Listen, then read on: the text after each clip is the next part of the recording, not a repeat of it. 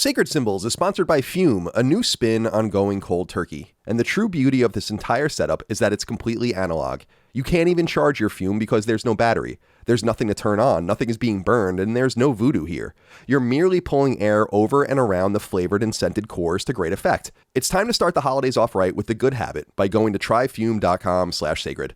That's tryfum.com/SACRED and getting the Journey Pack today. Fume is giving Sacred Symbols listeners 10% off when they use the code SACRED to help make starting the good habit that much easier. Again, that's tryfume.com/sacred to begin your flavored air journey today. Sacred Symbols is sponsored by MeUndies, the ultimate online shop for maximally comfortable underwear, sweatpants, PJs, loungewear, and more. Do like I do. Live in your MeUndies underwear and dare to even expand your horizons from there. Knock out your holiday shopping today and get 20% off your first order plus free shipping at MeUndies.com/sacred. That's MEUNDIES.com/SACRED. Again, that's MeUndies.com/sacred for 20% off plus free shipping. MeUndies, comfort from the outside in. Sacred Symbols, a PlayStation podcast, is brought to you by, well, you. If you want to learn how to support our show, go to patreon.com/laststandmedia.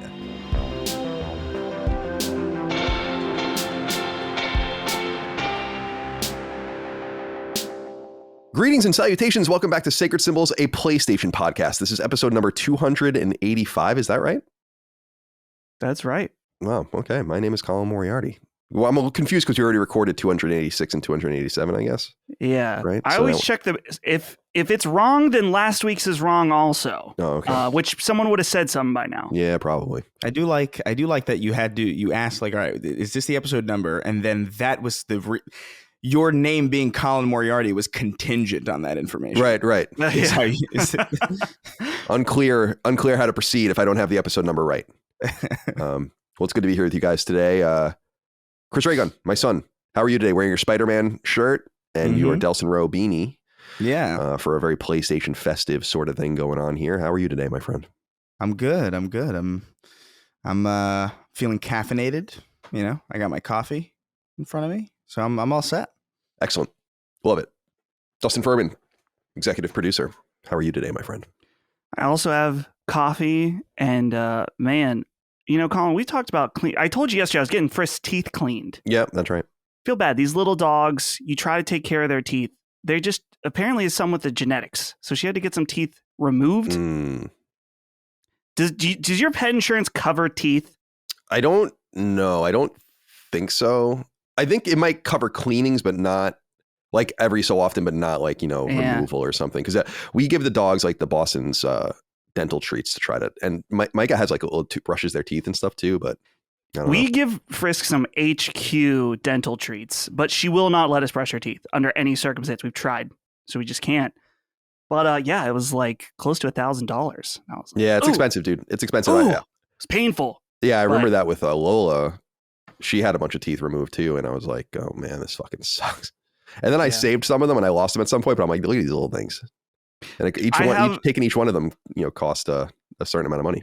Yeah, I have some of Frisk's baby teeth from when, because dogs lose their teeth, their baby teeth like humans. And we have this in this little container and they are so incredibly cute. These tiny little teeth. I'm so glad we have them. We just found them like on the ground and stuff. In 20 years, you're going to find that and have a nervous breakdown. Oh, absolutely. I mean, I practically have a nervous breakdown about him now. Just thinking like, wow, she's already 5. And, yeah. Yeah. It's funny. I have the same mentality with Rush, who's going to be 4 next spring. And I'm like, I don't like that you're getting a little older. But like, it's so dark, but I've never owned my own dogs before. Lola was a dog I had with my girlfriend, my ex-girlfriend. And so having my own dogs, I think about that. I'm like, I'm going to have a fucking meltdown when, if and when something happens to Rush. And I keep saying, you're going to have to bury us together. Just me and Rush in the coffin. And then you're going to have to cremate it. Because again, you can't bury me. Sure. I'm afraid of being buried alive. All right. Welcome to Sacred Symbols. I'm afraid of being buried alive. Welcome to Sacred Symbols. Yes. Perfect tone. Indeed. Man, I am... This used to, when I was at Kind of Funny and Podcast Beyond, it used to bother people when I would say this, but I've really just kind of removed it from my recording lexicon, but I've been saying it more recently, which is like, I'm tired. Like I am so shot right now. And I know it's like, oh, woe is me, but just this crunch period for us as we get all of our shit done. Like I was up last night at 1 a.m. writing ads, and I was recording ads coming in hot to the show, and there's just a bunch of things to do. We're almost done. This is actually the final show that Chris will record this year for us, I believe. And I only have 2 more after this. I have to record twice tomorrow from when we're recording. Dustin, I think you're done, right? No. Well, I'm going to be on with you tomorrow. So you have 1 more, right? 1 more tomorrow. So yeah. It's funny how it lined up with punching upping every other week. I was like, damn, the week before break, which should be the crunch week of me getting all the shows ready. I've also recorded every day this week. It's no one's fault. It's just, I was like, man, the stars aligned, I guess in a negative way. It's not usually that'd be a good phrase, but yeah. So I'm getting along though, just keeping pace as I can. But yeah, we're almost there. Almost there. We are. We have a lot going on, a lot of things in the oven, some exciting stuff to show you next year too, but we'll get to that next year. I'm excited to just get away from everything for a little while, but it's not going to happen probably till after this weekend coming from when we're recording this, just because I still have to pay everyone. I have to send everyone's bonuses out. I still have a bunch of clerical shit I have to do, but as far as content is concerned, at least we can disappear for a couple weeks. All right. So we appreciate everyone. And by the way, just to remind everyone, Last Stand doesn't shut down for the holidays per se, as far as content is concerned. Our shows all still roll out, which is why we're so busy right now. So you won't know anything's different because you'll still get your episodes of Sacred Symbols Plus, Defining Duke, Sacred Symbols, Knockback, Punching Up, Constellation, and so on and so forth. It's all preloaded and ready to go for you. Remember, you can support us on Patreon, patreon.com/laststandmedia for early ad-free access to all of our shows, access to Sacred Symbols Plus, so on and so forth. Kyle Parlane wrote in, said, hey, Sacred Crew, I recently canceled my Patreon membership because down here in New Zealand, interest rates are killing us. 1 week, 1 episode of Sacred Symbols with ads, and no episodes of Sacred Symbols Plus later, I've resubscribed. Damn it, Moriarty, you can't keep getting away with this. But for real, guys, I appreciate what you do and the low price tag for all that content. At least if I default on my mortgage, I'll have a wealth of LSM to listen to. That's true. $5 a month. You can really support us at any level you want. There's all sorts of levels, but $5 a month is the most popular level, and you get early ad-free access to all of our shows, all of our supplemental shows, the ability to submit your questions, comments, concerns, thoughts, and ideas, et cetera, et cetera, et cetera, et cetera. So Kyle, thank you for joining us, as more than 13,000 of you are paying every month for this content, and we could not do it without you. Speaking of Sacred Symbols Plus, our twice weekly supplement, the Alan Wake 2 episode is now live, the review discussion and spoiler cast. I just did a discussion with 616 Entertainment about Grand Theft Auto 6 and that really cool blog we mentioned a couple weeks ago with all the kind of the dev information about GTA 3 and Vice City and San Andreas. So we went over all of that in great detail. I did an episode about anti-Semitism in the games industry with Luke Bernard. Dustin, you did a horror game themed episode with Jimmy Champagne. We did an episode about PlayStation Portal with Sandeep Rai, so on and so forth. Lots of things going on. Again, over the holiday break, more Sacred Symbols Plus episodes recorded and coming. We're going to have one with Hogue, where we talk about the legality of getting your PSN name banned and what you can do about it and digital ecosystem stuff. It's going to be really fun. A bunch of mailbags recorded and so on and so forth. Merch, laststandmedia.store. And please leave nice reviews on podcast services. Thumb us up. You can leave a comment on the video. Do whatever you'd like to do. It's up to you. Okay. Are we ready to get into the show here? Feels like it's going somewhat fast. But maybe that's about to slow the fuck down. Yeah. This is the part where, sometimes this part also is slow, depending on what kind of insanity can happen. But it's, let's proceed. Okay, fair enough. Cody Jones wrote in and said, happy Festivus, boys. Get ready for the feats of strength, Colin. Quick possible correction. Last week, you said the Old Gods of Asgard performance during the Game Awards wasn't live. On a second viewing, everything appeared to be live. There is footage of people recording the performance from the crowd. The only person lip-syncing on the stage was Ilka Vili, the motion capture actor for Alan Wake. He was lip-syncing the words of Matthew Peretta, Wake's voice actor, who was also on stage singing. I couldn't find any information about it not being live. I think we're kind of, not a lot of people, but some people wrote in about this and were commenting about this. I want to be really clear. If you think the Old Gods of Asgard were playing live, you don't know anything about music. I'm not talking about the vocals. I'm talking about the band playing. Go watch the band. They're not playing. The drummer is playing really soft. The bassist is not even playing remotely the bass line of the song. The guitarist is remotely not even playing the guitar part. So you maybe have to be a musician to notice that, but that's what I was talking about, and that's what I noticed. I thought it was fairly obvious that the vocals were live. But I was talking about the band playing live. They're not. It's overdubbed. It's over a soundboard. 110%. So anyone that disputes that, I don't know what else you want me to tell you about that. Go watch them. Like the dude that's playing the bass. Do I even have my bass? Oh, He's gonna go get his bass guitar now. yeah. Here we He's go. constantly going like this. Yeah, just all slides the whole time. Colin can't hear me. He doesn't have his headphones on. You just don't. It's like I don't know how you can't tell that that's not the bass line of the song. You know? Yeah. So that really bothered me that people were like getting, because I understand what they thought I maybe was saying was about the vocals, but I was like, it's obvious they're singing. The band, Right, playing, the band that's on the stage. Yeah, I think most people, I guess, because that's always been the thing, right? Is the lip syncing that was like the whole big thing with like Jessica Simpson on Saturday Night Live and Milli Vanilli and all these like famous acts. Right? I was like the big issue has always been people faking their vocals. Whereas like very few people I think have ever been in trouble for faking their instruments. I don't know why. I guess that's just not as important to people as like hearing the vocalist be live, which is so weird to me because that's like the whole thing. It's like that. There's that famous show. I can't remember what it is in the UK where they don't, or at least it was on for decades where you guys know what I'm talking about, where they wouldn't let the bands play live. They would have. It's a huge show in the UK and they would have every week like a band come in, and there's a famous Nirvana performance where they just are clearly not playing, like to make fun of it because they wanted to play and they were not allowed to play their instruments, so they had to kind of overdub everything. So they were just clearly like putting their guitar up in the air and like just hitting all the drums, and that's the, like, I don't know, maybe it wasn't, you know what I could see being, I could honestly see, because there are so many, because there was that other Hellblade performance, right, where it was kind of tuned for a more specific sound setup.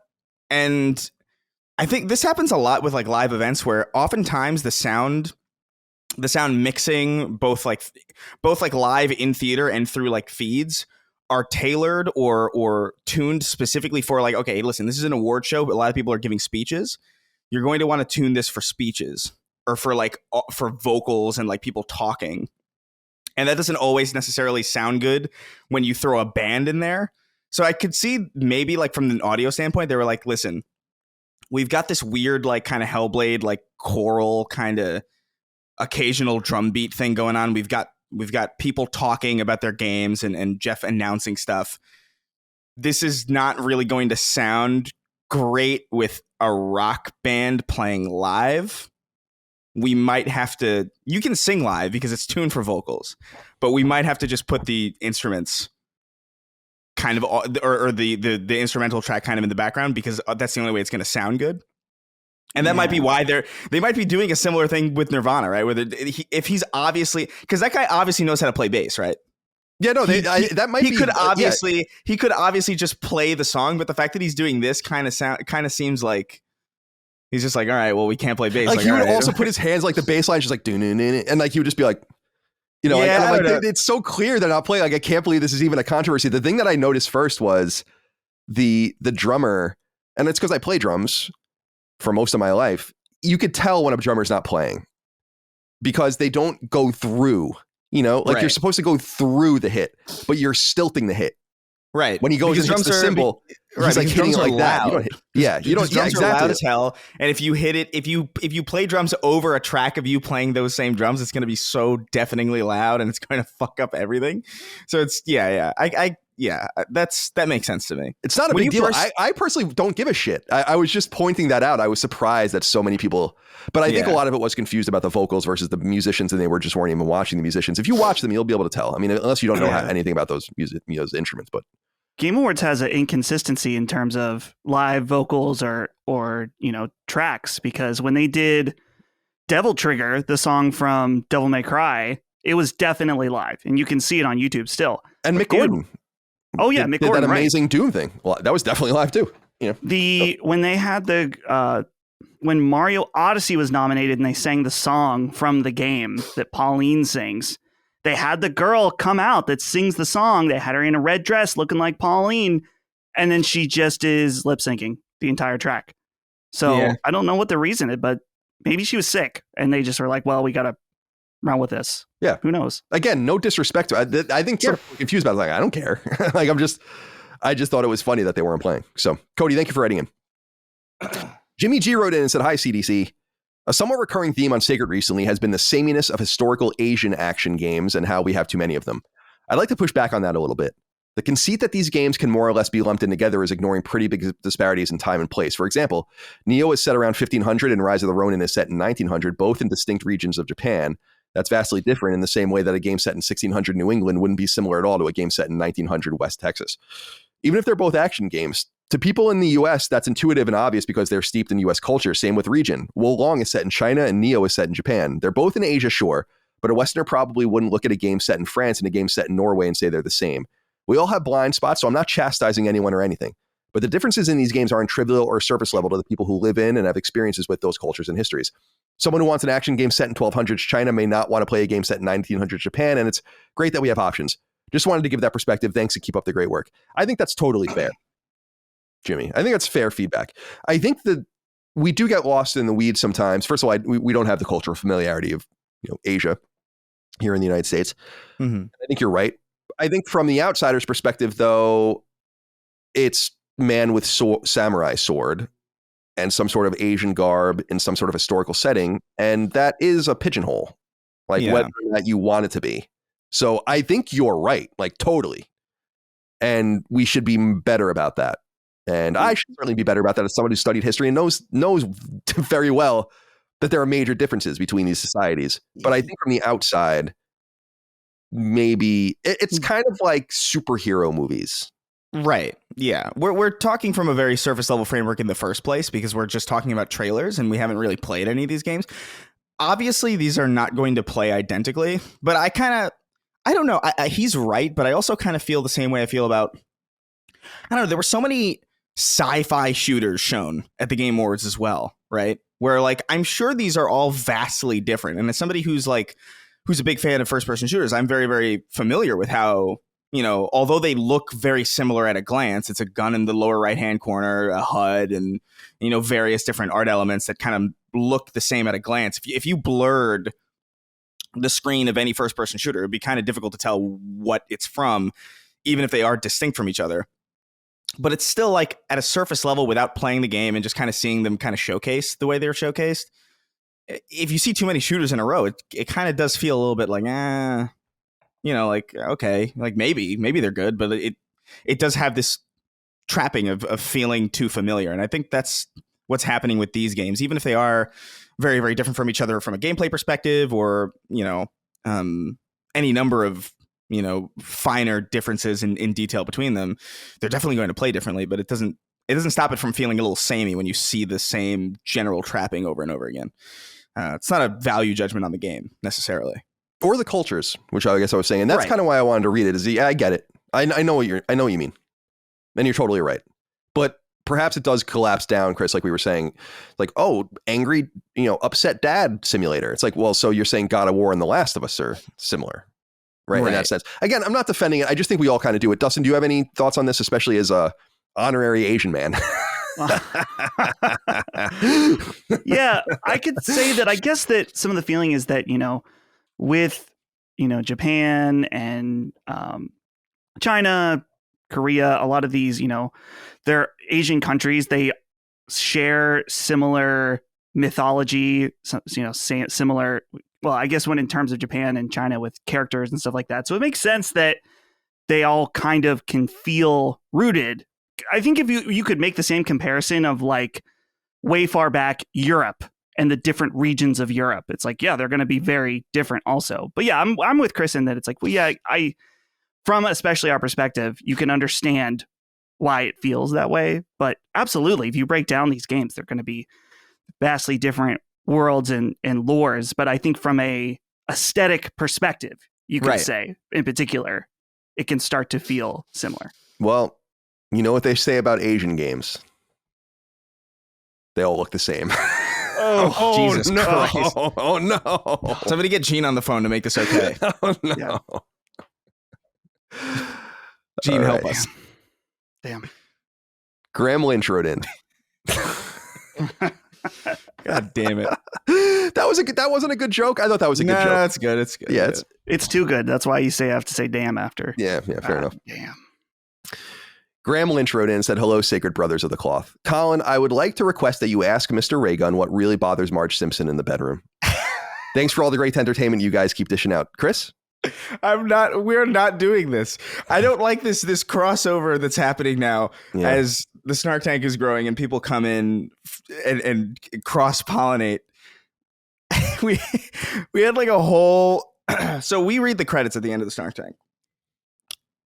We read everybody's like $25 patron name, and it's usually stuff to fuck with us. And we got into this.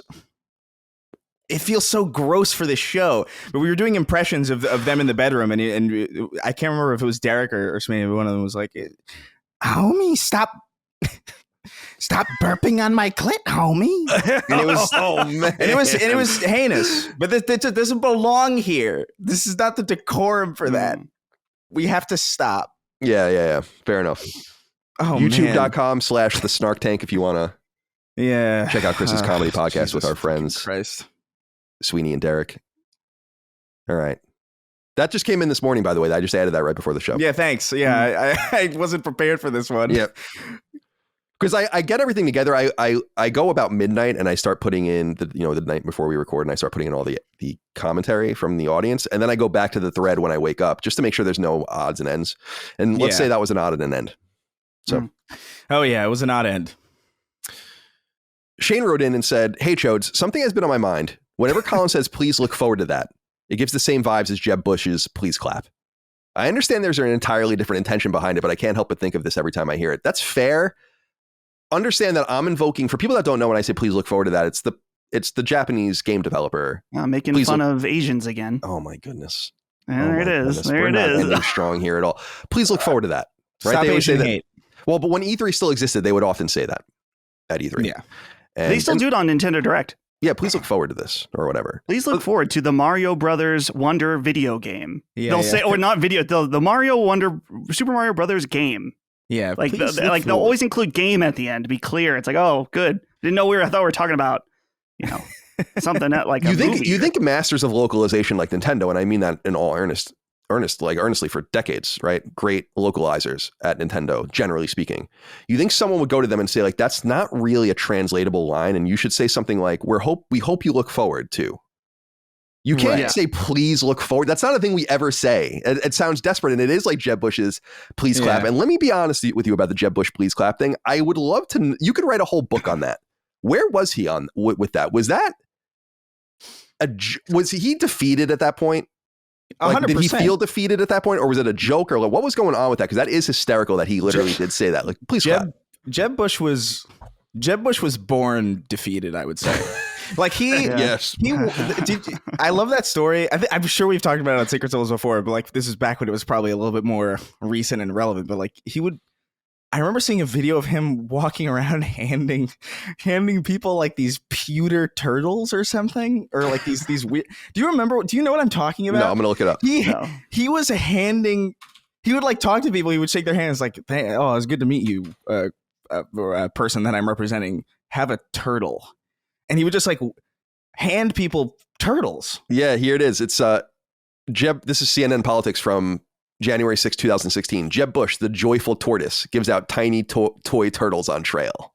Yeah, it's like, I don't know what the fuck the point was, or like what he was trying to do, or like what he was trying to invoke with that. But he was just handing out toy turtles. He had pockets full of these tiny like toy turtles that he would hand out to random people throughout the campaign trail, as if it was like some.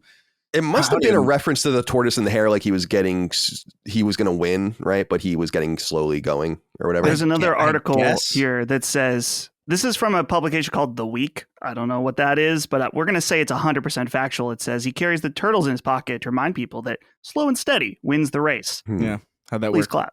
How'd that work? Yeah. So he burnt about you could have literally put $250 million into a dumpster and burned it. Because that's what he basically did with everyone's money on that campaign. One of the worst run campaigns. And you were saying he was born defeated. It's funny you say that, because if you know anything about Bush family lore, which I do, you'll know that it was expected internally that he would become president.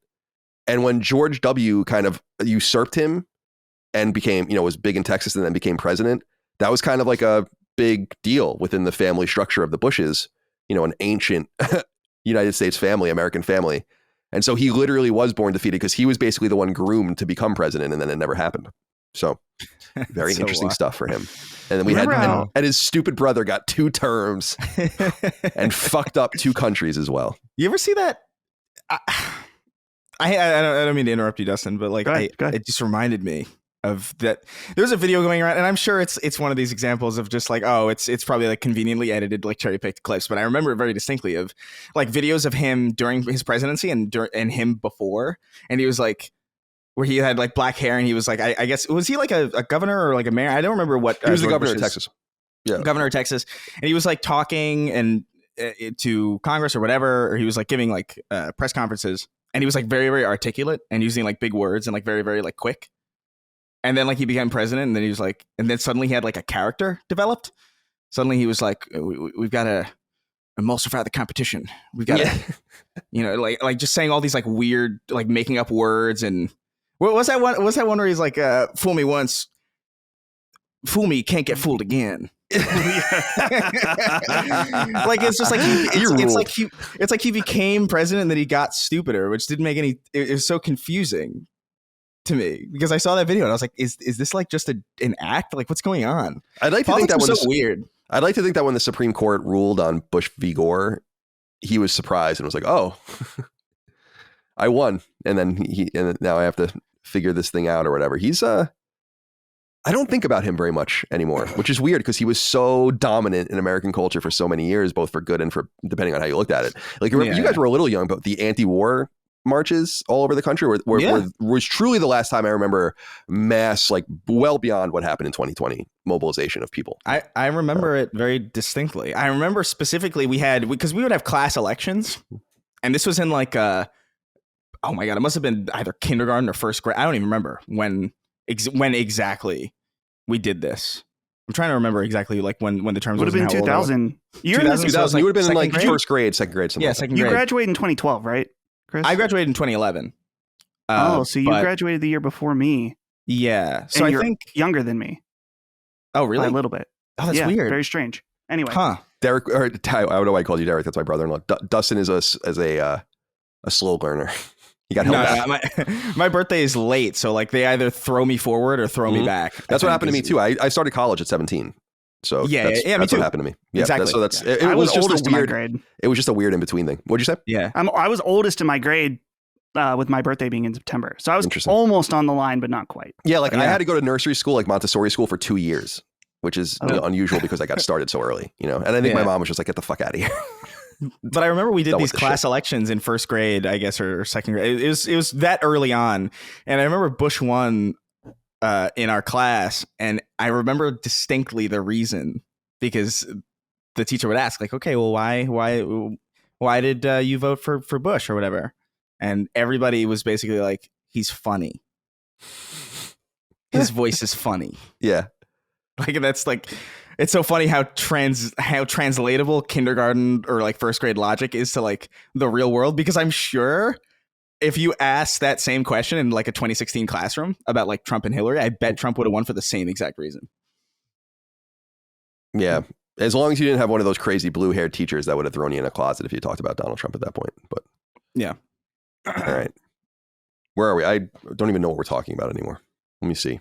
Who was the last person to write in? Shane. Oh, Shane. Thank you for writing in. We appreciate you. Don't call us chodes. That's not very nice. Yeah. Sacred Symbols is sponsored by Fume, a new spin on going cold turkey. Learn more now at tryfume.com/sacred. That's F-U-M, and get 10% off of Fume's Journey Pack today. My friends, allow me to introduce you to Fume, an intriguing and effective way to replace a bad habit with something more positive. Here's the rub. Fume is a so-called flavored air device that you merely pull air through. This sounds easy enough, of course, but what's the point? Well, it's all about what's inside that fume that counts. Within your fume, you slot replaceable cylinders called cores, and these cores come in a wide variety of flavors and aromas. Sparkling grapefruit, raspberry lemon, maple pepper, and so on and so forth, or my personal favorite, orange vanilla. By pulling air through your fume-flavored air device, you'll be able to taste and smell the wonderful cores within. And the true beauty of this entire setup is that it's completely analog. You can't even charge your fume because there's no battery. There's nothing to turn on, nothing is being burned, and there's no voodoo here. You're merely pulling air over and around the flavored and scented cores to great effect, making fume all natural and an awesome replacement for a certain pernicious bad habit. Then again, cessation isn't the only name of the game here. I'm not trying to cease doing much of anything, but I still love my Fume. It provides great accompaniment during evenings of writing or simply lounging around, and I'm especially impressed by the implement's solid wooden and metal construction. It's even fun just to fiddle around with, which is entirely by design, and useful for someone with occasionally busy hands like myself. It's time to start the holidays off right with the good habit by going to tryfume.com/sacred. That's tryfum.com/sacred, and getting the Journey Pack today. Fume is giving Sacred Symbols listeners 10% off when they use the code SACRED to help make starting the good habit that much easier. Again, that's tryfume.com/sacred to begin your flavored air journey today. Sacred Symbols is sponsored by MeUndies, the ultimate online shop for maximally comfortable underwear, sweatpants, PJs, loungewear, and more. Visit MeUndies.com/sacred right this instant to get 20% off your first order plus free shipping. It's the holiday season, and though we're getting awfully close to D-Day, or should I say C-Day, there's still time for you to make some last-minute orders for your loved ones. A great go-to gift, whether this holiday season or not, are the various ultra-comfortable items available for your selection at MeUndies, the online comfort superstore. Now, there's a little doubt that MeUndies has underwear galore. In fact, I'm wearing some right now as I record this ad, and let's just say they have me snug as a bug. But MeUndies.com/sacred also has a ton of other gear for you to check out, whether for men or women. Sweatpants, check. PJs, check. Socks, check. Heck, you can even pick up some board shorts or swim trunks, slippers and sleep masks, t-shirts and robes, and even hoodies for your dog, which I suspect my very own Russian treble would love, as for some reason they have a real affinity for wearing clothes, but I digress. I've worn MeUndies for years, since they first sponsored one of my podcasts eons ago, and they've had staying power both in my life and on the market because of their solid reputation for quality, their unique and comfortable fabrics, and their straightforward and effective customer service, including full refunds 45 days from purchase if you aren't happy for any reason. Do like I do, live in your MeUndies underwear, and dare to even expand your horizons from there. Knock out your holiday shopping today and get 20% off your first order plus free shipping at MeUndies.com/sacred. That's MEUNDIES.com/SACRED. Again, that's MeUndies.com/sacred for 20% off plus free shipping. MeUndies, comfort from the outside in. Dylan Delaney wrote in and said, "Hey boys, while Dustin and Chris might not get this, I'm coming straight for you, Colin. What do you do when you're in a Dalton line of relationships?" I'll get into what that means in a minute. "There's no real reason to break up, but there's also not much for you going forward. It's just comfortable and stagnant where we are. For background, I've been with my girlfriend for almost 6 years, 19 to 25, and we lived together for 4. So while marriage wasn't at the forefront of our minds while we were graduating college and transitioning into adulthood, we're now well past that point. We love each other and enjoy being around each other, but it's hard not to feel like this is all it'll ever be. We have conversations and goals about improving ourselves, and while we do improve, it doesn't lead us to going to the next step in our relationship.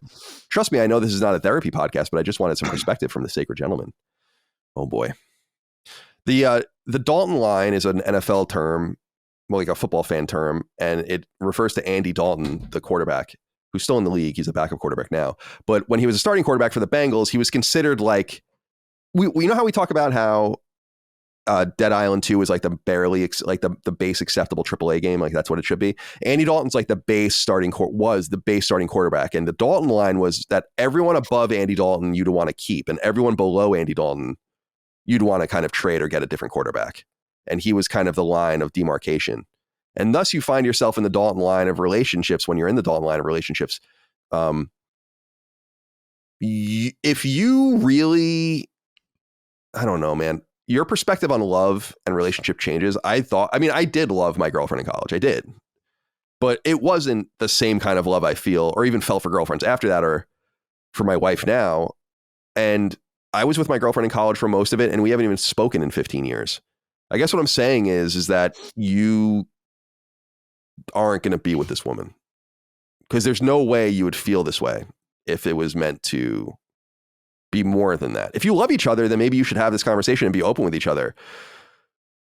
Relationships and marriages are pragmatic things based on not just love, but business and a lot of other things too, you know?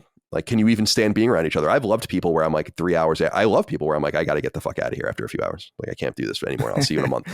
I love you very much. But so Dylan, you have some deep thinking to do, but I will say it sounds like, you know, you're 25, you're just out of college freshly. I was 20. I didn't know anything about the world when I was 25. And I know that sounds so ignorant. Now that I'm 39 or whatever, I feel like I'm so much wiser. If I knew then what I knew now, things would have gone so much differently for me in so many different ways. But this sounds, I had similar thoughts with my girlfriend after college that I was with for 4 or 5 years on and off. where I was like, I know we talk about getting married, right? Or which is, I guess, different than you guys, or we talk about, but it's like, I know in my mind, no, this isn't my last stop. And now I feel like this is obviously my last stop. The train ends here. It crashed into the building and named Micah. There you go. What do you think here, guys? Dylan, dicey stuff here. Hopefully she doesn't listen to the show. Oh, yeah, that'd be good. That'd be not good. I have two thoughts, which are different, but I think go together in that, number one, this is cheesy. I think maybe we said it on Constellation when we talked about your wedding, Colin, but I think there's truth to when you know, you know. And being that if you've been in this relationship for this long, living together, and you still don't know, I think that's something worth paying attention to and thinking about. I'm not going to give you suggestion one way or the other, but I think your thoughts are valid. The second thing is just that, and I don't know if this is related to Dylan, but I see this a lot, is that your romantic feelings in relationships changes. It's not the same, and that's good. I don't have butterflies at night thinking about Holly, and I'm sure Colin doesn't have that about Micah. That's okay.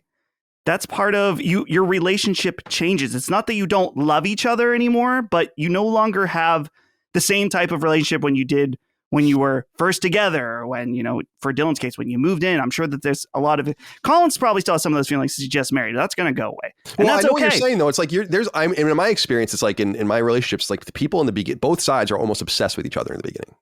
Right. Mm-hmm. And that kind of becomes an acclimation over time where it's not an obsession. It's just part of your life. In my opinion. Right. And I think that for some people, no judgment, but I think that can be like a high for certain people, is that new relationship feel, and then it starts to go away. That's and the it's point like, of the rebound. That's the point of the rebound entirely, is to get caught in the elation so you don't feel the pain of the previous end, So I agree. So yeah, I think that there's something to consider too about, do you have the right expectations of what a matured romantic relationship looks like? Because it won't be the same, but it can still be very, very good and rewarding. And I think I was listening to the Subtle Art of Not Giving a Fuck podcast. I've talked about that book, but there's like an equation of like, the more your relationships will be more intimate, the more willing you are to be hurt by that person. Like intimacy and the ability to be hurt go hand in hand. So just think about that. You're young, what was this, Dylan? Yeah. You're young. And this woman is all you've ever known. That's true too, really, as an adult. It's like all you've ever known. Now that could be great. I've often talked about my good friend Doug, who was my roommate in college. I met him actually when I was a junior. So we met kind of halfway through college and we became buddies. And he was with a woman at the time named Meg. And she went to another college in Boston, and they had been dating since they were in middle school. Whoa. And they're married today, still to this day, with kids and happy as clams, And so anything goes. I mean, like it could be like when I think of Doug, that's all anyone has ever known of Doug and Meg, is them being together. And that works for them, and it's great, and it's real. Like I've experienced it, and that's real. But that's one end of the spectrum. The other end of the spectrum is that you have to explore more. I mean, I hate to admit this, but I mean, it's in hindsight, it's true. It's like when I was in some previous relationships when I was in my 20s or whatever, your eyes would still wander sometimes, and you'd still, in my own mind, I get what you're saying, because it's like, you're in this now, but there's no finality to it. It wasn't, and I'm again not saying just because I'm married now. It's like it wasn't until I met Micah and had that puzzle piece fit thing where I was like, oh, this is kind of different than everything else I've experienced before, where it was much more challenging and much more fraught. In a couple relationships, we wanted to kill each other by the end of those relationships. It's like you almost wonder like how it even happened at all. And so you'll know when you know. And I feel like, Dylan, you're kind of telling on yourself a little bit, not in a bad way, but in an honest way. If you're with, in my opinion, if you're with a woman for 6 years and you're not married, I mean, it's reasonable to ask questions about that, I think, at that point. And for her too, because you're wasting her time. And seriously. Yeah. Women are much more, you got to be mindful of the clock with the women. I'm being real. Like there's a lot of resentment around that, and there should be. So you got to be honest with each other. Good luck. I don't know what the fuck. Yeah, I'm sorry. Yeah. When you're done, I have a breaking news, that I want to tell you. Oh, please. This is not gaming, but I feel like you should know I keep my Twitter up in case there's breaking. Curb Your Enthusiasm officially ending with season 12. Wow. So it's going to be over. So that's the one coming out that they're doing? So well, at least, dude, Larry David's got to be almost 80, right? I mean, I was thinking about that the other day because I was thinking about him. Because I was thinking like that Nathan Fielder guy, some of his awkwardness kind of reminded me of him. But yeah, he's 76. 76. So he's a little older than my parents. Yeah, I mean, when you think about Curb beginning in 2000, it's like he was old then. He was an old man then, and so yeah, it's time for. I'm totally fine with that, and I'm comfortable with that specifically because I thought that the 2009 season was going to be the last season. Everyone thought that until it randomly came back 10 years later. So yeah, I'm comfortable with them. And by the way, I only watched one of the first of the new seasons, and I didn't really like it. So like I thought it was by far the weakest of all of the seasons because I think I've explained this. And again, Micah literally calls me Larry because of half the things I say. She's like, "Okay, Larry." Like as a kind of like a derogatory thing when I say something crazy or whatever. And so I love him. I mean, he's a hero of mine completely, 100%. But there's something about that new season, that first season that came back. And again, I haven't watched anything since, where there's a key tweak to the formula that doesn't make it work anymore. Is that he's self-aware of the insane situations. The entire point of Curb Your Enthusiasm was that he was earnestly finding himself in these situations, mostly through no fault of his own. And then he would be blamed for them anyway. And then it became too zany, like self-aware Larry David in the new Curb. And I'm like, it's funny. But like the Trump hat joke? Remember where he like purposely wears the Trump hat to deter people? Right. That's fun. It's funny, but it is very funny, but I could see it being different. Like he knows a little bit. I don't know. Well, I think about like a quintessential Curb, just in what I'm saying, is when the Girl Scout cookie girl has her first period at his house. It's like, this is like the most horrifying thing that can possibly happen to an old man who's just like opening the door for a girl to like buy Girl Scout cookies. And he didn't do anything wrong. Right. Like he's just, now he finds himself in this insane situation. Or when he cuts Susie's doll's hair and people freak out, but she literally told him to do it and asked him to. It's like, I don't know. That was what was funny about it, was it was always the way he reacted to situations that were actually not his fault that made them worse. And I felt like this is not a Curb Your Enthusiasm podcast, but I felt like the new season didn't capture that. And so I was kind of disinterested in watching any more of it. Did you only watch the first episode? I only watched the first season of the comeback season. And then I watched one episode of the second season, which was the Jets episode, because people were like, you got to watch the episode about the guy who kills himself over the Jets. Oh, yeah. And I was like, oh, yeah. And like that is a really funny episode because Larry David is a huge Jets fan. And I was going to say, by the way, I would wonder if he somehow works in Aaron Rodgers and the whole Jets situation and how bad that was this year in some episode, and even has him on the episode. I would be surprised if that didn't happen. Because there's always Jets stuff. If you pay attention every season, they're watching the Jets or doing something with them, and it's funny. It's always in the background. They're on the phone talking to each other or something. So anyway, that's fine. We've gotten now. What I really want to know about is are they ever going to bring Seinfeld back? No way. And I would think not, but I wonder what is the maximum amount of money that was offered to get it to happen, like that they would have turned down. I think they're all just so beyond it. You know what I mean? I think that they had a whole Curb season dedicated to why that was like a bad idea. You know, and they did it anyway in the show, and it was like, I think that was the best way to do it, really, if they were going to do it at all.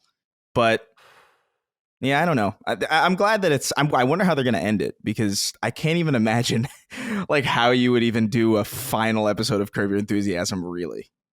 Like I can't even imagine what that would be. Finales are hard. That's what I was thinking.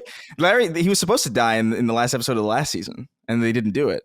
So like maybe they're saving it or something, and he just complains about heaven. I don't know. I have no idea what the fuck they could possibly do. But I love that show. Even the weaker seasons, I think, are like really funny because they're all like, the last season I remember being like really interwoven, and I thought that was like really clever and really cool. It was definitely different, but I don't know. I like curmudgeon Larry. I like that he's a little bit more of an asshole as he gets older, because it makes sense. Like thematically, it's just like you see these old people like really like kind of like sick of everything. that makes a little, especially after, if you've been through the shit that Larry David's been through no fault of his own, at some point you'd be so resentful. They'd be like, fuck it. It kind of tracks. I mean, he has, that's what's so funny about it is he has complete fuck you money. Like there's nothing anyone could ever do, and yeah, that's a dream. Total dream to not only to make that much money on something so culturally renowned, like universally. You would have to be you have to be a fucking moron to think Seinfeld is bad, even if you aren't into it personally or don't like your sitcoms or old comedy, 90s, 80s comedy, whatever. If you don't get it, that's different. But if you don't understand it, it's like understanding opera or something. It's like, okay, like this is the shit. It's crazy when you consider too how many shows from that era have aged really like poorly. Even like big, like the IT Crowd is one that has. I mean, that show's aged pretty rough. Like it doesn't hold up even remotely as well as it did in its prime. Like you watch that show now and you're like, oh my god, this is like Full House level writing almost. Not in the sentimentality of it, but in the simplicity of it. Dude, Full House is so hard to watch now. It was hard to watch then, so I can only imagine. I used to love that show when I was a kid.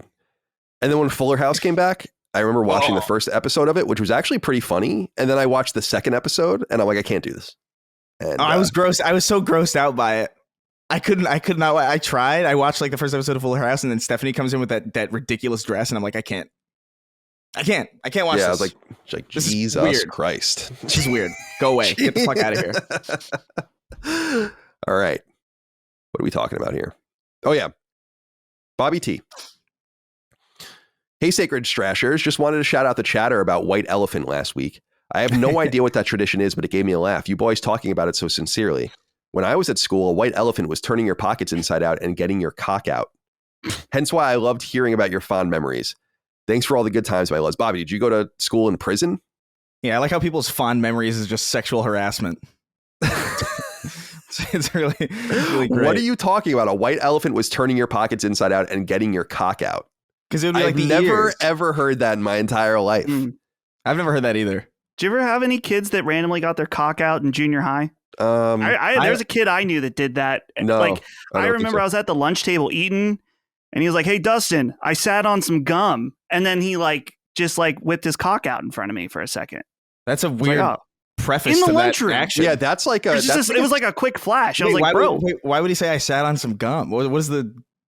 I don't know, dude. This is a seventh grader, I guess, or something like that. I guess, I guess there's not really. So he was flashing you. Yeah, basically. So if he did that 5 years later to anyone else, he would be in prison. Yeah, he's a criminal. He's a little criminal, this kid. Honestly, here's the thing. Like, I had people moon me, my friends in college. That's fine. Mm-hmm. In private, at someone's house or whatever. Nothing wrong with that. How about getting flagged? Is that okay? Flagged? Yeah. Like when you pull someone else's shorts down. Oh, dude, that's just rude. I would. Yeah. I've never done that to anyone. I would never do it. I've never done it to anyone. That's never happened to me either. And I remember being so paranoid that it would, because like I'd seen it in so many movies and cartoons and all this stuff where like people were just like, oh, we're gonna pants him, that I wore a belt always. There was never a point where I wasn't wearing a belt ever, because I was so weirded out first of all, weirded out at the idea that anybody would want to do that in the first place, because it just seems so fucking. It's a little homoerotic, isn't it? It's just weird. Like what? What is the joke here? That you've attacked me? You might as well just beat me up. Like that might as well be the joke. I don't know. It's one thing if you're you get pants and your underwear are exposed. What if the underwear goes down with it? Yeah, sometimes it snags, man. That's mortifying then at that point. Yeah. Depending on the situation. Hopefully your bush is taken care of and all this. Because then they've made you a flasher. Yeah, it made you a sex offender. You're done after that. Here's my prank. I'm gonna turn you into a sex offender. Yeah, gonna get your name on the sex offender registry. Got him. I got him. Pranked. I didn't even know or even think of until I had a friend back in San Francisco that would look all the time at the registry. I never even really thought to look. Like, you can look at your address and then see who lives around you. And I'm so sorry I ever did that in San Francisco. And then I did that here. And I was expecting to find, I was going to be like, oh man, this is going to be horrifying. And there was one person in all of this area. I was like, really? Right. That's not so bad. Yeah.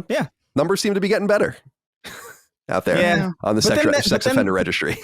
But then that registry confuses me too, because like the things that can get you on that registry are so weird, like public urination or something. Yeah, that's that's unacceptable. That shouldn't be allowed. That to do that to someone, you know. Well, yeah. Well, first of all, I mean, look, you write them up, like give them a ticket or something. Like I don't know, sure. But like putting them on the registry seems like it devalues the point of the registry in the first place. Because how do you know you're just not in?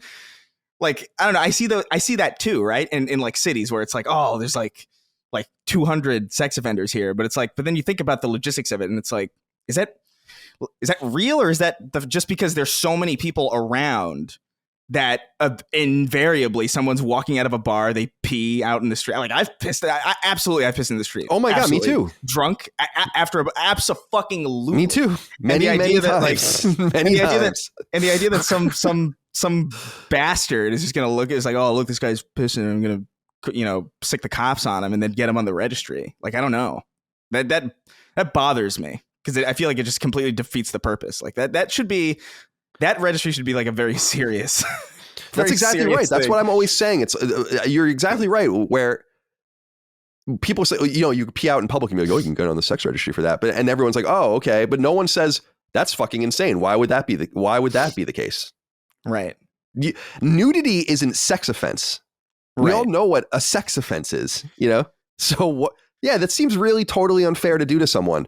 I've peed in bushes, on trees, on buildings, in alleyways, on dumpsters. Not in recent years, but when I was in college or like in my 20s in San Francisco, and you just like, I'm going to go pee in the fucking alley. It's like, sometimes things happen. Also, I have a little baby girl bladder, you know? Like it was hard for me to hold. Once I broke the seal, it was over for me. Yeah, so when I switched over to bourbon, and that just makes you into a prune, basically, like the reverse osmosis. Yeah, that's when things became a little bit better for me. But yeah, totally insane that we would do that to people. We used the belle of the ball comment the other day, which is, you know, but that's another thing I talk to Micah about all the time too, which we kind of say like, oh man, that guy's gonna have a hard time in prison. But when you really think about it, it's like, that's kind of fucked up. Like, yeah, he's going to be raped. Yeah, like this guy is going to be sexually assaulted in prison. That's great. Yeah. I mean, like, we really need to. I personally think that's incredible that that's even allowed to happen at all. Like, let them do their time. And I know it's fucking violent. These are the craziest people in society, but we shouldn't be like, oh man, have fun. Sometimes, you know, sometimes it's just, I don't even know. Just people's like, oh yeah, I didn't pay this thing on time. What do you do if you get arrested for something so like benign, and then you share a cell with like, I don't know, fucking Saddam Hussein? I don't know. You know what I mean? It's like, oh man, in his little rat hole with $1 million cash. Yeah. Wasn't that, remember that picture of him when they found him? I don't know how they snapped that picture, but it's the funniest thing ever. I just imagine like one of the army photographers just being like, and he's just looking picture? Up out of the hole. What picture? I don't know. Of Saddam Hussein when they found him. Oh, oh man. I don't remember that. Remember when we invaded Iraq, Saddam Hussein was on the run, and the military found him hiding, and he had millions of USD on him. That was oh yeah. and then there was that pretty crazy video of when he got executed. Do you guys remember that? And people were throwing shit at him and stuff like that, and like going crazy. Shit's crazy. And, yeah. That was like the beginning of internet video, kind of. Mm-hmm. Proto live leak. Watching Saddam Hussein's execution. Yeah. I like the reasonable track that we got from White Elephants to the execution of Saddam Hussein is a mesmerizing roller coaster indeed. Yeah. Little domino, big domino. Yeah. Bobby, I don't know what you're talking about. I'm afraid to even Google it. Although I assume if I Google white elephant, I'll get white elephant as we understand it. Yeah. Where you were going, you guys were doing some debauched and weird shit. Sounds like something that would happen, I don't know, in Eastern Europe somewhere, maybe. Sure. Yeah. I can't relate to this at all. I've never had this weird crude experience with, like, I've never had people moon me. I've never had like the whole, like, I don't know, the whole pull my finger thing even. Like, I don't know. Like, I just never had this weird really bodily childhood experience that everybody seems I to didn't have. either, Chris. Although I think that if I was at Bellport High School, if I asked someone to pull my finger, they would probably have stabbed me. So you didn't want to act like that where I went to school. No. It's funny as hell. Like I went to like a horrible high school where frankly I saw some of the most violent shit with my own two eyes that I've ever seen in my life in person in high school, of people fighting and getting fucking destroyed and stabbed and whatever the fuck, kind of stuff's going on. So needless to say, that was like a strange place to be for me for wearing my Darth Maul t-shirt. Dustin, you're gonna say something? I don't remember at this point. Yeah, it doesn't matter. It's not important. It's not important. Rest in peace, Saddam Hussein. R.I.P. in power. Rest in power. Yeah. Zip Davis wrote in and said, hello, Mr. Moriarty, Mr. Furman, Mr. Gunn. Mr. Furman, a few weeks ago when you said, come on, man, I believe you had found your equivalent voice to a Mr. Moriarty Southern gentleman. Who is this man, Mr. Furman? An old Elvis impersonator who was a removed cousin of Jim Ryan who lives in Vegas and plays the penny slots while drinking Shirley Temples. The world needs to know who this man is. Thanks and congratulations again on your newfound identity. Happy holidays. Are you developing a character I didn't know about? Well, okay, so I used a voice that, frankly, I didn't make up. It was my good friend Brandon. I mention him regularly on the show, who he was someone that, your friends in high school, one of you starts saying something or doing a voice, and then you all start doing it. Yeah. That's been us since 2010, really. But I did this voice, but Chris, you kind of knew it. I don't know if it's like the Joe Biden, like, come on, man. Remember that? Like when Joe Biden had that whole thing. Come on, Is it from Joe Biden? Is it from something else? I don't know, like, come on, man. Like that. So, but Chris, is this a voice from something? I texted him when I read the notes last night. I said, what is the come on, man voice from? It's like, he's like, dude, we watched so many Vines and YouTube videos and like things that happen to us. It's all just floating around. It's, say something funny or whatever, you know what I mean? It's all floating around in the void at this point. Yeah, it's untraceable at a certain point. It just becomes melded into the consciousness of like, it definitely is rooted from someone or somewhere, but like, God help you if you could find it. Like there's no, it's like that video of that Micah sent me of the, what is it? The guy eating his fries, listening to opera in the car. Yeah. Like I totally, like I've definitely seen that video before, but I totally forgot it. Like entirely. But I remember certain things about it. That's such a weird video. Did he really not notice that guy there the entire time? Yeah, that's an interesting video. Dustin, you have more to say. What's funny thinking about, some of these things that we quote. For example, I mentioned Vine. I was big into Vine, me and my friends. Yeah. It's different than TikTok because the trending stuff stayed the same for longer periods. So that's how things... A TikTok video would just like, you'll see it and maybe a trend will start happening based on the video, but that same video doesn't have the same momentum as a Vine. There's one video that I know that people who know Vine are going to know where there's this girl, they're at some house party and she does a huge rip of a vape and then it turns slightly and this guy goes, wow, like that. That's the whole Vine. I do. Wow. So probably 5 times a week, I'll say to Holly, I'll go, wow, like that. Or, if you see something on YouTube, like, oh, wow. And it's because of that Vine. There's just random shit out there. Yeah, you just get infected by the world. It's so weird. It's such a weird relationship that people have with social. Like, I have no...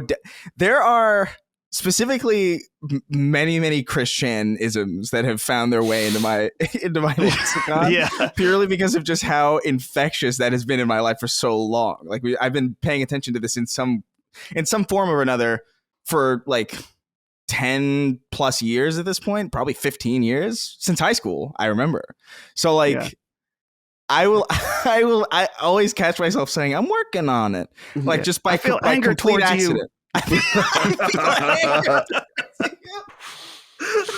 feel anger towards you. Oh, it's so communicative. He's here somewhere. I'm telling you, he's in this county somewhere. He's out there, bouncing around Chesterfield County. I am telling you. You're gonna see him lurching around in the dark like an Alan Wake shadow man. Dude, I told you guys the Walmart he was in is the Walmart on Hull Street, which is that's the one we went to, Dustin. Didn't we go to Walmart together? We went to a Best Buy. Oh, Best Buy. Okay. Yeah. You got to find the GameStop where he pepper sprayed the employee. Yeah, I'll go. Yeah, we could really get I told you guys how I tried to investigate, like, how is this not more of a cult thing amongst the kids around here? Because it's kind of crazy. Like, we had no one notable from our school, I don't think. Like, that would have been a thing that would have been passed down to generations. You know, if he was smart, he would do this. Like, do you remember the story, Colin? You must know this. That the guy who Kramer in Seinfeld is based on did like the Kramer reality tour, right? Which is what and that's the way the show got it. Which is episode in the show where, like, I'm surprised he hasn't done like it's a Chris Chan reality tour. This is the GameStop I pepper sprayed this man at, and this is where I colored Sonic's arms blue, the right color, and this is where I started my search for a boyfriend-free girl. And like, he should be doing that. He should rent a bus and take him around wherever the hell he's from. What is it? Where is he from? I can't remember. I always blank on the name because I always think Ruckersville, Virginia. Ruckersville, Virginia. Right. That's where the house was. Right. I don't know. He might not be there anymore though, but that's where he was. You know what's crazy? I've cemented Quickville as like a real place in my head. So like when I think about like where's he from, it's like, oh, he's from Quickville. He's from Quickville, dude. Anyway, when I learned about Liquid Chris was when I became a believer. I was like, this is unreal. That guy's a doctor now. Is he really? Yeah. That's amazing. Amazing turnaround. That is an amazing turnaround. So what were we talking about? How did we get on this topic? I don't remember. I don't know. Oh, The Voice. The Voice, right. Come on. I think he did a video too recently, Liquid Chris, the actual guy, where he had like the medallion still and the shirt, and it was like he was like looking at it. It was like, you know that scene in Spider-Man where like Willem Dafoe is like talking to the mask on the chair. Yeah. It was like that, where it's like that's great. The power. Bustin' Cider wrote in, said, "Hey boys, Colin, you have to stop Micah on Twitter. Likening hentai jism to watery and bubbly body wash is out of control. The memes will give her too much power. You're behind enemy lines in the bunker. Will you accept the call of duty and be the bastard we need to stop her?" She is out of her mind, isn't she? Yeah. Like, I don't understand what she's even doing half the time on the internet. She is so deep in meme world. Like, she's a meme lord. Hardcore. Yeah. She's concerning. Yeah. She's really lucky that she's in this particular point in history, because I feel like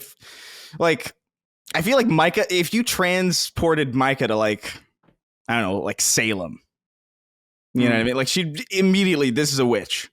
Oh, immediately. like immediately, like, I'm confused at what this person's telling me. I feel discombobulated. We must act. Yeah, she'd be, oh, I'm sorry. Yeah. I was going to say, this anime tweet, I mean, this been, who was this year? Bustin' Cider didn't like it, but you know who did like that tweet? Betty Ann Moriarty. Oh boy, yeah, no, she responded with a laughing emoji. So, I thank God every day that my parents can't use Twitter and that they barely understand it. Like, they kind of understand YouTube, which is like, that's fine. But anything deeper than that is beyond their grasp, and I'm so thankful for that. Yeah, it's my dad isn't on anything. You would never encounter my dad. But my sister Dana is on Instagram, but it's just like a private Instagram. My sister Allie and Dagan obviously are a little more out there, but none of them are deep into it. And I feel like I'm not as deep as I used to be either. I read the internet all the time, but I don't participate in much anymore. It's more of like a passive thing. Like, it could all be fake and all AI, and I wouldn't know because it's not like I'm interacting with it. Yeah. It's a little disturbing out there right now. More than a little disturbing, actually, I'll say. All right. Mikey 8 Slices wrote in and said, "Let's go G-Men. Touchdown Tommy Salami is the best thing to happen to Italian Americans since The Sopranos. Any thoughts on the future of New York football?" So I was surprised. The reason I wanted to read this, I know you guys have no idea what I'm talking about, but there was like 5 or 6 people. There were 200 people or so that wrote in this week. And again, there's a thread each week. You can post in on patreon.com/lastdaymedia if you support us over there. And 5 or 6 of them were about football, which I thought was interesting. So I wasn't going to include anything. And then I was like, because a lot of people were like, "Colin, we want to know and hear more about your opinions on football and this and that and the other thing." I'm like, okay. Well, I thought you guys would appreciate this whole situation here with this New York Giants quarterback. His name is Tommy DeVito, and he's a New Jersey born and raised kid, Italian family. And he was just kind of a random backup, kind of going to be a journeyman, maybe washout, like many people do in the NFL. No insult to that. It's very difficult to play in the NFL. And he got this amazing opportunity over the last month or so to play with the Giants. Has rattled off, as the time of recording, 3 wins in a row. His entire family comes to the they're like this quintessential Italian family. His agent looks like an Italian mobster. Mm-hmm. They have this huge spread in outside of the stadium serving people chicken cutlet sandwiches.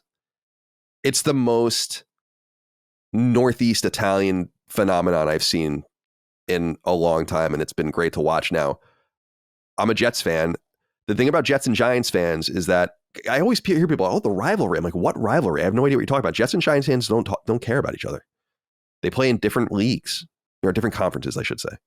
They only play each other once every 4 years, so it's not really, they're not relevant to each other. So I'm pulling for the Giants. I like this story about this upstart quarterback. And I will say this as an important thing. He still lives with his parents, which I love.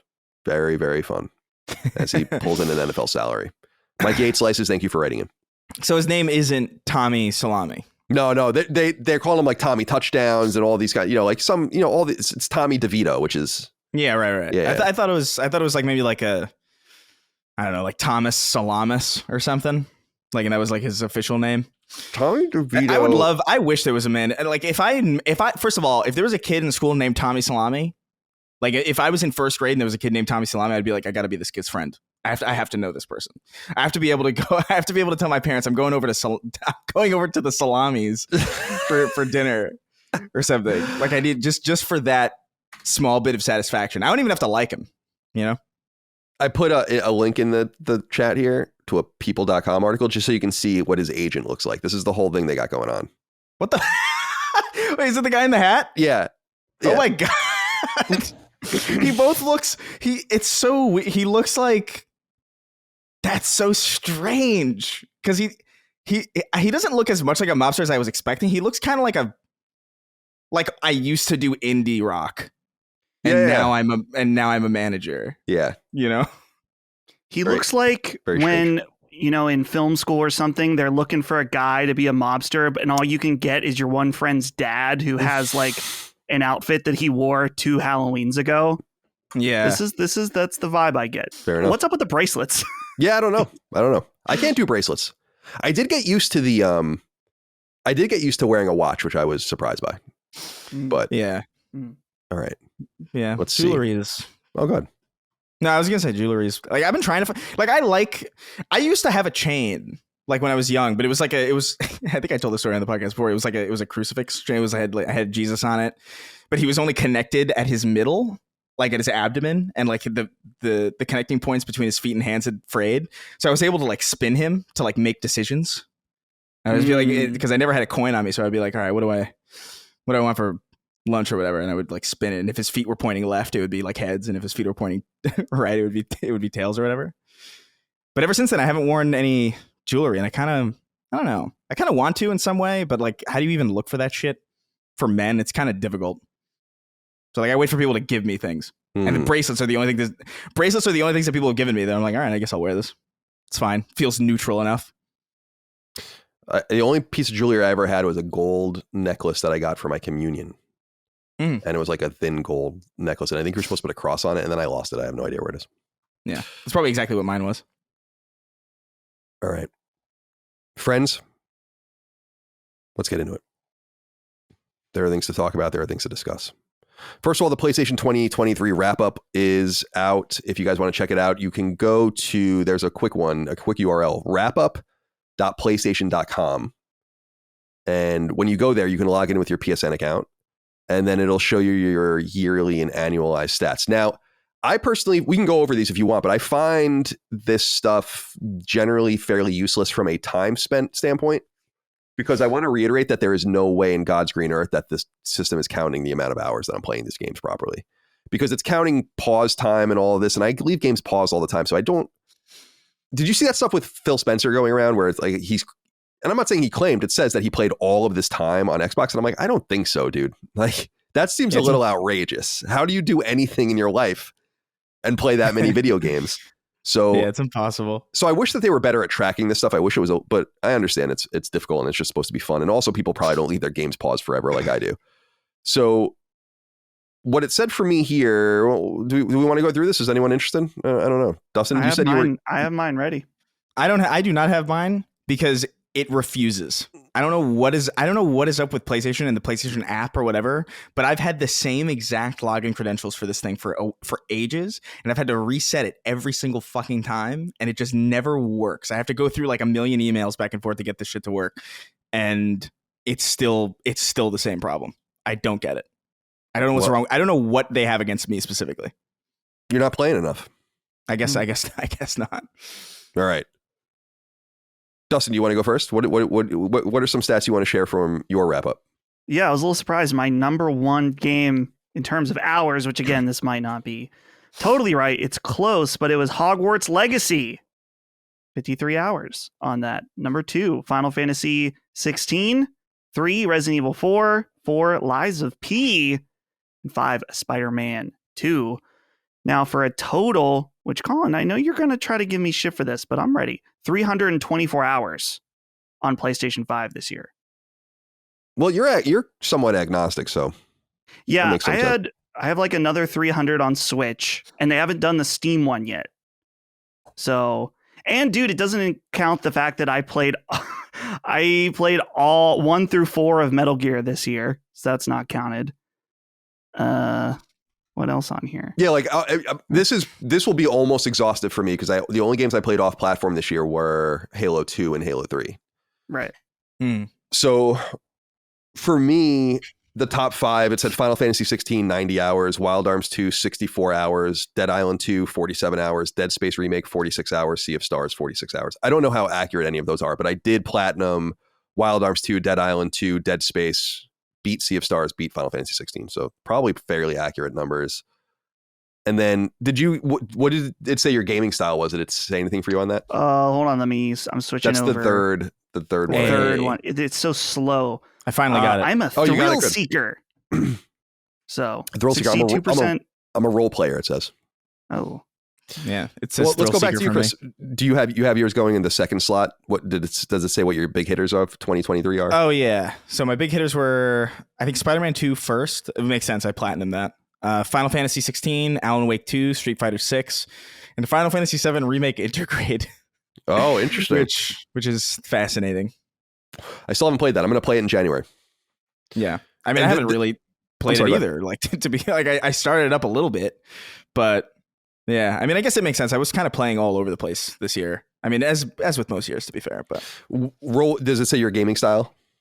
It says thrill seeker. You spend 61% of your game time on the edge of your seat, whatever that means. All right, we can skip the month by month thing because that's boring. A playlist that's actually pretty cool. So you have a playlist for thrill seekers?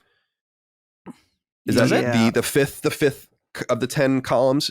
Yes. Oh yeah. Because I have a playlist for role players. So that's interesting. So what is your 6 games on this list? Dark Pictures, House of Ashes, Demon Souls. I've played it. Horizon Forbidden West. I've played it. Far Cry 6, Sniper Elite 5, and Dragon Quest Heroes. Why are you laughing? That's funny to you? It's funny because that's not a good recommendation for me. It's also all mine as well. Yeah. Oh, okay, so it's just a set. Yeah, it's a set probably for. I wonder if there's a sponsorship that they paid for. For me, role players, it's so Dragon Quest 11, which I platinumed, Sea of Stars, which I beat, Final Fantasy 10, 10-2 HD remaster. I don't think so. Trials of Mana, I have not played. Scarlet Nexus, I beat, and Star Ocean: The Divine Force, I didn't play. So interesting recommendations. What's after this? Let's see. Okay. Oh, so this year you played 1,015 hours. It says for me. Now I'm sure that's not completely accurate. And then, how many trophies did I earn? 992, including 19 platinums. Not so shabby. And then 300 trophies. I didn't mention that. That's not so bad. I made no platinums. I made 20 friends this year, I guess. I don't know what. And then, there's the thing for PlayStation Stars as well. Is there anything else that's okay? So I guess what would be interesting is I played 47 games. So with Halo 2 and Halo 3, that would be 49 games this year. That's not so bad. The thing for me, though, I should note is that I played a lot of old games. I always play older games, but I would say half of the games I played this year were not from this year. So I would say I played probably 15 to 20 modern games, and probably the rest would be, or maybe 25 or something like that. And then the rest would be something a little bit, a year or more older. This is a cool module, though. I like that they do this. Everyone does this. Spotify does this and all the rest. Yeah. But man, I'm playing a lot of fucking video games. I'll tell you this. All right. I think I activated this too soon because I don't know if it's now. I don't know if it like freezes the statistics because I'd like to see it all the way through the end of the year. That's kind of the frustrating thing. Like you want to get it out early to use it. I get it, but I hope that they allow you to be flexible in that sense. So anyway, go to wrapup.playstation.com if you want to check it out for yourself. And Gareth Honda wrote in, said, "Hey, Sacred Gents, this year's PlayStation wrap-up is out. Each of the games in my wrap-up are far higher than the average time expected for a particular game. Some of that time could be accounted for by having a game pause, which is often due to my distractions in my house. Do you think Sony should make more of an effort to only take into account real gameplay time over having a game paused?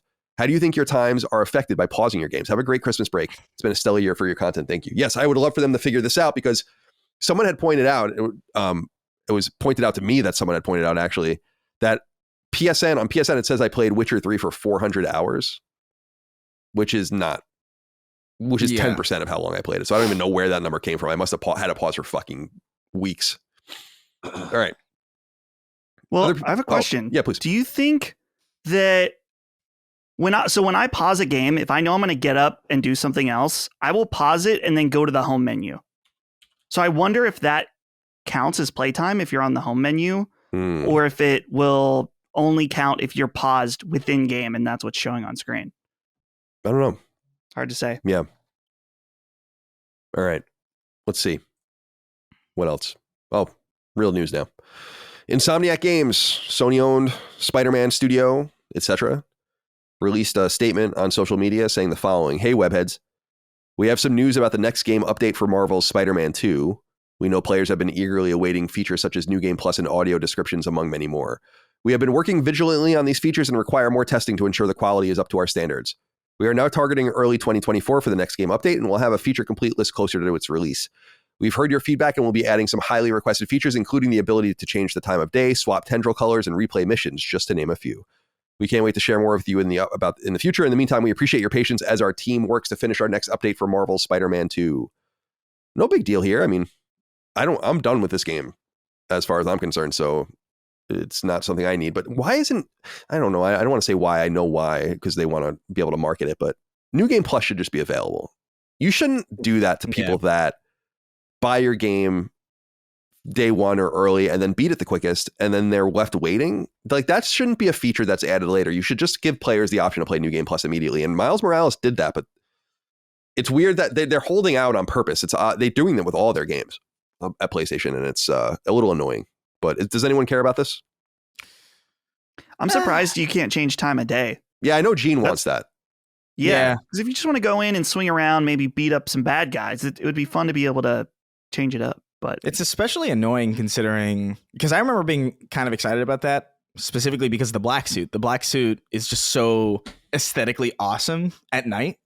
And there have been ways to like glitch into nighttime. I can't remember. There was like some way of going in, like starting one of those like science missions and then you fast travel from it and then it's nighttime or something. There was like some way to glitch into it. So people were getting cool photo mode things with like the black suit at night, and everybody was like, "How are you doing that? You can't do that." And it's I mean, it's cool. It's nice that they're adding it, but I'm kind of done. I platinumed it. Like, there's literally nothing left for me to do in Spider-Man 2. Right. So same. Yeah, I just don't like going back to games like that. Really, again, precludes me from playing a lot of DLC, but people are different and that's totally fine. Okay. Next thing would be this news that actually broke earlier before we started recording, which I thought was fascinating and worth talking about. Video Games Chronicle writes A24 partners with Kojima Productions for a live action Death Stranding movie. And they say, quote, Kojima Productions has teamed up with A24 to bring a live action film adaptation of Death Stranding to the big screen. A24 is the film distribution and production company behind movies like Everything Everywhere All at Once, Talk to Me, Uncut Gems, Midsommar, Lady Bird, and Moonlight. And Kojima Productions said, quote, the film promises to delve into mysteries surrounding the apocalyptic event called the Death Stranding, which blurred the lines between life and death and brought forth nightmarish creatures into a world on the brink of collapse. Kojima said, continued in a statement, quote, A24 was born into this world about 10 years ago, and their presence is singular within the industry. They are like no other. The films they are delivering to the world are high in quality and very innovative. There are a lot of game adaptation films out there, but what we are creating is not just a different translation of the game. The intention is that our audience will not only be fans of the games, but our film will be for everyone who loves cinema. We are creating a Death Stranding universe that has never been seen before. Achievable only through the medium of film, it will be born. I have been attracted to their creations and they have been inspired by my own work. Their innovative approach to storytelling aligns with what Kojima Productions has been doing for the last 8 years. Now we are making a Death Stranding movie together." End quote. So as the article notes, Death Stranding came out in 2019. We can expect to see Death Stranding 2 maybe this year, although I doubt it. Maybe. That'd be pretty cool. Yeah. So what do we think about this? The Death Stranding movie was, I think, already confirmed, right? And this is just bringing more texture to it and making it real, because so many things are announced in film and TV that never come to fruition. So I told my brother this when I read that, and he already had seen it. He's such a huge A24 nerd. And I love, obviously, Ex Machina and Midsummer and all these things. So they do have this certain thing that seems that people seem to tune into. So how do we feel about this, Chris? I mean, I'm typically not excited for these types of announcements just because I'm a lot more interested in what the games sphere is doing. But I do think A24 and Kojima are kind of a good fit. I think A24 knows enough to get out of their creators' way and just kind of give them the free reign to do it. I mean, I know some people who have projects at A24 and they speak very, very highly of that company. And I think I don't know. I'm a big fan of Kojima, big fan of Death Stranding, obviously. So I am a lot more interested in this than I normally otherwise would be if it was just a normal A24 film, which again is still very cool. And if it was just a Kojima or Death Stranding movie, which alone would be, kind of interesting, but them together does give some kind of texture or some kind of a flavor around it that I'm like, yeah, I'm curious about this. And I'd be interested to see like what this actually ends up being. Still more excited for the game though. Like I still just want to play Death Stranding 2 like as quickly as possible. But this is cool. I'm into it. I like if Kojima can delve into whatever the hell he wants to delve into at this point, whether that be like some weird cloud movie game hybrid with Jordan Peele or this Death Stranding film with A24. I think it's all interesting and cool. It's just a matter of actually seeing what that would be. Like I don't really care about it necessarily in the short term where it's just words on a press release where it's like, hey, this is happening. Because like you said, so many things are announced. I mean, famously, dude, PT was playable and that never ended up happening. Granted, that's Konami and their own level of bullshit. Some people think that this is that OD thing is Konami, right? And Silent Hill, which is interesting. Yeah, because he invoked the imagery on stage with the door. And there's something about something in people's mouths in the trailer. Did you see that? Oh yeah, I did. It's like some symbol or something. I don't know. Yeah. We'll see. We'll figure it out. I'm interested in it. But yeah, I think it's a good fit. If Kojima was to make a movie with anybody, I think it would. A24 was probably like the best route to go to leave that vision as untainted as possible. I wonder if what's his name it will be in the movie. Norman Reedus. Norman Reedus, yeah, probably. I don't know. You'd have to Maybe. be. Yeah, you surprised Del Toro is not involved in this or something too. I wonder if he's going to be one of these other guys that comes to fruition. They can finally come together. But Dustin, what do you think about this A24 plus Kojima? Yeah, this is, as Chris was saying, it's a perfect fit. A24, you said Dagon's super into it. This is as far as I could tell from just not being super into movies, but having friends that are super into movies, they are like the film nerd company, and they've done a lot of the recent movies that I've really, really liked have been A24. I was looking at their list and I was like, man, there are a lot of movies I've seen on here. I was just thinking the other day about Uncut Gems, which if you haven't seen that movie is fucking awesome. But the other thing about them too, and I know this was a big problem for them, but they're willing to, like Chris was saying, give creators a lot of room to do crazy shit. Like Beau is Afraid is something that they co-produced, and that movie is insane. That is the weirdest, strange, absurd movie I've ever seen that is high budget for that type of movie. Apparently they lost a lot of money on it, and I'm not surprised. It was a $35 million budget. They made 11.5 at the box office. But also for Kojima, that he's a film nerd and he's really into, awards, and they've won many, many Oscars for their movies. So I wonder, could we see Death Stranding being an Oscar nominated film with A24? Probably not. But who knows? Interesting wrinkle here to me is that, so I was looking up a little bit because I was like, this film was announced, but when it was announced? It was announced about a year ago. And what's interesting when you go read about the announcement of it and now is there's a suspicious group missing here, isn't there? No PlayStation anywhere. So it indicates it's not a PlayStation Productions film. And Death Stranding is, I think, clearly a PlayStation IP. I mean, it literally says it's a copyright of Sony Computer Entertainment. So there must be some deal. And you imagine Kojima probably gets very, very sweet deals to work. And they're probably like, we want the game console exclusive and you can do whatever you want with the IP. I would imagine that is probably the deal, as simple as it goes. Also, they got together with Death Stranding, and certainly the deals were inked long before Death Stranding came out, where PlayStation Productions wasn't even a thing. So it's probably not grandfathered into whatever that system they have with their more first and second party products that they would otherwise own. So, and I think that might be for the best, although PlayStation Productions has been doing a very nice job. So it's not like you wouldn't necessarily want them involved either. Keep an eye out for this. And I'm happy for Kojima because I know he always wanted to make a movie. He wants to make movies. I think he's kind of like the guy who's stuck here in some way, although I think he's happy to be. Okay. So shout out to A24. I've been thinking about watching some films this holiday season, and maybe I'll watch some of their movies, catch up a little bit. All right. MP First, the website mpfirst.com writes, don't expect a Final Fantasy XVI sequel. Development team has disbanded. So Famitsu apparently talked to Naoki Yoshida. Famitsu, of course, the famous Japanese gaming publication going back to the 80s. And Naoki Yoshida, of course, the producer of Final Fantasy XVI and one of the leads over at Square Enix's Final Fantasy initiatives now. And he says, with 14 as well. And he says, quote, the development team for Final Fantasy XVI has been disbanded, except for the main DLC team, but at least we don't imagine that we'll create a sequel or spin-off to Final Fantasy XVI.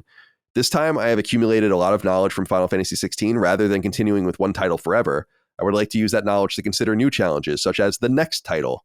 However, if you ask me if there will be anything related to Final Fantasy XVI in the future, I don't know. I don't know what will happen, so I won't say anything explicitly, end quote. Dustin, what are your thoughts? I don't know exactly what he means by this because Business Unit 3 is a developer within Square Enix. So presumably what he means is that they've just been sent off to work on a different project, which makes sense. So when he says the next challenge, the next title, that's Final Fantasy XVII, you would assume? Yeah, it definitely could be. And that's the thing. I think it's important that being disbanded, it doesn't feel like what happened with Luminous, right? Where they were a team within Square Enix that then just kind of got dispersed and doesn't exist anymore. These are all people I would think that still work for, Creative Business Unit 3 that also works on Final Fantasy XIV. So could be that, yeah, some of those people maybe are going back to 14. Some of them are on a new project, maybe it's just a new team is being formed with a lot of the same people. It's hard to say. And I also wonder too, just because this is a translation, not, trying to say anything bad about whoever translated it, but there could be something that it just doesn't sound, it sounds more bad than it actually is. What do you think, Chris? Do you have anything you want to add here? Well, I mean, I don't know because didn't they also say that there wouldn't be DLC for this? Yes. I feel like I remember I think that. they did say that. And no patch. So I don't, yeah. So I don't know what to really make of anything that they say necessarily, but, I mean, if the story's done, the story's done, like I don't necessarily mind this, hey, we're done attitude. I think that's fine. Although I think the DLC kind of betrays that. On to the next one. Who cares? Okay. Yeah, I agree. Move on. Remember, they're 7 and 10 and later 4 are kind of exceptions where they got sequels or like a lot of content. But generally, It was understood that you would move on to the next game. And I don't want to spoil 16, but what is left to explore in that world? Really, it's over. Like, not the world. I mean, the game's over. And it was fucking awesome. It's the best game of the year, like beyond a shadow of the doubt in my mind. So leave it alone. I like that. But yeah, I think it's probably something lost in translation where it's the disbanding. You would use that in the English language as saying like everyone is strewn to the wind. I don't think they're going to split up Creative Business Unit 3. They're just saying they're on to other things. Okay. We want to know what you guys thought of this over at IGN. Capcom confirms more Resident Evil remakes are coming. And they write, quote, after the success of Resident Evil 2, 3, and 4 remakes, Capcom has confirmed plans to continue the trend although stopped short of announcing which Resident Evil game is next in line for the remake treatment. At a PlayStation Partner Awards event in Japan, attended and translated by IGN Japan, Resident Evil 4 remake director Yoshihiro Anpo said the company will announce its next Resident Evil remake in due course. Quote, "Yes," Anpo replied when asked if Capcom wanted to keep making Resident Evil remakes. "We've released 3 remakes so far, and they have all been received very well. Since it allows a modern audience to play these games, it is something I am happy to continue to do as someone who loves these older games, and we want to continue doing more. What game will we remake in the future is something that we would like to announce in the future. So please look forward to it." End quote. Chris, we're not missing that many Resident Evil games now. We're missing 0, Code Veronica, 5, 6, and that's basically it. So there's not that many options. Yeah. Now, Dustin and I spoke to a friend recently where it was noted that Resident Evil, like, you kind of have to go backwards before you can go forward at this point for context in the story. I don't know if that's totally necessary. So Code Veronica would be an ideal place to go next. Although I've always been, since it came out on GameCube, a 0 fan. I think that game is underrated, and it would be interesting to see what they can do with those. But the funny thing is that from here, the provenance, like this very special origin point of these games and how people feel about them, kind of goes down. So without that, you kind of have less excitement because there's really nothing great, like amazing, to remake anymore. So I do wonder what direction they go in. So what do you think would be coming next? I think what's next is probably one of those interstitial. Like I think either 0 or Code Veronica is next, and then after that is where you get Resident Evil 5, because Resident Evil 5's had like this weird resurgence in some way. Like I remember back in the day, people didn't really like it that much. I was kind of one of those people where I just kind of felt like, it's okay, but it's kind of gotten this retroactive boon to like towards how people feel about it. And even I played it somewhat recently. Like in the last like couple years, I played a little bit of it, and I remember being like, you know what, this is actually, it is kind of fun. Actually, it's not even remotely as I didn't feel as down on it as I used to, and I think that sentiment has just generally kind of been true in the Resident Evil community generally. Like people are excited for. I've seen people excited for Resident Evil 5, which is kind of wild when you consider how people felt about it back in the day. So I think that's probably the next biggest thing, although it still isn't as big of a splash as 4 or 2. I still think you don't necessarily want to jump into that just yet, because it really is the only thing left with any semblance of, you know, provenance to it. And it's like way lower than 4 and 2 as far as that even that's concerned. So I think you want to lean into maybe, you know, I think we're gonna get probably Code Veronica or 0, or maybe both of them even before we get 5, and then we'll probably get a proper sequel to Village before 5 as well. I don't know what they're gonna do necessarily, but I think 5 is definitely on the table, specifically because if I remember correctly, and I don't know, man, I've played so many games this year, but I feel like 4. I remember playing 4 and finishing 4 and feeling like that leads in some way to 5. I remember getting that sense. It's like, oh, I remember feeling certain, like, oh, they're going to do 5 at the end of 4. I don't remember why, or like what the cutscene was, or what the story thread was that made me feel that way, but I remember that feeling distinctly. And that would be exciting, you know, especially because if they're willing to go in and rework 4 in the way that they have, which is something that a lot of people felt like was beyond editing. Like you don't want to touch Resident Evil 4 at all. It's so perfect. And they went in there and reworked a lot about it. It kind of makes me excited about Resident Evil 5, because I feel like that game can really only be improved in some way. Not that it's horrible or bad or anything, but the idea of the people who tweaked Resident Evil 4 and made it so good still, going into Resident Evil 5 and fine tuning it and making it even better is kind of exciting. Like that's a dope promise. So I'm excited for 5 specifically. I never really played Veronica or Code 0 too much, if I remember correctly. But yeah, Code Veronica or 0, just to protect you from the audience. Okay. Yeah. Dustin, what do you think? I'm looking at you posted this IGN article. There's a poll at the bottom that the results are kind of interesting, that they ask, what remake would you like to see them do next? And the number one with 59% of the vote, that has over 8,000 votes, is Code Veronica, with Resident Evil 0 being the last highest vote with 4%. And then after that, and that's what I wanted to ask you guys, is that I think a lot of people, when they think about these remakes, they think, oh, well, they already remade the original Resident Evil, which they did. Very straight remake that is based on a GameCube version. I wonder, though, would a remake of one be good? Could they expand on it and do it in the current style of Resident Evil games with the over-the-shoulder third-person view? I think that could be kind of cool to see that. And I don't know. It's been a while since I've played that one, so I don't know if they would need to expand it and change it in some ways to kind of change it to that style. But seeing, the Spencer Mansion in a brand new PlayStation 5 quality, maybe seeing that in VR, pretty appealing. Yeah, the Code Veronica is interesting because I haven't played it in years. I played it on Dreamcast.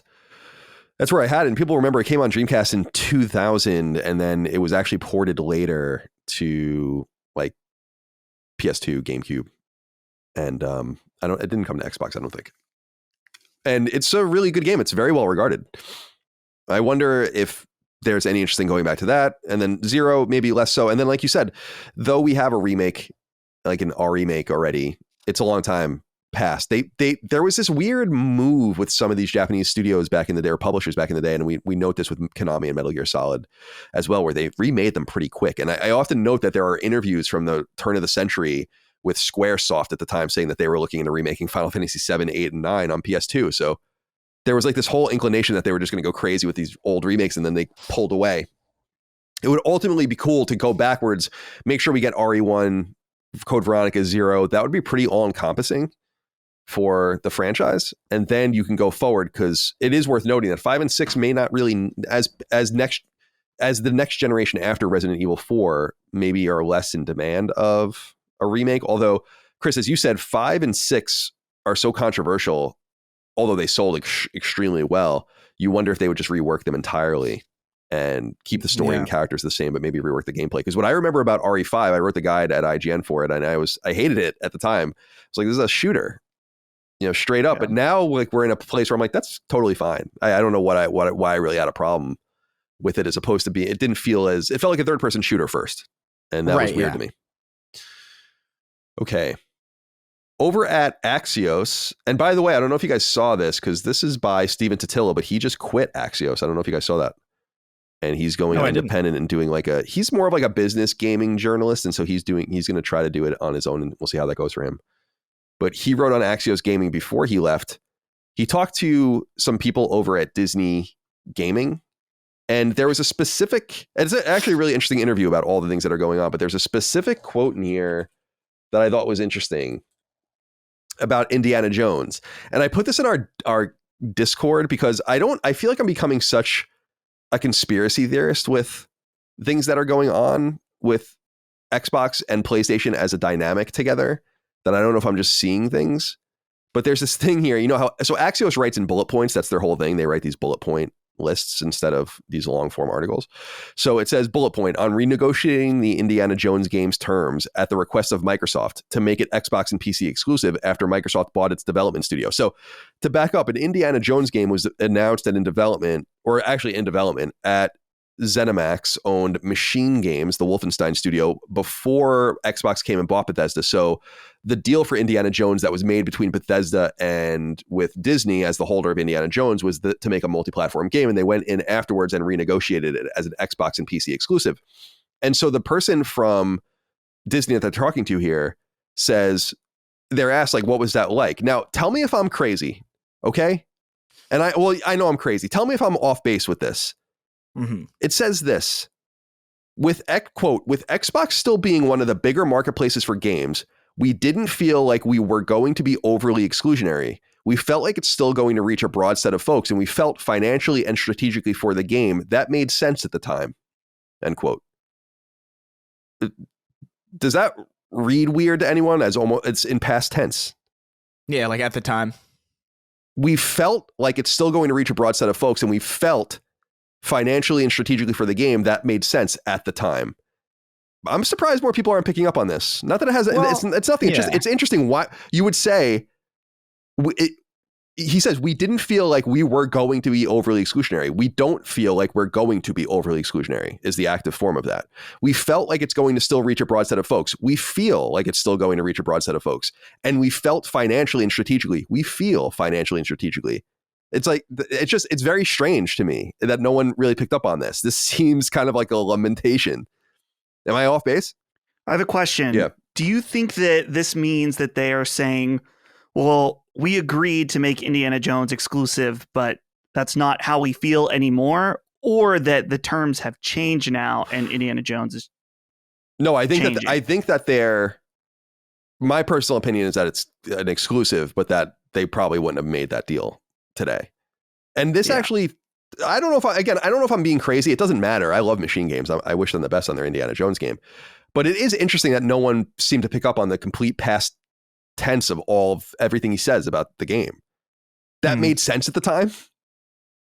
That's such a weird thing to say. I don't know if I'm crazy. And I guess this leads into, I should have maybe tied these together, but one of the 6 questions, comments, concerns, thoughts, and ideas at the end of the episode. So we'll have 5 at the end of the episode now because I'm going to read one of them now because it makes more sense. Brandon Sobecki wrote in and said, hey, gents, regarding the potential non-exclusivity of Arcane's Blade game, could it simply be the case that Marvel wants more payout on a licensed IP than a game would be exclusive to the Xbox platform and PC, and also likely be part of Game Passes requiring additional revenue streams, i.e. sales on PlayStation, as part of the licensing deal? When Spider-Man was signed as a PlayStation exclusive, there were many more PS4s in consumers' hands than Xbox Ones. The thing about these two things that are going on with me, and not so much the Indiana Jones thing as much as the Blade thing, as of the day we're recording this, December 14th, the afternoon of December 14th, is that there has still been absolutely no word on if it's exclusive, or even what platforms it's coming to, except for the inclination that it's coming to Xbox because they finally published the trailer on Xbox, and we would know that already because it's an Xbox studio. But I think I'm a little not disturbed. I'm a little annoyed by some people's reactions to me noticing this, and all I'm glad about is that I'm not the only one that's noticing the strangeness. I saw Jaffe tweeting about it, where even after they published on Xbox, he tweeted something like, am I crazy or are they still not saying anything? Right? Like about the nature of the game. It's strange to me. And I know people say like, well, it's an Xbox studio and so it's going to come to Xbox exclusively. And I'm like, but why wouldn't they just say that? Why when Microsoft PR was asked, they were said, ask Bethesda. Wouldn't you just say, of course it's coming to Xbox? Don't be mad at me for fucking noticing. Yeah. It's like, I don't know, you don't want me to not know. I'm not saying it's exclusive or not. I have no idea. If you put a gun to my head and said, is it exclusive or isn't it? I would say it is exclusive to Xbox. But there's something weird about not saying that. And by the way, if your argument is they don't want to tip off the FTC, it's like, so you're admitting Microsoft is basically acting as a monopolist. And if that's not the case, then there really is no strategy behind it at all. So in my mind, this isn't wrapped up. Like, there's something going on here, and I don't know how anyone else can interpret it that way. Why wouldn't they say so otherwise? Why wouldn't on the Xbox Wire, in the press release for the game, in the description on the video, and anywhere, it doesn't say the fucking platforms. Yeah. It doesn't say it's exclusive. There's something strange about that. It doesn't even say anything about Game Pass either. No, it doesn't. It's not even like, oh, it's coming to Game Pass. It's coming to everywhere, but it's going to be free on Game Pass or anything. Or it's nothing like that. I don't know, man. It is early too. Like I think I mentioned it on one of the previous episodes where we were talking about it when this first. I think the Game Awards episode probably when we were actually talking about it. Where like it feels like maybe they're trying to still feel things out because Starfield wasn't as big as they had hoped, and they're still kind of figuring things out. We're like, all right, is this going to be exclusive? Like, how exactly do we want to parse these out? Because I do think Microsoft is operating on a case by case basis with a lot of this stuff. And so they probably just don't know yet. But at the same time, couldn't it also be Disney saying no? That's true. Yeah, it could be a number of things. That probably is the reason, actually. Because if you'd assume for any other reason, they would just be honest and upfront about it. They'd be like, hey, listen, this is an Xbox exclusive. But if it's like a Disney thing, they might not necessarily want to be like, they might not necessarily want to commit. I don't know what the hell's going on, really. It feels like maybe they announced this too early. Because this is probably 2025 at the earliest. No, I would even think later than assume. That. And even that's like, that's optimistic. Because they're hiring, like they tweeted out that they're hiring for people. Not that you hire throughout development. I just think my job as an observer is to just like notice things, and whether or not anything comes out about it, I have no idea, but I noticed that immediately. Yeah, I reached out to people that I knew immediately. They thought it was weird too. And then to be given a chance over and over and over again. And where are the journalists that ask follow-up questions? Some of you have access to these people. Just dead up ask. Is it coming? Like, what are the platforms? And when someone says ask Bethesda, that's go back and say, that's not a fucking answer. Ask Bethesda. I don't know what's going to happen with this game, but to act like it's not strange is ignorant, because it's strange. And there's certainly a reason behind it. And maybe I'm connecting these two things together. The way they talk about Indiana Jones in the past tense, and then the way Blade is revealed in the current tense, and the lack of branding. And you said it, Chris, no Game Pass branding either. Maybe Marvel says, like, we don't want a game on Game Pass like that. That doesn't necessarily work for us. And it could be very much like an MLB The Show situation at Sony San Diego, where MLB basically came in as and ostensibly said, like, you either publish this everywhere or you're just not going to have the license anymore. And maybe that's a similar thing. And people say, like, well, why would it be different for Sony? And my answer was, like, maybe it isn't. I mean, as far as the Spider-Man deal is signed a long time ago. The Wolverine deal was signed a long time ago. So maybe it isn't any different for them. They just haven't released or announced another game, and maybe they won't after Wolverine, from Marvel because of that. So I'm not saying that the rules are even different for the two sides. It's just that this is a newer deal. Yeah. Also, Spider-Man is the best-selling PlayStation exclusive ever, which is, no offense, going to be a far cry from Blade one way or the other. Oh, yeah, easily. So Brandon, I didn't mean to not, bring you up so soon in the show, but I guess it made more sense there, kind of connecting those two things. Am I crazy? Well, I am, but is there something to this? Maybe. I just don't understand why people are so hell-bent on not noticing things or getting mad at people for noticing things that are clearly weird. And it echoes a lot when Rise of the Tomb Raider was announced by Xbox, and then they refused to say if it was exclusive. Or they called it exclusive, and then there was some nonsense about that. I'm like, this isn't the first time they've played these games. Mm-hmm. Okay. Speaking of Microsoft and their entities, and Bethesda and their entities, we know that Fallout 4, which came to PS4 in 2015, long before the Microsoft purchase, is being ported to PlayStation 5 in a next-gen native update. And Bethesda announced on their social media feeds, quote, "Thank you for your patience with us as we work on the Fallout 4 next-gen update. We know you're excited, and so are we, but we need a bit more time and look forward to an exciting return to the Commonwealth in 2024, end quote. So that's not coming. That was announced in 2022 for 2023, so it's missing that time. I don't blame them. I mean, it's great to take your time. What's the rush? Are either of you going to explore this Fallout 4 next-gen iteration or current-gen iteration? No. At this point, any Bethesda game, I think I would rather play on PC now that I have the hardware for that. But I'm really confused by this just because... Are they cooking up something a little extra with this? Because frankly, I don't understand what's taken so long for them to push it over with a higher frame rate and better resolution. It seems, I'm just saying, we've seen other teams do similar things a lot easier and a lot less time. So I don't know if they're just waiting for the right time. Maybe they didn't want to put it too close to Starfield, but now it's being pushed even further or something. Something seems weird about this release, and that's for both PlayStation and Xbox. This isn't a platform thing. It's just, I don't know why it's taking so long. Okay. Wanted to read this really quick. The popular Twitter user Shinobi602 tweeted out an extensive kind of write-up of his, because remember when, all right, so let me back up. Archetype Entertainment announced at the Game Awards a game called Exodus that we agreed, I think, looked pretty cool. And I was saying at the time when we were recording the episode that there was a really extensive website of information. Like if you wanted to dive into it, there's actually a lot on the website. And he did this and figured out kind of the information and the run of things. And I wanted to see what you guys thought of this story, because I think it sounds dope. And by the way, it's written by Drew Karpyshyn, who wrote Mass Effect. So year 2200, humanity builds arc ships to flee a dying Earth. And then it fast forwards to 18,000 AD. So 16,000 years after that, right? Some eventually reach the Centauri system around roughly 16,000 years later. These arcs Send out the green world signal, summoning the rest and letting them know they found habitable worlds.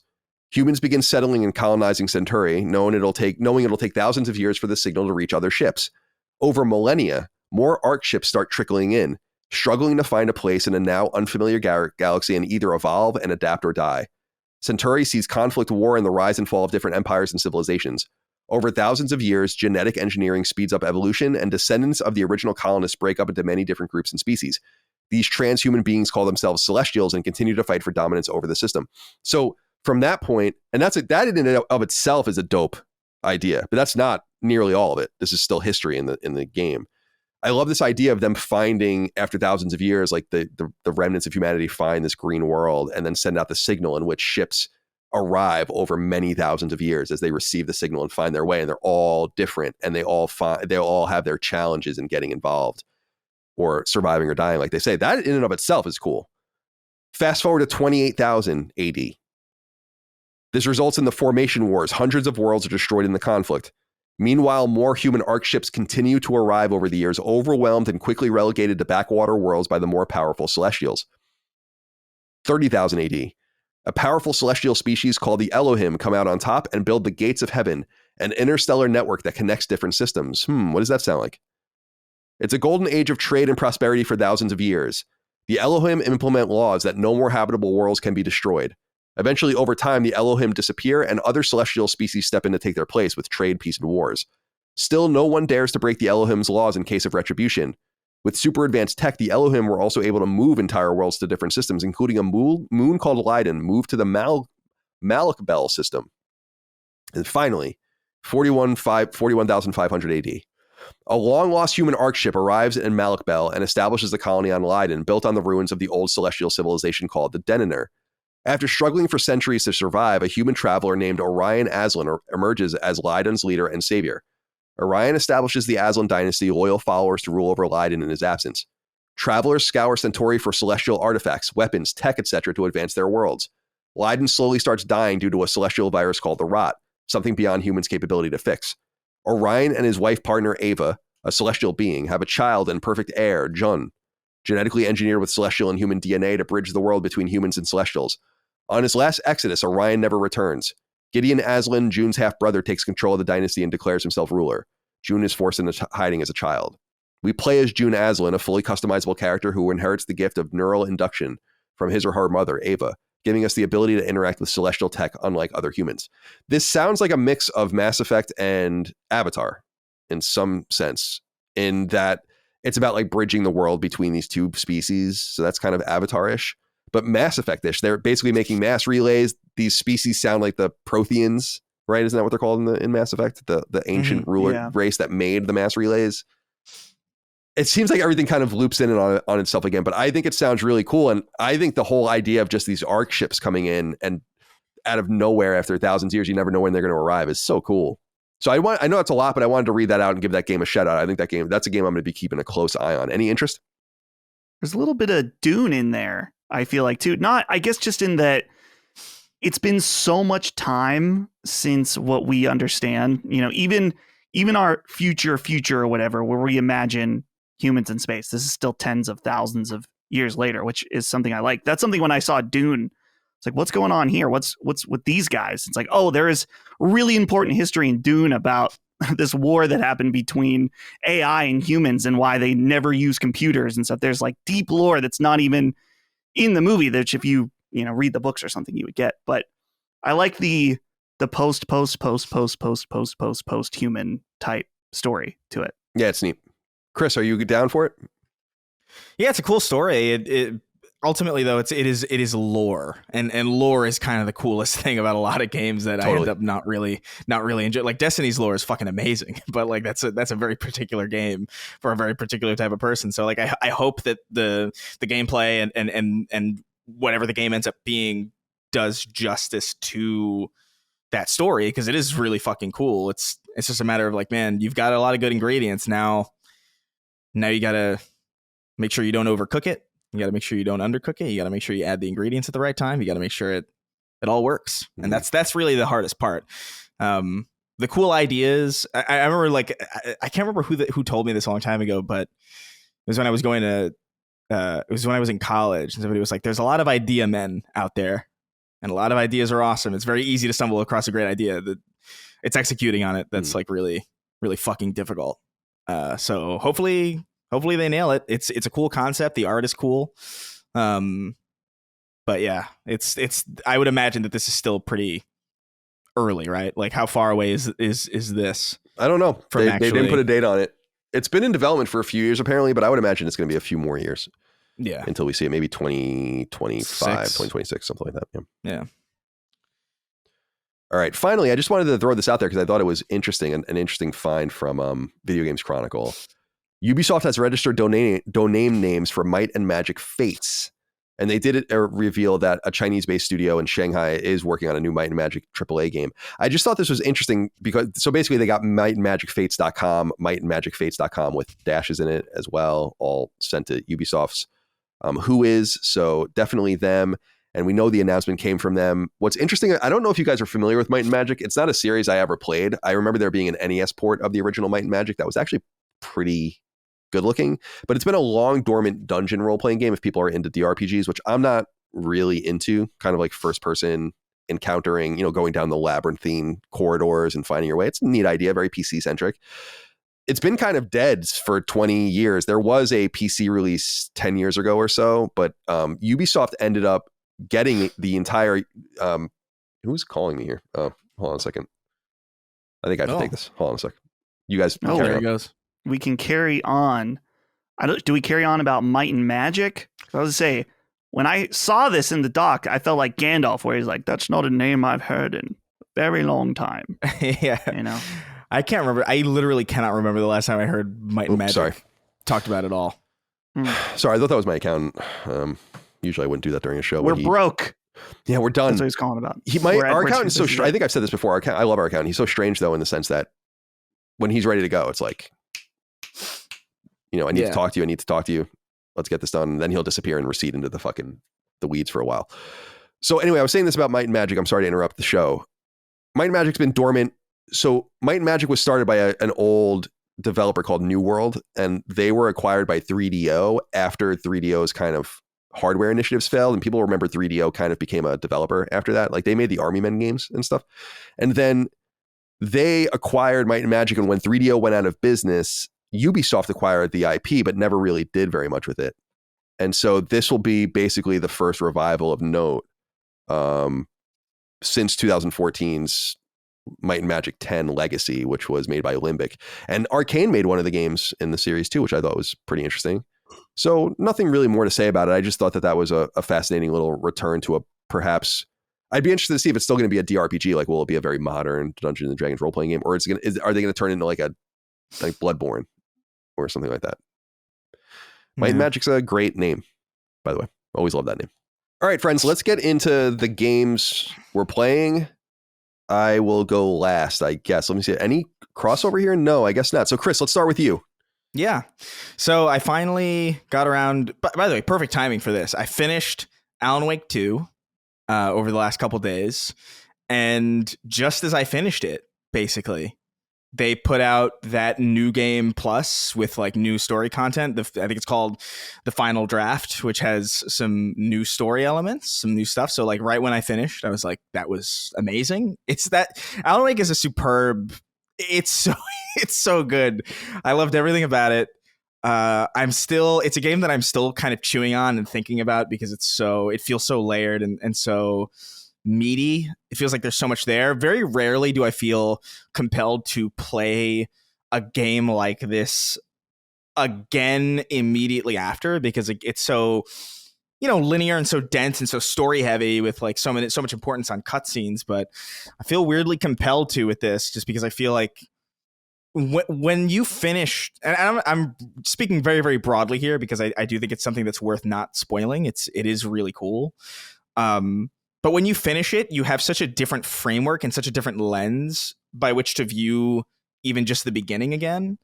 It's almost like, I don't want to make this is probably like a very unwieldy comparison, but it feels almost like BioShock to me, where like if you start that game over again, you get such a different feeling going through it. And that's what I'm kind of experiencing now as I go through the beginning of Alan Wake 2 again with this new final draft. There's so much that I didn't pick up on before, and so much there that I didn't necessarily pay as much attention to the first time around that has so much deeper significance. So really sinking my teeth into that. I think I want to beat it at least this one more time. I want to get through it again. I'll have a lot of time, thankfully, throughout this holiday break. And I love it. Alan Wake 2 is great. I highly recommend it. It's so cool. But something else that I didn't write down here, and that's because I haven't really started it yet, but I did download it. So I'll have more to say about it when we actually record next year, which is going to be a big wait. I'm going to have such a ridiculous list of games by the time we record next time to talk about. It's going to be insane. But I downloaded God of War again just to check out this Valhalla DLC because I've been hearing some interesting things about it, and ultimately the curiosity got the best of me. So I did reinstall that, and I'm going to play some of that tonight, probably alternating between Alan Wake and this. I do think I can juggle both of these. But yeah, I'll report back with how that feels and what that's like. But ultimately, Alan Wake 2 is just so fresh in my mind right now. It is so cool. I really can't stop thinking about it. I have dreams about it, which is a pretty good indication that something really stuck with you. So I'm really enamored with it. But I have a question about this DLC. Well, not DLC. I mean, it kind of is. Yeah. I am kind of turned off by this idea of, hey, we added more story to the new game plus. So if you want everything, you got to play the whole game again. Yeah. It's rewarding for the people that want to do that. And I will want to play Alan Wake 2 again, but I feel like a little blue balled here, I guess. Like I'm like, I finished. Nope. No, you didn't. If you want to know there's more stuff at the end, you just got to play the whole game again. It's a little, it's a little frustrating to me. So one thing I will say, it's not, man, I'm really trying not to, it's not that when you start it up again, it's kind of different immediately. It's not just like at the end. I'm sure there's like a different ending. I don't know what the ending is or what the new ending is. If there is like a new ending that really changes a lot about it, but I can tell immediately, like once you start it again, it's like, oh, it's the same game ultimately, but there's a lot there at the beginning and probably like sprinkled throughout. There's some interesting things. So I wouldn't say it doesn't feel as egregious as something. It's like, oh, beat it again to get the true new game plus ending and everything's kind of the same throughout it. Doesn't necessarily feel that way, but I do agree that like I would feel probably the same way that you feel if I hadn't waited this long to finish it and it hadn't already been there waiting for me. This is just something generally I don't like the later new game plus just generally, but especially if it's giving you new story content. I don't know. I wish that was there at the onset, but it just sort of conveniently timed for me where like I'm just kind of open for this now. And I know I won't be in like a couple months, so I just gotta see it through now. But it's do you keep your weapons and upgrades? So I only started I think you have to go through. I think how it works is it's in the shoebox. So once you get to your first shoebox, I think it's that's how I heard it described. I haven't gotten there yet. I just kind of wanted to. My initial thing was like, all right, I'll start the final draft just to see if it's worth doing. And it was kind of immediately worth doing, but I just kind of, I had other stuff to play and work on. So I haven't delved super deep into the new game plus stuff yet, but I'm excited to finish it again and maybe talk more about it on the next episode that we actually record. But I want to check out that new game plus. I'm very frustrated because my planned replay was going to be on PC because I want to see all the ray tracing and stuff. I don't have a 4080, so I can't do max, but I have a 3080, so I definitely could get something cool out of it. And so now I'm wondering, some PC dork out there can tell me, can I download someone's save and then do a new game plus? I don't care if it's my same shit. Like that doesn't matter. I just want to do new game plus just on PC instead. Yeah, but I don't know if I don't know if it's even possible. Yeah, I don't know. It doesn't seem like a game that would have cross saves in that way. Just based on. I just wonder if there's like a file that someone could upload from, like if you go into the game files, like here's the save file, you just put someone else's save in there. No, that has to be there, right? You'd have to assume that you could just mod your way into that anyway, even without a file that you would need.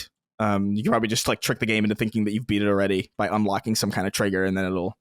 Oh, here's a Reddit post. Here's an assortment of Alan Wake 2 PC save files. Oh, there you go. Yeah. Okay. That works. Well, that's interesting. Yeah. It's worth noting that Alan Wake 2 is seemingly not doing well at all. Mm-hmm. So yeah. I don't know if did you guys see that?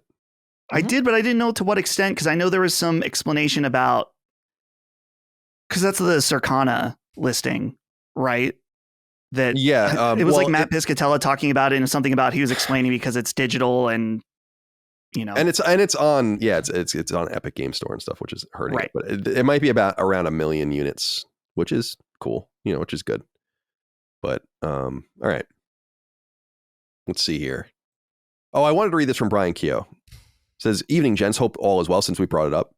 Just writing in to see if any of you have had a chance to check out the God of War DLC Valhalla. I'm about 2 hours in and I'm blown away by the quality of this free game mode. From the interesting story to the fun new roguelike mechanics, it honestly feels like a 10 or a 15 pound, or euro in your case, 10, 15 euro ask would have been more than fair. I think we should give props to Santa Monica and Sony for giving us an early Christmas present. Cheers for everything this year, gents, and happy holidays." I've been pleasantly surprised by what I've heard about this, as noted. It seems like it's something they could have charged for a lot. That seems to be a very common insight, and I wonder if this is part of a plan to see what they can do by adding something meaty to a game that is already on the market, not charging for it. Do you make more money doing that, as opposed to the Horizon experience, for instance, where your DLC comes out a bit later and then you have to have people pay a little bit for it. So I'll be interested to check that out, or I'm not going to check it out. I'll be interested to see how it does. Other people, it has new trophies, which is pretty cool. So much. I'm definitely going to check it out tonight. And one thing that's really cool about it is now God of War Ragnarok qualifies for ongoing game. Because Excellent. According to all the new rules. Yeah, so certainly. Yeah, it's cool. All right. Let's see here. Dustin, let's go to you. A 388-foot man wrote in and said, "Hello, sex symbols. I'm curious if anyone has tried Resident Evil 4 in VR yet this past week. I have to say I was initially a bit disappointed with the mode, as it kicks you into third person every now and again for things like roundhouse kicks and opening doors. However, I quickly got over it, and I just think that it may be my new game of the year. Parrying enemies in VR is just a hair shy of orgasmic. I also think the not as VR mechanics might actually be a positive to those who don't play much VR. I think Capcom has done a phenomenal job with the new headset, a headset that has seen 5 AAA games inside of 10 months. Hardly a headset that has no games," in quotes. Dustin, I throw it over to you. Yeah. So I decided to check out Resident Evil 4 VR mode. And man, I am pleasantly, I guess not surprised, but surprised how invested I am in it. I really thought that I'd maybe just play the opening chapter and then say, oh, that was cool, but I don't want this right now. But I'm now in chapter 3 or 4 in it, and I am having such a good time. It's perfect. I've mentioned before that I don't like doing horror games in VR. It's too much for me. But Resident Evil 4's action focused makes it a lot easier. There's still some pretty intense parts, but overall, it's just I love seeing these conversions and the fact that the things they let you do in them.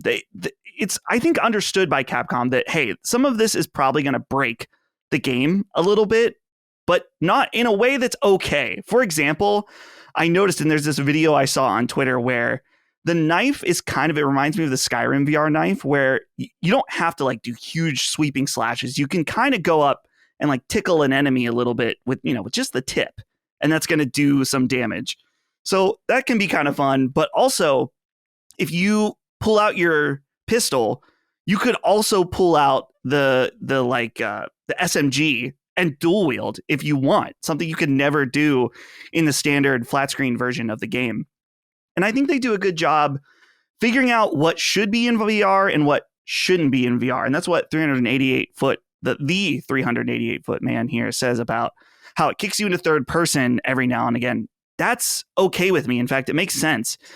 When you do the roundhouse kicks, it jumps back for a second. You just see Leon do it. But honestly, do you really want to be in VR and do a 360 in a matter of half of a second? It's going to make you projectile vomit probably instantly if that happened. Yeah. And there's smart things too, where I think about games like Horizon Call of the Mountain, which are fully immersive in terms of things that you're doing. You're putting together your weapons with rope. You are physically climbing up ladders or ledges. And in this, you don't do that. And I actually find that a good thing. I don't see a ladder and think, oh man, I'm going to have to do this motion of climbing up. I just press the button just like a normal game. So I like the way that they've kind of balanced, okay, what kind of things are we going to convert into being VR and what things are we just going to kind of adapt and keep the same. It's been fun too, just how much it changes how you play, in that, like the previous with Resident Evil Village VR, there is, I would say, half realistic reloading. So when you run out of ammo, you press one of the face buttons and the clip falls out and you got to reach in your bag, put the new clip in, and then cock it. And so it becomes kind of this like frantic moment where if someone's too close and you run out of ammo, you're like fiddling around trying to reload it. And it's really fun, in particular with the rifle, because every single shot you got to pull the bolt back and then put it back. And because it's more realistic, so to say, I guess, when I was playing the original game, there's that one area where you're trying to get, I think it's right outside of the village, and there's like all these different rafters, and you're trying to get this like symbol thing to open a gate. And so I normally would just snipe that entire area, but because I'm looking down the scope, it's like way more shaky because it's my actual hands trying to aim it up instead of just using the sticks. And so it's added a new layer of challenge to that degree, but it really, really is so fun. I highly recommend anyone, if you have these two games, it is a no-brainer to pop in and check this out. And I'm finding I used to have really good VR sea legs where it didn't make me sick at all. And so far, this game has not made me sick so far. It uses snap turning, which you can turn off. And when you move, it kind of obscures your peripheral vision a little bit, which helps with that.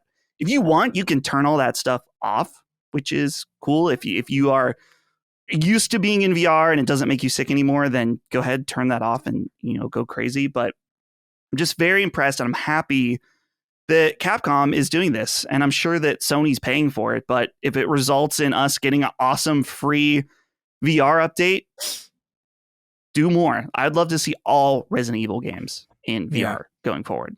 Actually, I'll say this. Scene Machine wrote in. It says, Dustin, could RE4 VR mode be the breakthrough hit the device so desperately needs? It's exceptionally atmospheric. The knife play is surprisingly fun, and it's generally some of the best times I've had with it so far. I just started and it's already made quite the impression. Will it be enough to sell units though? No, I don't think so. Mainly just in that Resident Evil 7 sold units because it came out with VR at the same time, and it was a new Resident Evil experience completely. And it was said like, hey, this is the way to play this game. And while Resident Evil 4 Remake isn't old by any means, many people have already played it. And so the allure of going back, it's like, oh, well, you could play it in the awesome VR mode. I just don't know if it's that appealing with a game you've already experienced. That's what I'm saying. If you already have the headset and maybe that's your thinking, think again. Go check it out, because I really thought that I would just play a few minutes and think it was cool and move on. But I think I'm going to play the whole game. There's a couple parts in the castle I'm a little nervous about how freaky and defenseless you are. And I'm concerned about that, but I think I'll be able to do it. So yeah, absolutely check it out. It's not what PlayStation VR needs to be successful. I'd say it's a piece of it. It needs to, when people are looking at buying the device, they want to make sure they have a bunch of different games to play. And while there are quite a few, I don't know if it has that mass market selection of games to play. Yeah. And it says you're playing Fortnite as well? Oh, yeah. I've just been hopping in with the boys, figuring out, where we drop and going in. And I'm having a surprisingly fun time with it. And I think the thing that is surprising me is that it was really controversial a few years ago when they started adding bots into Fortnite lobbies. And it actually makes the game a lot more fun and a lot more chill sometimes because you'll see people and you'll get in firefights and you'll be like, oh, good. It's bots. It's kind of fun. You don't really know what you're going to get. And as opposed to anytime you see someone, it is immediately as sweaty as can be. And you don't know if you're going to make it. Yeah. And it's been fun just casually hopping in. I don't have the battle pass or anything like that. I think I have won one time since I've started playing. So it's not like we're amazing or anything, but it's fun. It's like a vomit of crossover. And if you're going to do crossover, which I know we've talked about us not liking, going all the way with it to this level of absurdism where our team has Mikasa from Attack on Titan with Michael Myers and they're, doing the gritty or whatever. Is that what it's called? That dance, Yeah, it's ridiculous. It goes past the point for me where now I start to like it, if that makes sense. Mm-hmm. Yeah. Fair enough. Tilted All right, for me. Oh, I'm sorry. No, don't worry about it. Hopping on. Trump's hopping on to. I do want to jump into it. I have it installed. I have all this stuff, and I wanted to. I'm really curious about that Rock Band thing. Like, I know that it's not ideal or whatever, but like I'm kind of curious about it. I like rhythm games a lot. So, I guess I should say something about that because a lot of people have asked me. I have played it, and it's not bad, but the only thing I can hope is that it makes younger people interested in an actual Rock Band like game because it fundamentally lacks the two things that I love about Rock Band, and that's in person playing together.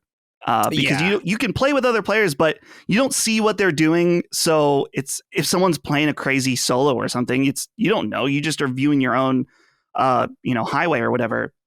And the second thing is it's not fun really to play on a controller or a keyboard.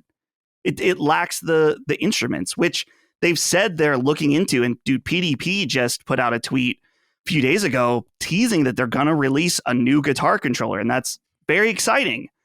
But the Fortnite Festival mode, I don't really get much from it the few times I've played it. Yeah, that's fair. Okay. For me, I've spent the last week playing Power Wash Simulator exclusively. I have so there are all these stages. I guess it would be like 40 stages and you get 5 stars each depending on how thorough you are for cleaning everything. So I'm just getting with 5 stars on each stage as I go. So I think I'm at 140 stars, which indicates to me I'm almost 3/4 of the way through the game.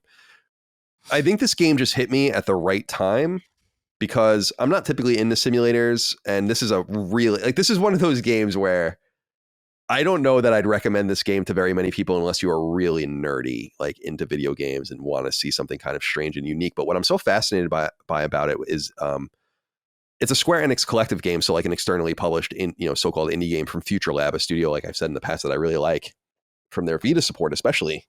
And it's funny that they saw something in it because there is something to it. There is something really satisfying about it. But I said I found it at the right time because I'm just really stressed out and tired and working more than usual the last few weeks. And I don't really want to focus on anything. I'll talk about that in a minute with another game. But this game, I just turn it on and I just listen to a podcast and zone out. And Micah has been saying like, you're literally, she's like, I just watch you and you're just zoned out playing this game.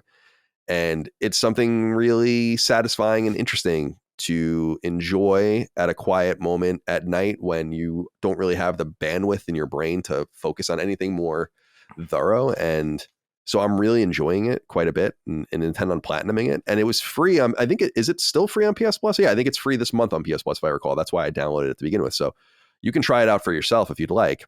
Again, it's not going to be for everyone. I would say it's probably not even remotely for most people, but I am fascinated that it did by the fact that it did become a cultural phenomenon of some sort in games for a while. Like it was a big game. They made a lot of money on it. Yeah. And I can kind of see why. So shout out to Power Wash Simulator. Pumpkinhead wrote in, said, "Hi, Sacred Crew. I turned 37 a few weeks ago, and the occasion has been belatedly honored by my first video game related injury. To rub salt into the decrepit wounds, the perpetrator was the quintessential relaxing background game Power Wash Simulator. My wrist is somehow completely destroyed from holding down the right trigger. I've had no prior issues while gaming, but now I'm resorting to toggling the power washer on and off with the D-pad. I predict that as we all get old as fuck together, iterative versions of the access controller will be marketed to the elderly walking wounded like me. Merry Christmas, if I make it that far." Thank you. That was very dramatic. I appreciated that. That was very well written. It's funny because I was going to say the D-pad, that's what I do. You press left on the D-pad and the washer just stays on, so you don't have to use the trigger at all. But I have also felt a sort of fatigue in my hand from playing this game, and I don't know why. I think part of it is, like, I constantly have to crack my knuckles when I play it, like constantly. And I think a lot of it is you're very deliberately holding analog sticks in certain directions and slowly kind of thumbing your hand around and feathering the sticks, and it's something it's like a unique sort of pain. There's nothing kinetic or hardcore about it, but it is hurting my hands too. So I wanted to acknowledge you, Pumpkinhead, and let you know that you're not alone. Although it sounds like we have different ailments and we're both getting older, so those things are bound to happen to us anyway. I'm surprised my hands aren't just like claws that won't open anymore. They're just like this. Horrifying. Okay, the other game I wanted to bring up was Avatar Frontiers of Pandora, and Cletus Van Dam wrote in about this and said, "Happy holidays, Sacred Crew. This question is only for Colin because I remember neither Chris nor Dustin care about Avatar Frontiers of Pandora. Colin, what do you think of the game after playing for about a week? I love Far Cry, and I thought this was going to be Far Cry in the world of Avatar, but it's not, which is making me not like it as much. It's just a frustrating game for a lot of different reasons. There are all these weird mechanics, such as trying to solve a mystery by linking clues up, having to cook food that you use to constantly because you feel weak. It has an odd leveling system that has to do with your equipment more than the tasks you accomplish, a map system that is hard to figure out where you're going. I also find this game incredibly hard to be stealthy in because once you shoot one arrow at an enemy, then everyone suddenly knows exactly where you are and just surround you and pummel you. I know some people will praise it for being different, but honestly, when I play a Ubisoft game, it's because I generally like their ideas, concepts, and the way the games play and feel. This one is just not clicking right now for me. Thanks for the great year of LSM content. I've kind of come to this conclusion as well after briefly playing it. I never earned any trophies, so I think I'm just going to bail out of it for now and not worry about it because it won't even be on my list. But there is something off about it. Like, I think people would say, okay, so there was a Far Cry game like Primal that was really more bows and arrows and kind of that sort of thing. And so that works. Far Cry Primal is dope. I love Far Cry Primal. And so that's not the problem. There's something weird about it. The game, in some way, it feels very high quality in terms of its cutscenes and its voice acting and all the rest, but it feels kind of like a budget Far Cry in some way, which is surprising. You would think it would be like the other way around. So I get the same sort of tenuous feeling that you do, but I've only played it for maybe an hour. I'm also not crazy about it. So I think I'm going to probably put it on the shelf and maybe come back to it at another date.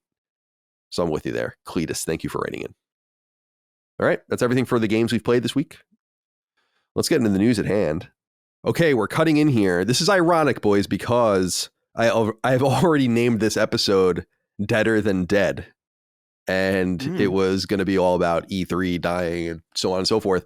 We still talk about that. We're going to get into the rest of the show that we recorded earlier later on here, but we're recording later in the night from when we usually record a pickup because a big piece of news has come down from on high, specifically from Naughty Dog.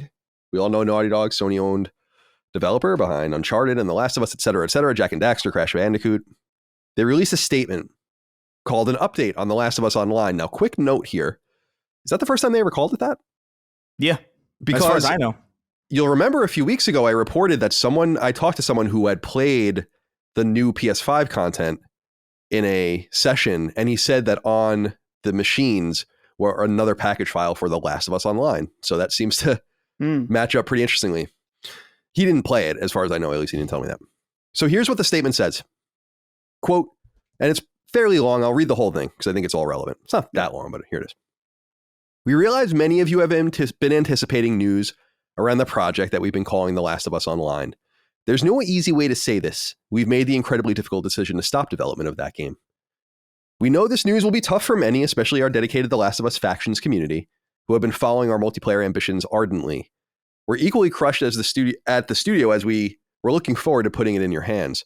We wanted to share with you some background on how we came to this decision. The multiplayer team has been in pre-production with this game since we were working on The Last of Us Part 2, crafting an experience we felt was unique and had tremendous potential. As the multiplayer team iterated on their concept for The Last of Us Online during this time, their vision crystallized, the gameplay got more refined and satisfying, and we were enthusiastic about the direction in which we were headed. In ramping up to full production, the massive scope of our ambition became clear. To release and support The Last of Us Online, we'd have to put all of our studio resources behind supporting post-launch content for years to come, severely impacting development on future single-player games. So we had two paths in front of us: become a solely live service game studio or continue to focus on single-player narrative games that have defined Naughty Dog's heritage. We are immensely proud of everyone at the studio that touched this project. The learnings and investments in technology from this game will carry into how we develop our projects and will be invaluable in the direction we're headed as a studio. We have more than one ambitious brand new single-player game that we're working on here at Naughty Dog, and we cannot wait to share more about what comes next when we're ready.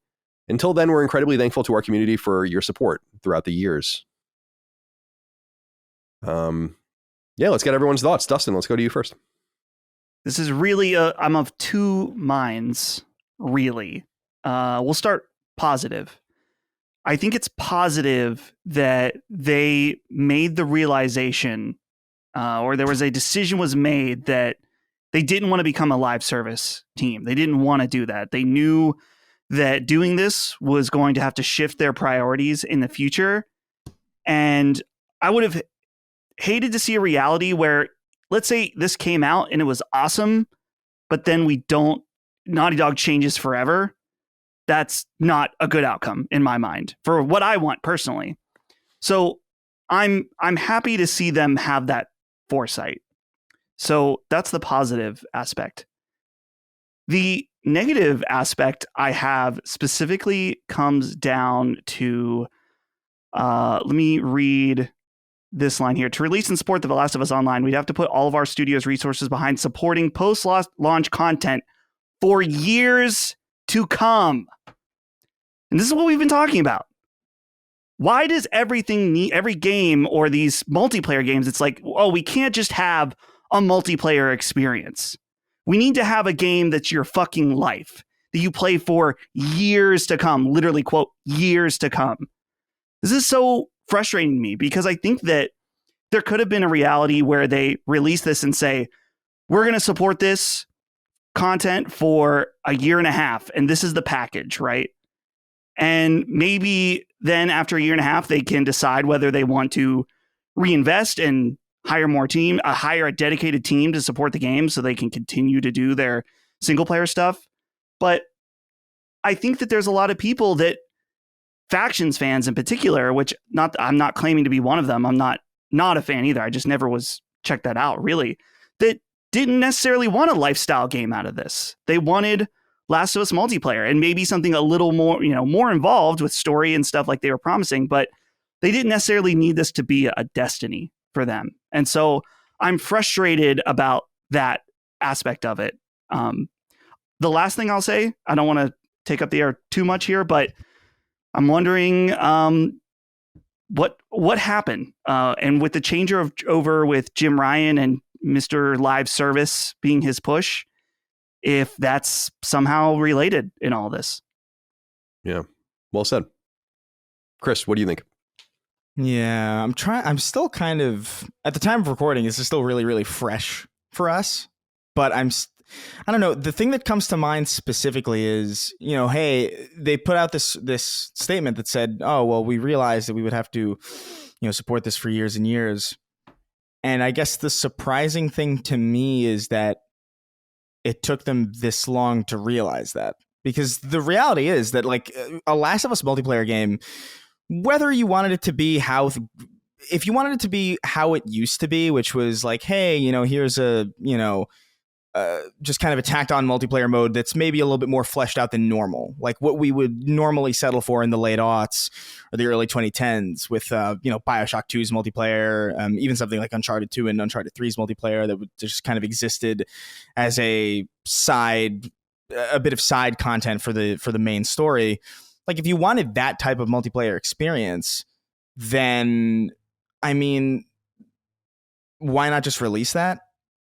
And if that's not what they built, then how could it have possibly taken them this long to realize that, yeah, they were going to have to commit to this in some way that was beyond what they had committed to their multiplayers in the past? Like, I kind of don't understand what happened here, because, yeah, we don't need everything to be a lifestyle game. I don't think necessarily it was aiming to be Destiny either necessarily, but I mean, we know so little about, what this game is going to be. And undoubtedly in the coming years, we'll learn more and more as this becomes more history than, modernity. But it just kind of strikes me as like a really, really mismanaged project. that was probably a little bit ill-conceived in the first place.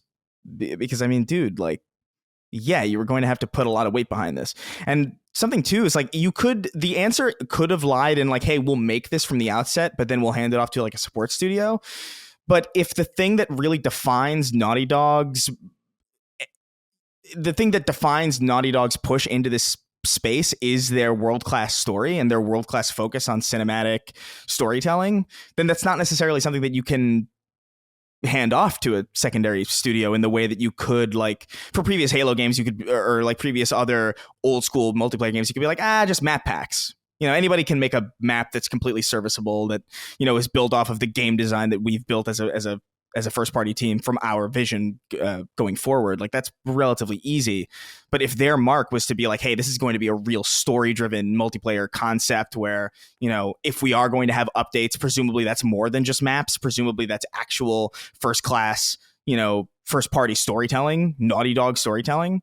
That's not going to be something that you can hand off to somebody else, because the quality is going to be obviously different or obviously noticeable between those two leaps. So it's, I don't know. I don't know what this was going to be. I wish we knew more about what was planned for this, so we could talk a little bit more authoritatively about what this would have been or what we're missing out on here. But from where I'm sitting, this just kind of feels like a really, really mismanaged project that probably would have been better off not being done in the first place. But although, you know, I mean, maybe this will help them in the future if they ever decide to implement this kind of functionality in whatever they're going to do forward, or whatever they're going to do going forward.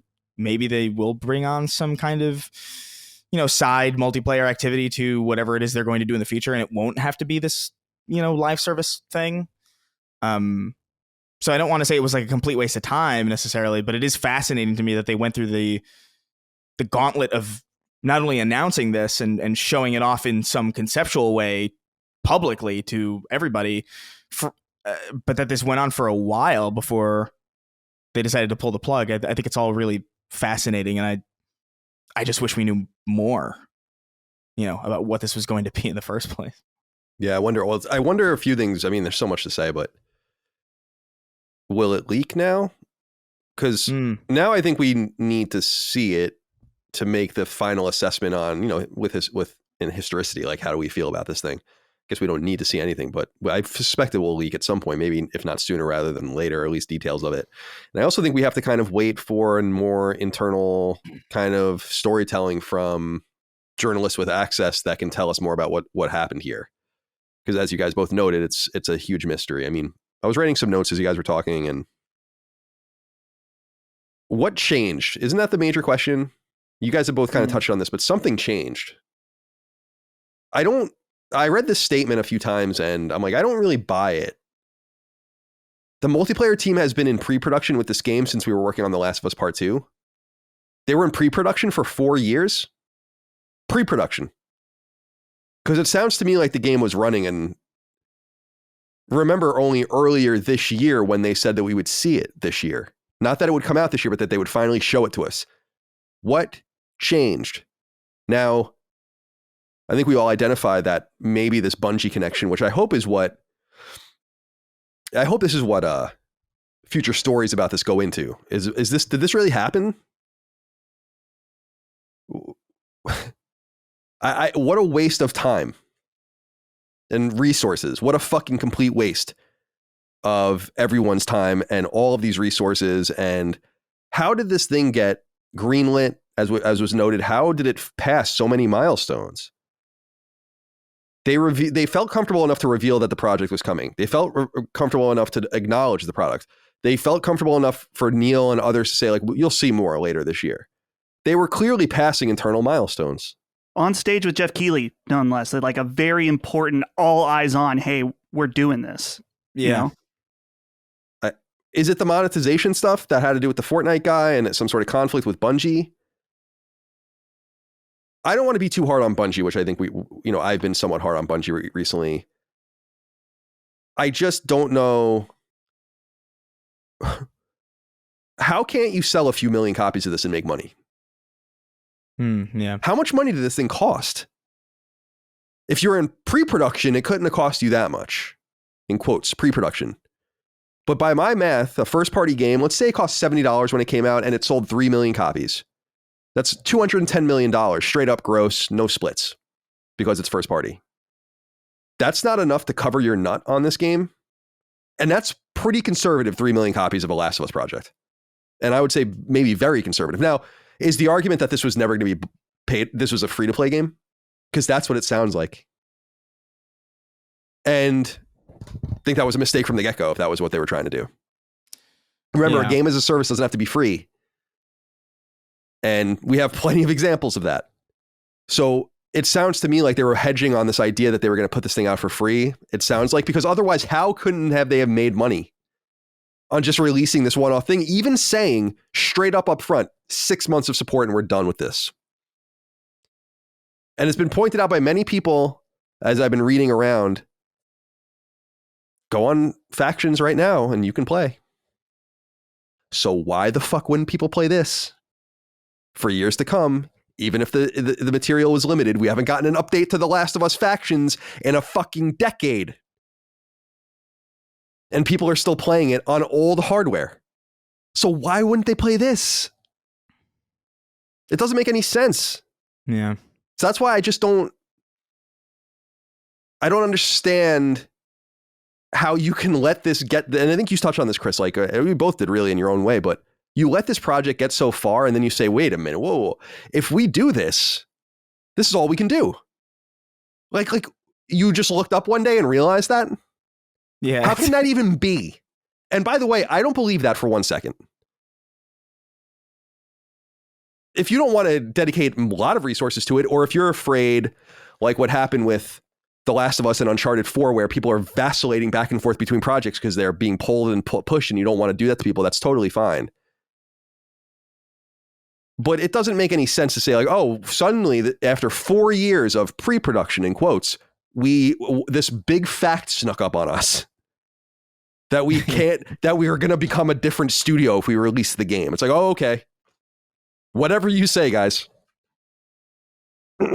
Yeah. That's mismanagement up the wazoo, if that's true. And I just don't believe it. And I'm sorry, go ahead. No, I was going to say something that is rubbing me increasingly the wrong way as time goes on, especially now. I don't really know if the Bungie okay was really ever really that important to this. Like, I don't, something about it doesn't feel correct to me. I don't understand, because that was a while ago that we heard about that, right? The idea of like that we even heard about this, and now, so they wait like a number of months later to actually like, all right, now just so you guys know, it's actually dead now. I just don't. I know that Bungie has live service cachet, and I understand they have a lot of experience, but there's no way that just Bungie was like, there's no way everybody else was like, yeah, this is amazing. And then Bungie was like, yeah, it lacks stickiness. And then they were like, okay, kill it. Like, that doesn't sound correct to me at all. Yeah, there's probably steps in there that we're missing. Yeah, I don't know. It feels, I'm skeptical more and more of that as time goes on, but it feels especially weird now. We're like, okay, so now it's just dead. It's not even like on ice or being reworked in some way. It's just gone. By the way, that's one less game that we know about now. Yeah. That's one less true game. Enough. They've confirmed what we've really already known, which is that they're working on multiple single player games. I mean, I think that's been fairly obvious because I assume one of them is new and one of them is The Last of Us. Yeah, so, of course. That's great. And if this is going to affect that, I totally understand that it would affect it. But the question is that would that effect be worth it to get something out for The Last of Us? And maybe it's as simple, Chris, maybe what has changed, and we've touched on this before, but what has changed perhaps is that The Last of Us is, critical acclaim now across platforms, across mediums, where you don't really want to fuck with it. That could be, I just threw my pen. It could be as simple as that. Where they're just like, we're talking about two games that are arguably, for a lot of people, 10s. So we don't want to release an 8 or a 7. There's literally just two games. So why fuck with it? And we all know the third one's going to be awesome. So, and the HBO show is doing great and so on and so forth. That could be part of the logic too.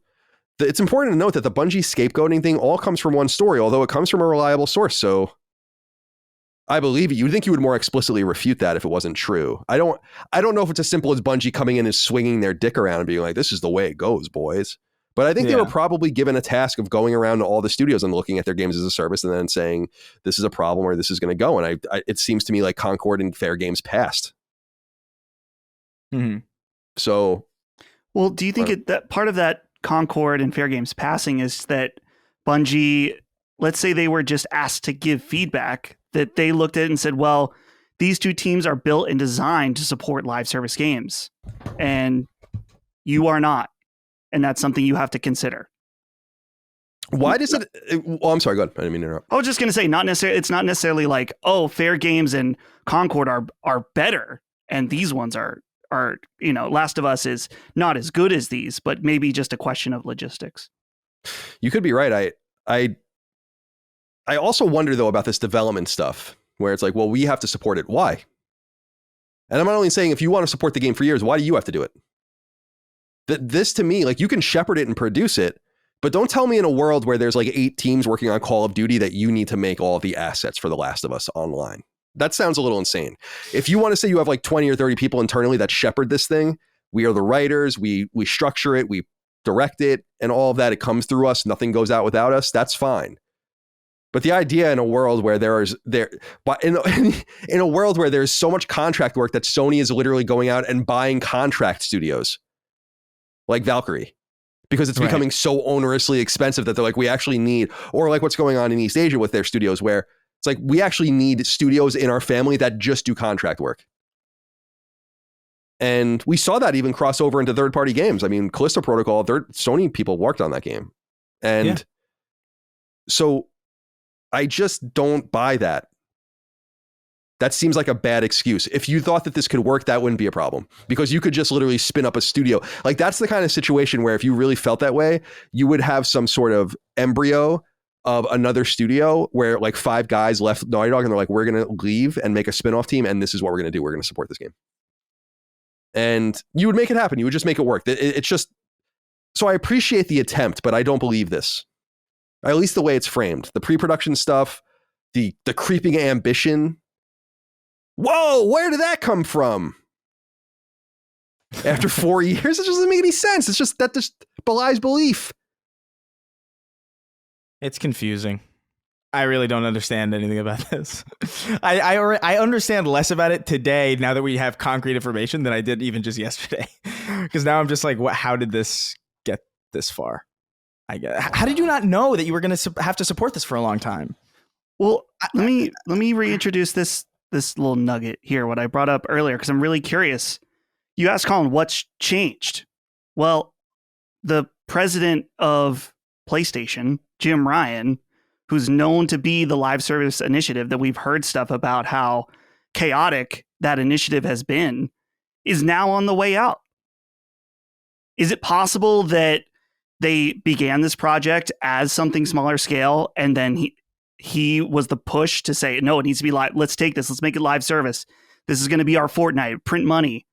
And then it became something it wasn't. And now it's like, it's too far now to revert or something. I guess, do you think Jim Ryan is a factor in this? Yeah, potentially. I mean, the more you see, I explained this on a different episode, that like the more information you learn about Sony right now, the more you're like,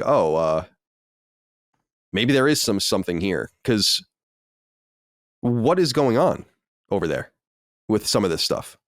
It's not just the little things like Pixel Opus or something. It's like big things like this.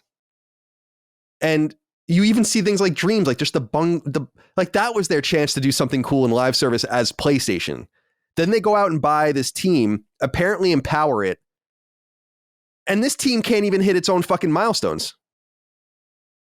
It misses its own internal revenue projections by double digits, deep double digits, lays off 10% of its staff, delays its expansion for Destiny, delays its next game, and then basically it's an open secret at the studio that there's going to be more layoffs once the fucking DLC comes out. Yeah, let's empower them. They're bought for their expertise. Now Sony's going to take the company over. Oh, that sounds great. That's a great idea. Now Sony's going to be running Bungie? Yeah. I don't know, man. I just, This is why you don't buy random things. Yeah. And I just refuse to believe all of these excuses. Like, you can, if you cared enough about this game, you can make it all work. Oh, support it. We'll hire an external studio that like Visual Arts is working on has been long purported to be working on an Uncharted game. You can manage it. Yeah. I don't know, man. It's just disappointing because it's a waste. It's a waste of time. They wasted so much time, and that's why they use the term pre-production, because they don't want to tell you that this game has wasted an enormous amount of time and resources. I'm really curious how much they spent on it. I mean, you would imagine $100 million plus at least. Yeah, at this point. I mean, how much alone was it to poach the guy from Fortnite? So Yeah. Just think about the little expenses and how they all add up over time. It's like they wasted a lot of money on this. Now, how long ago? Yeah. Sorry to interrupt. How long ago was that Fortnite guy poached? I can't remember. It was exactly. like last year, like last summer, I want to say, and then he left earlier in the fall this year. last summer. So that's long enough ago. That is long enough ago that at that point, if you were hiring somebody from Fortnite to figure out your monetization scheme, presumably that's why he was hired. That's long enough ago to know back then that this was something that you were going to have to probably commit to in a reasonably deep capacity. You know, I just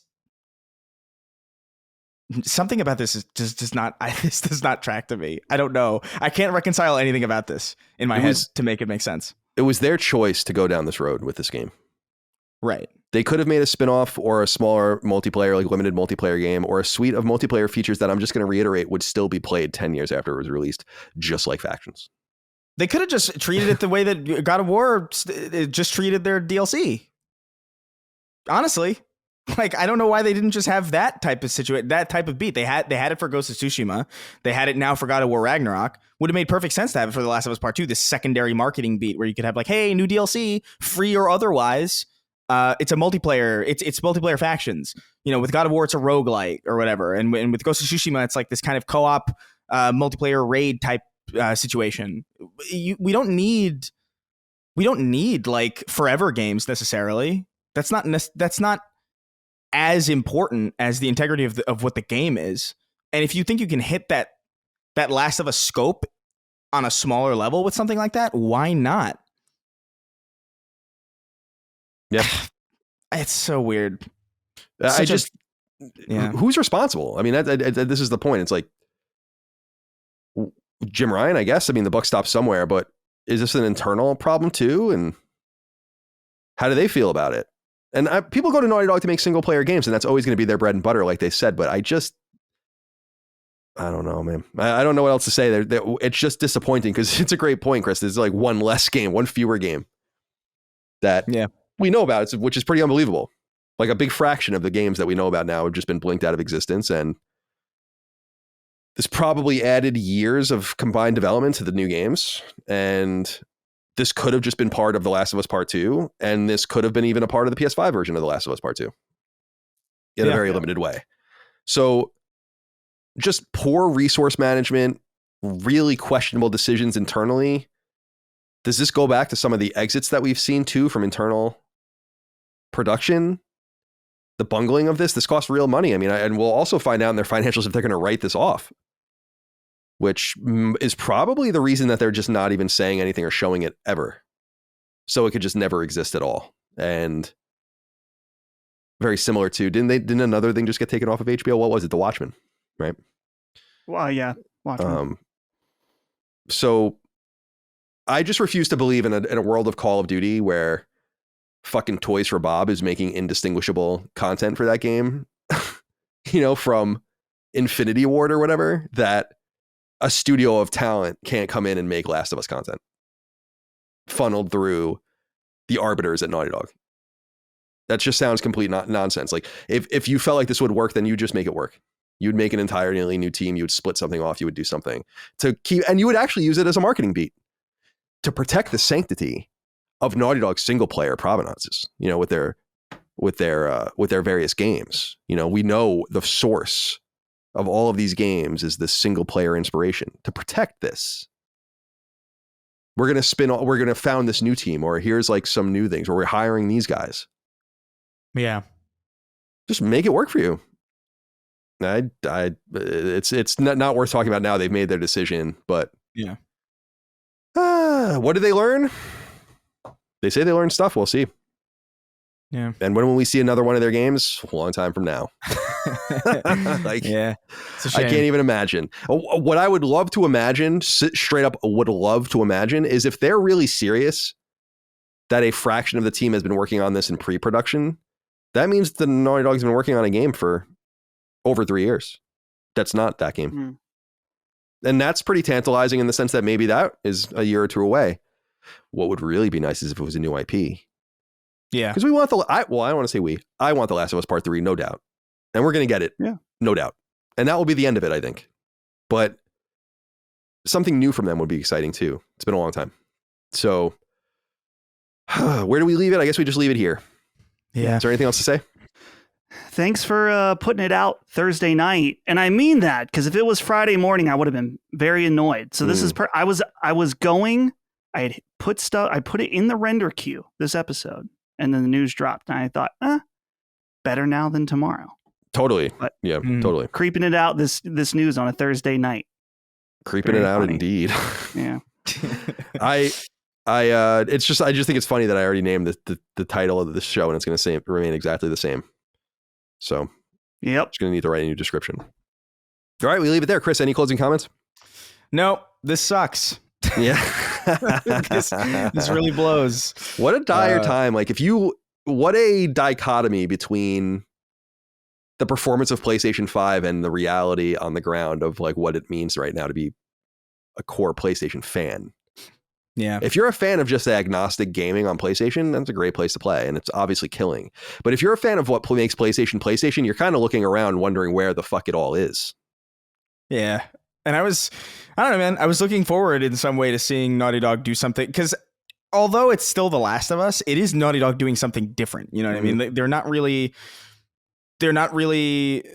delved into the live service environment. They're not really delved into the history of multiplayer. They've had tacked on multiplayer modes before that have been completely serviceable and fine, but I was kind of looking forward to seeing what they were going to do in this new arena that they're not familiar with, because it's a studio of talent that I think could have probably made something interesting or something weird or something different work. But I guess not. I guess now we have another 5 years to wait before the next single player game comes out. I really hope.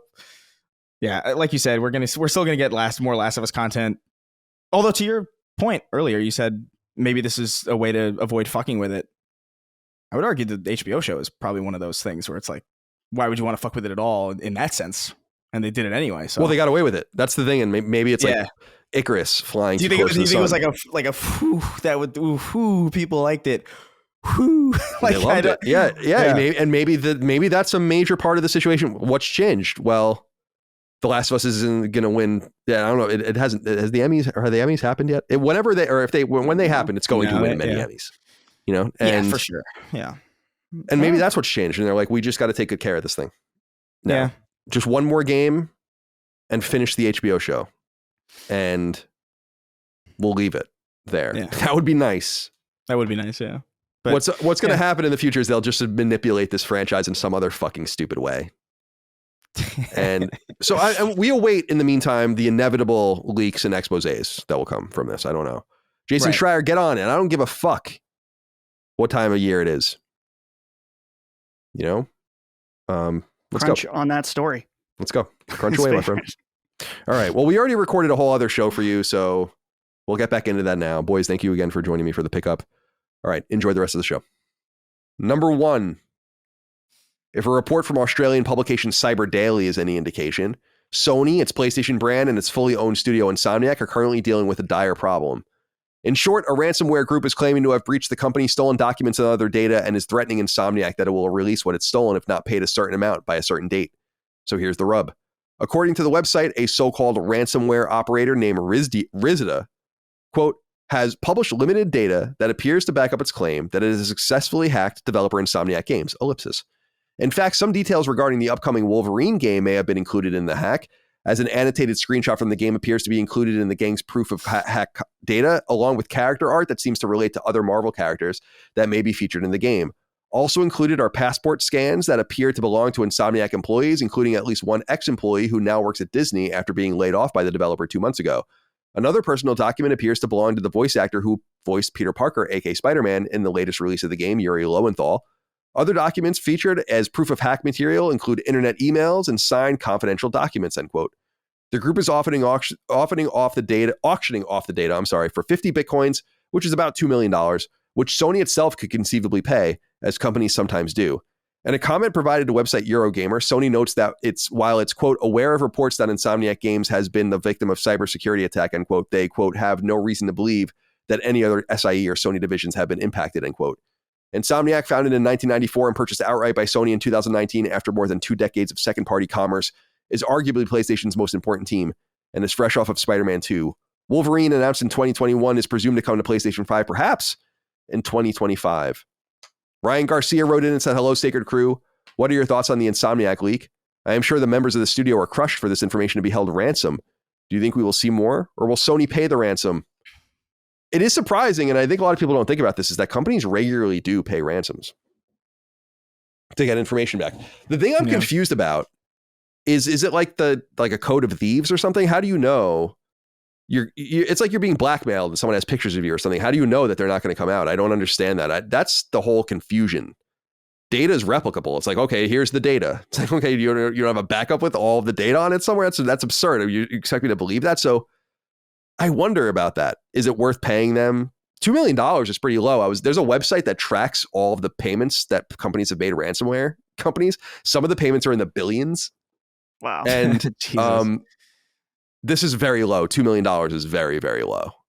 So I wonder if they just pay it. But I'm just confused.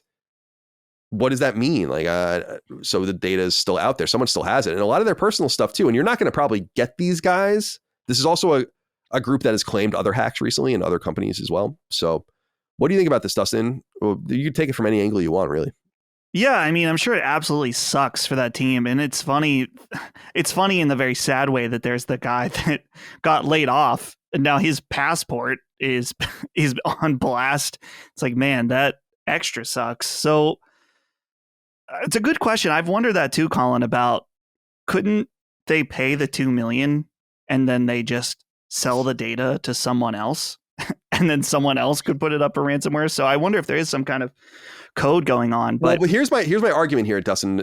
Sorry to interrupt you, but it's like, is it an honor among thieves thing, or is it like we are running a company here in some sense where you have to trust that we're gonna, like, if we want to do these ransomware things as Rizdia or whatever the company's or the group is called, it's like we have to actually have like people need to accept our word that we're not going to leak the documents or we're not going to be able to hold people ransom.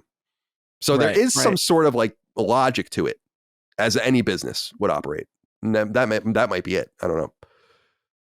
Yeah, I honestly, man, I don't even know in their position what I would do. There's part of me that says like, fuck these guys.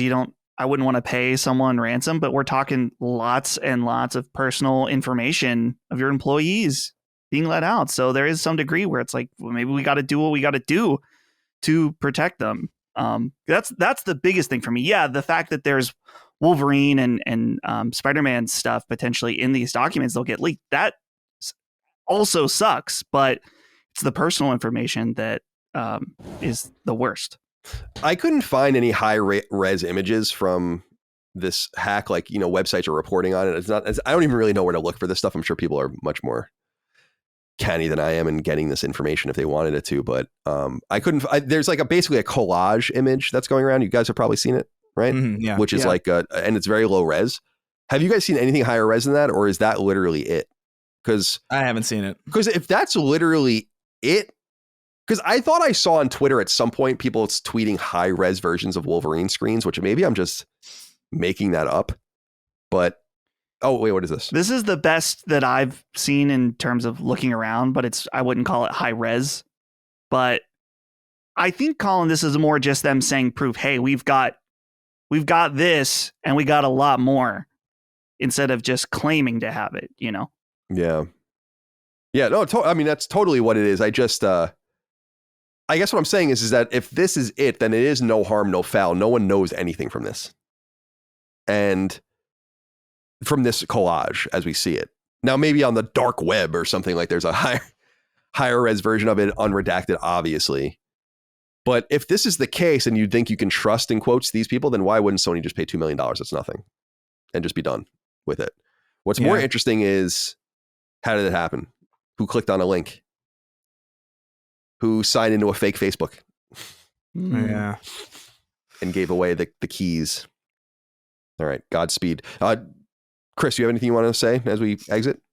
No, yeah. I mean, I think, honestly, the price is so low. And what is most important really here, as far as I would be concerned, as a operating entity, as a company, would be that private information about employees. It's less about like, oh, who cares? Oh, big surprise, Wolverine is in the game. You know what I mean? Like, it's not that crazy of a leak, really. But I think that's really where you go to really find how important this is. And I think, like, I don't know, $2 million, it's not ideal. But like you said, if this happens a lot, if companies do pay ransoms a lot, there's reason to believe that there's a reason for that. And like if they paid ransoms and then that information got out in the future, there would be no reason to pay the ransom. So, I mean, I don't know, $2 million to protect your employees is not really breaking the bank for Insomniac or SIE or really any of those entities. So like I would think just for the sake of putting on a good face, I feel like you would just pay that ransom.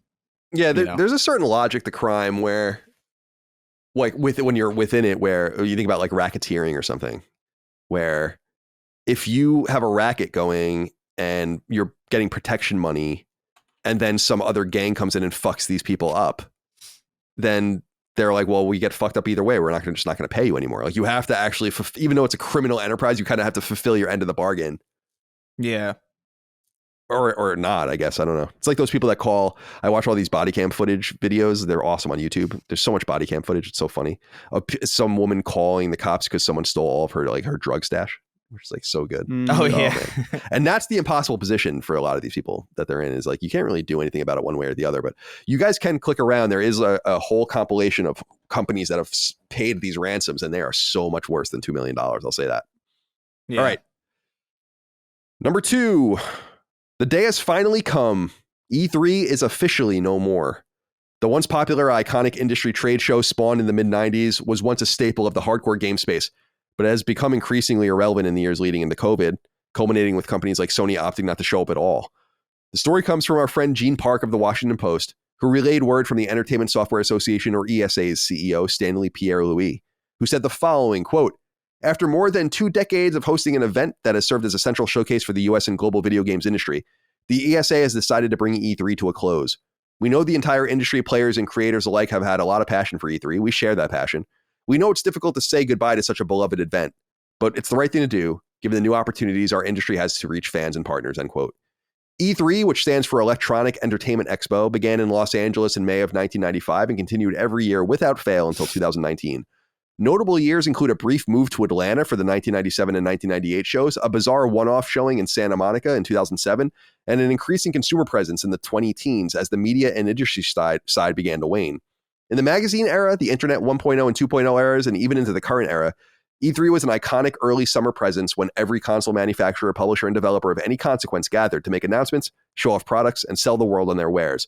But as magazines moved to internet articles, moved ultimately to podcast, video, streaming, and so on, E3 became a remnant of another era because companies can now reach their potential customers without barriers, and they began to do just that. All right. What are our thoughts here? I mean, this is Chris, I want to go to you first because I know you have deeper reflections on E3 maybe than Dustin and I do, in the sense that you maybe care about it a lot more than I do. Mm-hmm. I've been to a ton of E3s, but I never really cared for the show. I understand its place. I think I became very jaded working it. And it doesn't really seem to fit this industry anymore. Yet we watch the video game awards and then we wonder when we're ever going to get a big showcase ever again. Yeah. Yeah. I mean, dude, like I loved E3. Like it was like a mix of like the Super Bowl and Christmas for me, where I would throw parties on the day of E3, especially back in the day when I think Microsoft and Sony would go on the same day. It would be Microsoft sometime in the afternoon and Sony sometime at night, I think like 9 p.m. Eastern. Was the time that I remember, like 8 p.m., something like that. And I would have people over like really early to watch the Xbox show. We would drink and eat and watch, and we would have fun. We would laugh at some of the cringe. We would get excited, and it was like this infectious environment. And then like while we were waiting, we would just play a bunch of games. We would eat a bunch of food, eat a bunch of junk, watch some movies or whatever, and then we'd stick around for the PlayStation show, and then it was all over again. It was the same thing, and it was like a really fun thing, and I really miss those days. That stopped being a thing once they started going on different days. I remember feeling that kind of like broke up the flow of everything, where it's like, we're gonna have to pick a showcase to, and it was always the PlayStation one, because even though they went on different days, they would still go later, so it made sense. So even in the waning days of E3, I remember feeling like that aspect of it kind of fading for me, but it was still, I don't know, it was exciting. It was exciting to have so many different publishers and so many different console manufacturers going at the same time, because it felt like everybody was getting excited at once, or sometimes everybody would be disappointed at once, and that was its own kind of excitement in the way that like everybody kind of felt connected, and they were always these big showcases. It was always big things, big blunders too. Like I still remember like the Wii Music and the Wii Music Showcase, the drummer, and the guy drumming, the drummer, like the Wii Music Showcase, the $599 Ridge Racer. Like I just love these moments, and it's I'm sure for reasons that they probably don't. Mr. Caffeine. They probably aren't. Mr. Caffeine. Oh my God. It like I lament the fact that we're never going to get a Mr. Caffeine again. Like it does kind of suck, because there was something, even if this is like a multi-billion-dollar industry now, there was a humanity to that. There was something to be said about having the guy who made Unravel on stage shaking, like announcing Unravel. That was like funny and endearing and it was human. Yeah. And even like for as much as we like, criticize the Game Awards has a little bit of that too. That guy who announced the game that he made in honor of his late father and all this stuff is like, there are still these moments that you get with live presentations that I don't think you get with directs, and I don't think you get with Xbox Wires or Nintendo Directs or PlayStation what the fuck, State of Plays. I think there's something really missing from a lot of that, and I think a lot of that is because the industry has grown so much now, and there's so much money in this in comparison to what used to be even just a few short years ago. That do you want to bet your reveal in a really hyper competitive industry on a live showcase where somebody might deliver information wrong, or there might be like a live hiccup where like, the gameplay demo doesn't load? It's a really foolhardy kind of risky thing to do in the first place, and to have done it for so many years is really a testament to just how scrappy the industry used to be, and we're just kind of out of that.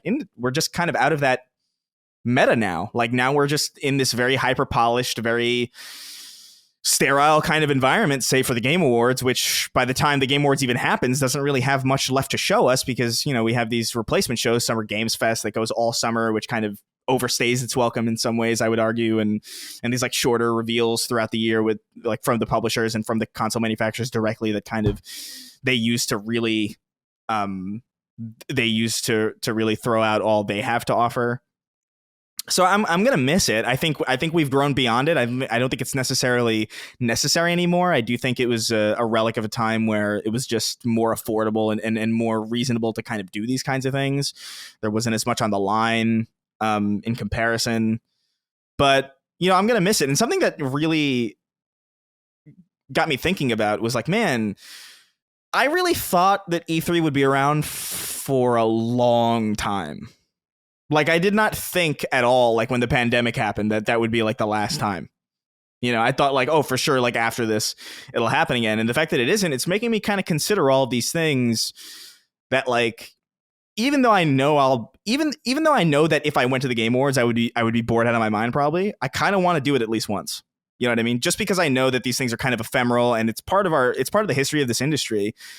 And I'm glad I got to go to that one E3 that I went to, because now I got to say that I went and I got to be there, and I got to see what it really was and what it was like in person. And I don't know, there's something to be said about that, about catching something while it's there, because you just never really know, and you never know how much you might miss it.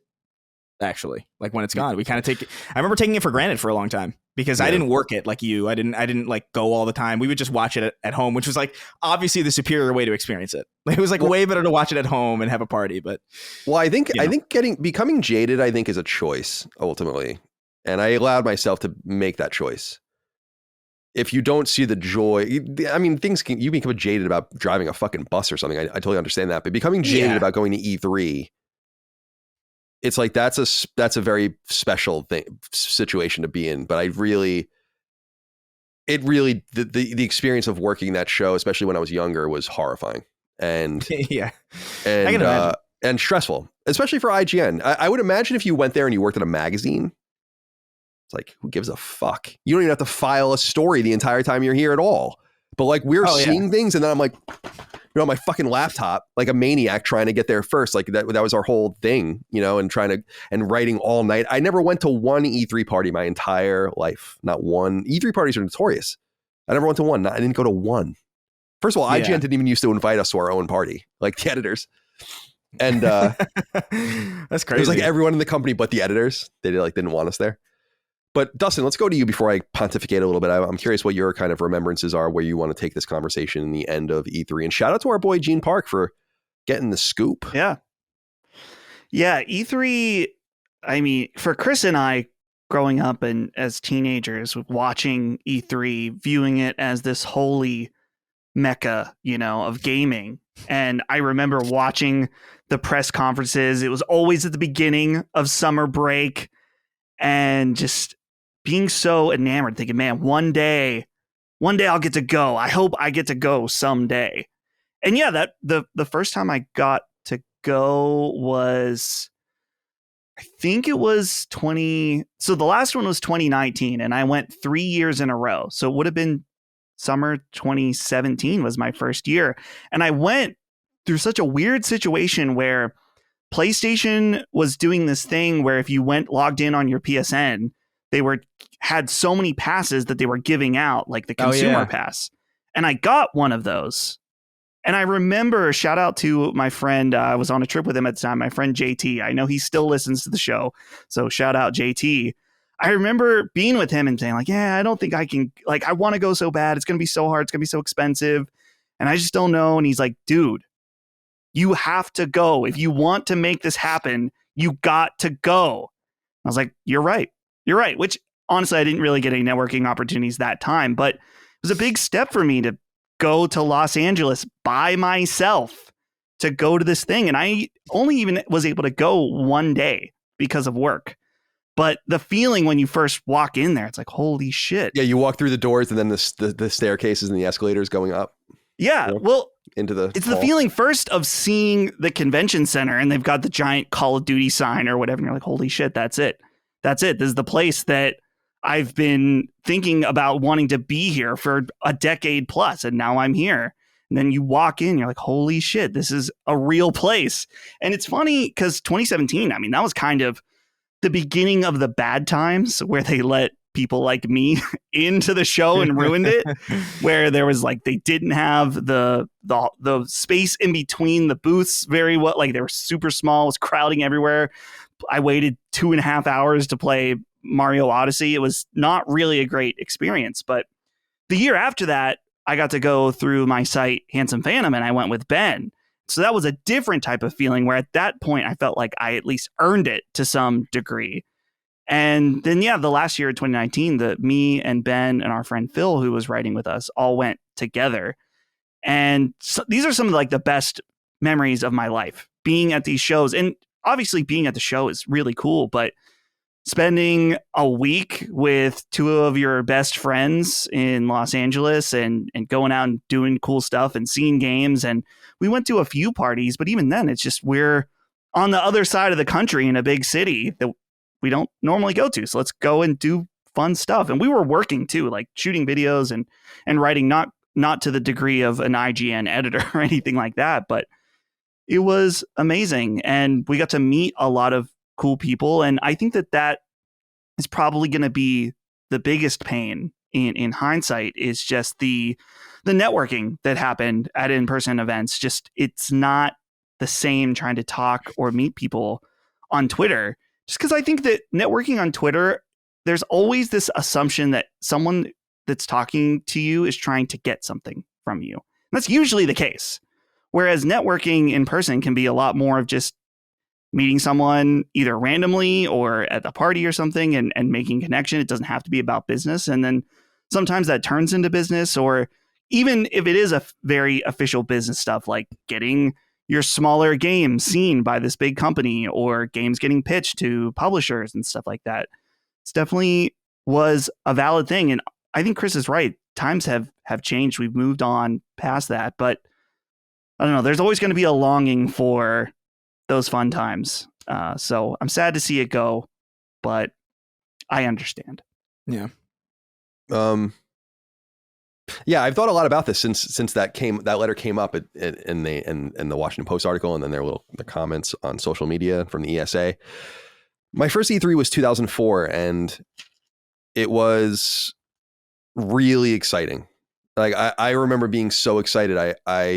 This was my second internship at IGN, like the second summer I interned, when I interned the entire summer at that time. And I flew to San Jose from Boston, and then we drove from San Jose to LA that like right away with a few people from IGN.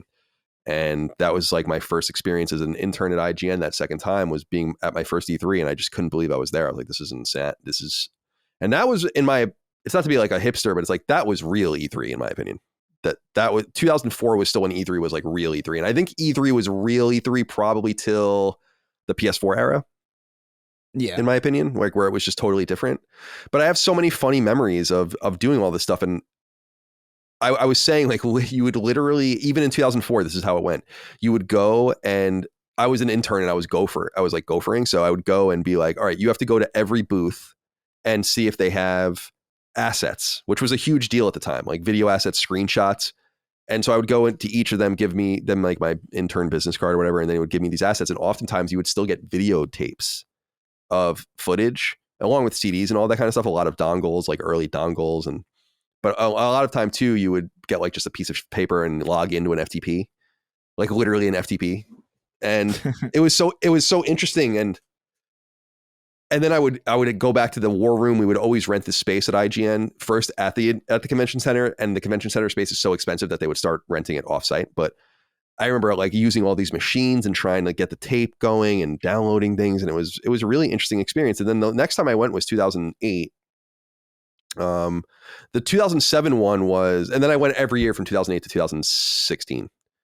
And the 2007 one's interesting because that's the Santa Monica one, which if you read about, everyone hates that E3. Everyone fucking hates that E3 when they went. It was at like basically a bunch of airport hangars. Do you guys remember this at all? It was very weird. Like they left the expo. There are these two basically spin-off E3s, the Atlanta years, and then that one where they were different. And then when I was reading about it in preparation for the show, I was like, oh yes, in 2008, that E3 was also weird. And I don't know if you guys remember that because only 5,000 people went. It was like a totally shut down. And that was my first E3 as an editor at IGN.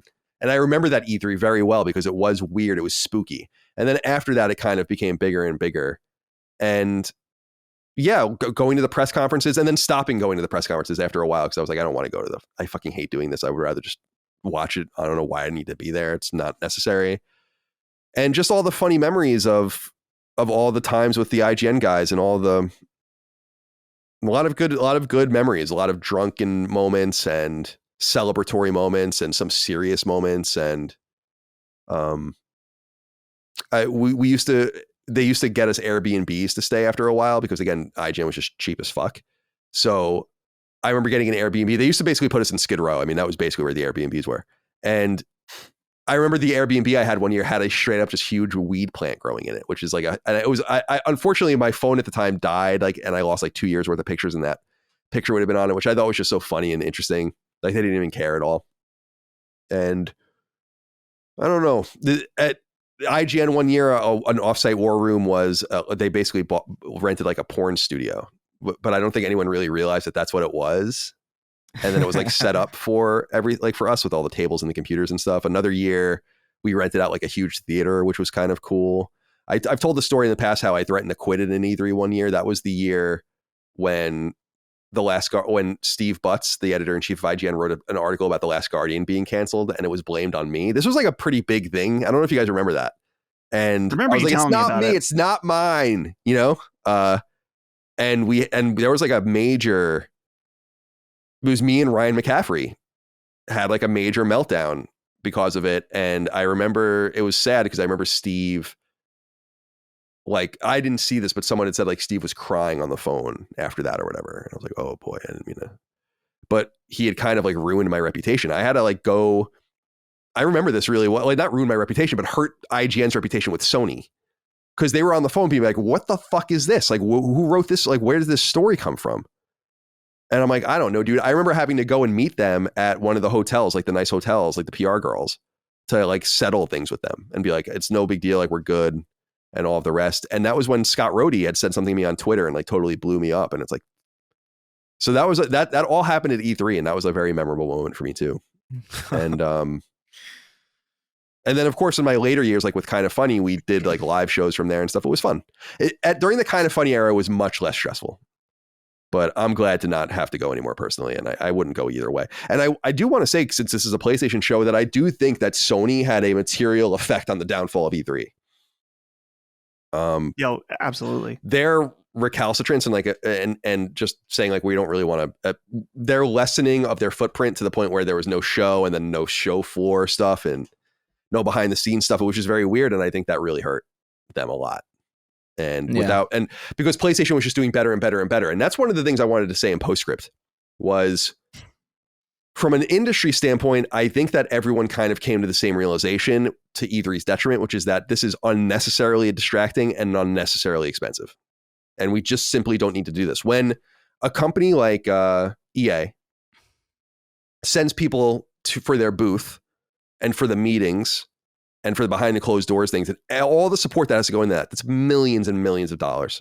Not to mention the show floor space and all the people you have to hire. You're talking about an investment when you talk about travel, per diem, all that, of tens of millions of dollars for these companies. Plus, you have to remove all of these guys from their jobs at key times in development. Plus, you have to have the studios prepare vertical slices and demos for the show, which is also distracting. There's just no affordance in the way games are made today for that. Like, there's no space.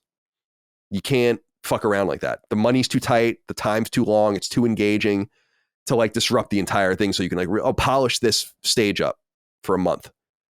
Like, no, there's just no. So I think it's all just a perfect storm. And I don't think people really think about it from that perspective. I think that the companies were very happy to see Sony take a hit and be like, we'll try this. And then everyone's like, yeah, it doesn't seem to really be affecting them. So why would it affect us? And I don't know if I'm accurate on this because I know PAX and all this stuff in Comic-Con still exists, but I feel like the convention circuit is at a low right now. I could be wrong about that, but it just doesn't seem like it's that relevant anymore. As like the socialization of the industry and all of that seems to be lessening, for better or for worse. Am I inaccurate on that? 10 years ago, PAX was fucking huge. 10 years ago, PAX was like the biggest thing in the world for us. Like, it was a big deal. Now I don't feel like anyone even cares. Yeah. I know that some of the stuff I've seen from recent PAXs don't look anywhere near as big as when I went there, but that's purely anecdotal. Yeah, the anecdote is all around you, just in the way people even talk about it. Like in the lead up to PAX, It would always be like, I'm going to PAX. Who's going to PAX? Blah, blah, blah. I just don't, not that I'm like in those spaces very much anymore, but they used to be unavoidable. There was a certain something to that circuit of shows specifically. And then New York Comic-Con, San Diego Comic-Con, and so on. Though it just doesn't seem to be that relevant anymore. All right. Anything else to say about E3? It's death and destruction. It's over. It feels like it's been dying multiple times. You know, it's the Monty Python. I'm not dead yet. Well, that's what Drew Rudden wrote into us and said, hey, Sacred Boys, question on the death of E3. Who thought it was still alive? Yeah. To your point. It's like a dog with like glaucoma who like can't really jump on the bed anymore. It's kind of like that, where it's just like, all right, we're kind of expected. Like, no one was surprised to see this, but it is kind of like, it's still sad. It's still sad regardless, because I don't know, man, I have good memories. I have memories of going home early. I'll never forget 2010, because that was such a weird year, because I had a study hall for my last period class. Like, my last period in school was like a study hall, and it was like, I'm wasting so much time being here. And I remember I skipped it. I was like, I'm going to go home. There's no reason for me to be here. E3 is today. I want to go home and catch the beginning of the show, so I'm going to skip. And I went home early with my friends, and my mom had come home like with a bunch of pizza, and like around the same time. And I was like, oh, hey. She was not even remotely upset that I skipped school, because she just knew how excited I was for that day. So I don't know, man, some good good memories. I'm glad I got to go. Like, I know it would have bothered me if I never went. The only year I went was 2018. So I remember I got to play Spider-Man a little bit ahead of time. I played a bunch of like really cool indie games that I wish I kept like a more succinct like record of like what I did there, because I was just kind of like lost in the sauce of it. I was just like, oh, this is crazy. It's like going into a Times Square if Times Square was just games oriented, you know? Like all these like big screens and just like so many people, and all of them are interested in the same shit that you're interested in. It's so loud. Yeah. It's so loud. It's so, yeah. I don't know, man. Like I really enjoyed it. I also didn't have to work it. So I remember specifically trying to sneak in because I wasn't sure if I was allowed in. So like some friends of mine were going in and I was posing as like their cameraman. So like I was holding a bunch of their like equipment, be like, hey, I'm the camera guy. And then they were like, I can't remember, but somebody was like, why don't you just show them your YouTube channel? And I was like, that works. And then I did it, and then they just gave me a pass. And I was like, that's insane. That's why I didn't have to try to sneak in at all. But yeah, it changed at the end. They needed consumers, you know, and more casual industry people, for lack of a better term, to survive. Oh, and for sure. That didn't even work.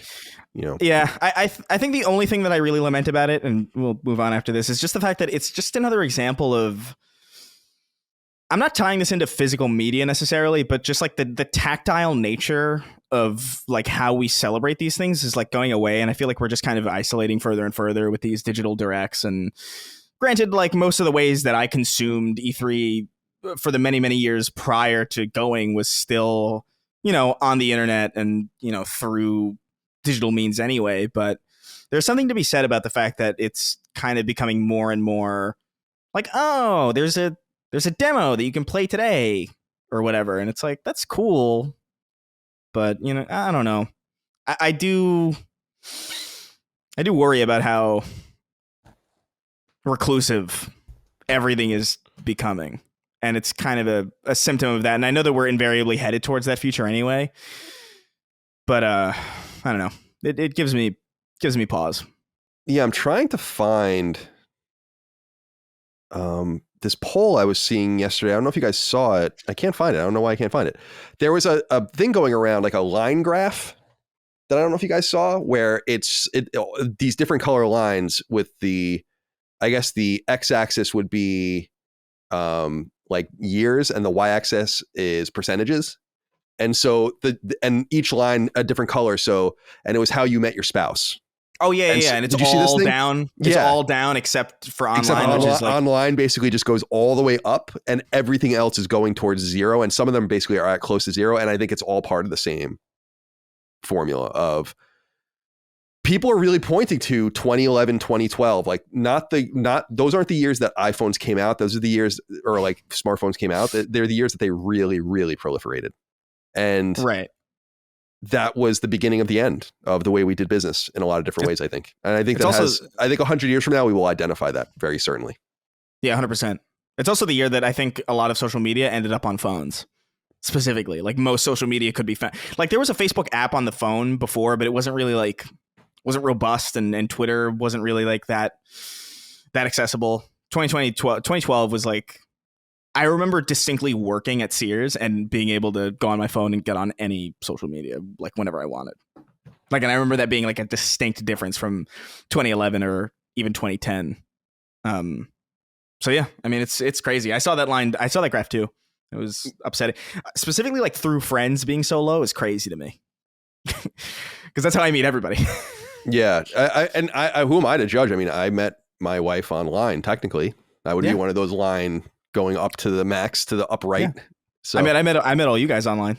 So that's true. Yeah. So I mean, theoretically, technically. Yeah. I totally get that. The funny thing is that I've never, not that I've really ever had a reason to either, because I've just been in relationships, I guess, but I've never used a dating app or anything like that. So I don't even know what that's like either a real dating app or Tinder or something. I've never been on any of those before. Yeah. So, which I think that. people are counting that whole ecosystem of things, which I'm not familiar with, as opposed to just randomly meeting a person on Twitter, which is basically what happened. Yeah. But when those other lines are like high school, college, like those are lines that I would have been part of, and those lines are just plummeting. It's very interesting. All right. Goodbye, E3. Number 3. As we do each month, we've received sales data from industry tracking firm Circana, which provides hardware and software sales information for the American market, the largest core gaming market in the world. Not surprisingly, PlayStation 5 was once again the month's best-selling console, but the software charts are a little more dynamic. From October 29th through November 25th, Call of Duty Modern Warfare 3 was the best-selling game in the USA, trailed by PS5 exclusive Spider-Man 2 in second place, Hogwarts Legacy in third, and Madden NFL 24 in fourth. Other notable games include Mortal Kombat 1 at 6, Assassin's Creed Mirage at 11. Now, how do I say this? Naruto cross Boruto?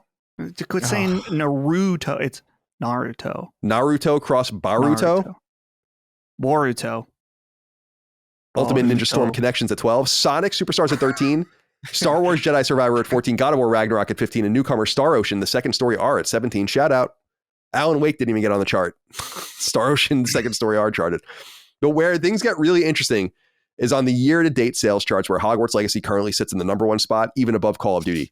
Should it persevere in that spot, it would be the first time a Call of Duty game or a Rockstar game didn't finish as the best-selling game in the United States since 2008, when the original Rock Band took the crown. Spider-Man 2 is already the second best-selling game in the US after only 6 weeks on the market, while other notable games on the year-to-date list include Diablo 4 at 6, Modern Warfare 2 at 7, Star Wars Jedi Survivor at 8, Mortal Kombat 1 at 9, Resident Evil 4 Remake at 11, MLB The Show 23 at 13, Dead Island 2 at 14, Final Fantasy XVI at 16, Street Fighter 6 at 17, Elden Ring at 19, and Remnant 2 at 20. As far as digital games are concerned, Modern Warfare 3 was also November's best-selling game on PSN for both PS4 and PS5. Spider-Man 2 was PS5's second most downloaded game for the month, with other notable entries including Baldur's Gate 3 at 8, Hogwarts Legacy at 10, Alan Wake 2 at 12, God of War Ragnarok at 14, Final Fantasy XVI at 19, and RoboCop Rogue City at 20. The Walking Dead Saints and Sinners Chapter 2 was the best-selling PSVR 2 game for the month, while Fortnite, Roblox, and Warzone dominated the free-to-play charts. CJ Hines wrote in and said, hey guys, what do you think about the reasoning for Alan Wake 2 not charting in the November? Is it because it's digital only and that not all digital storefronts report their sales? I don't know about this because digital storefronts do report their sales to Circana. Does Epic Games not report? That's what I'm wondering. I'm going to look it up now.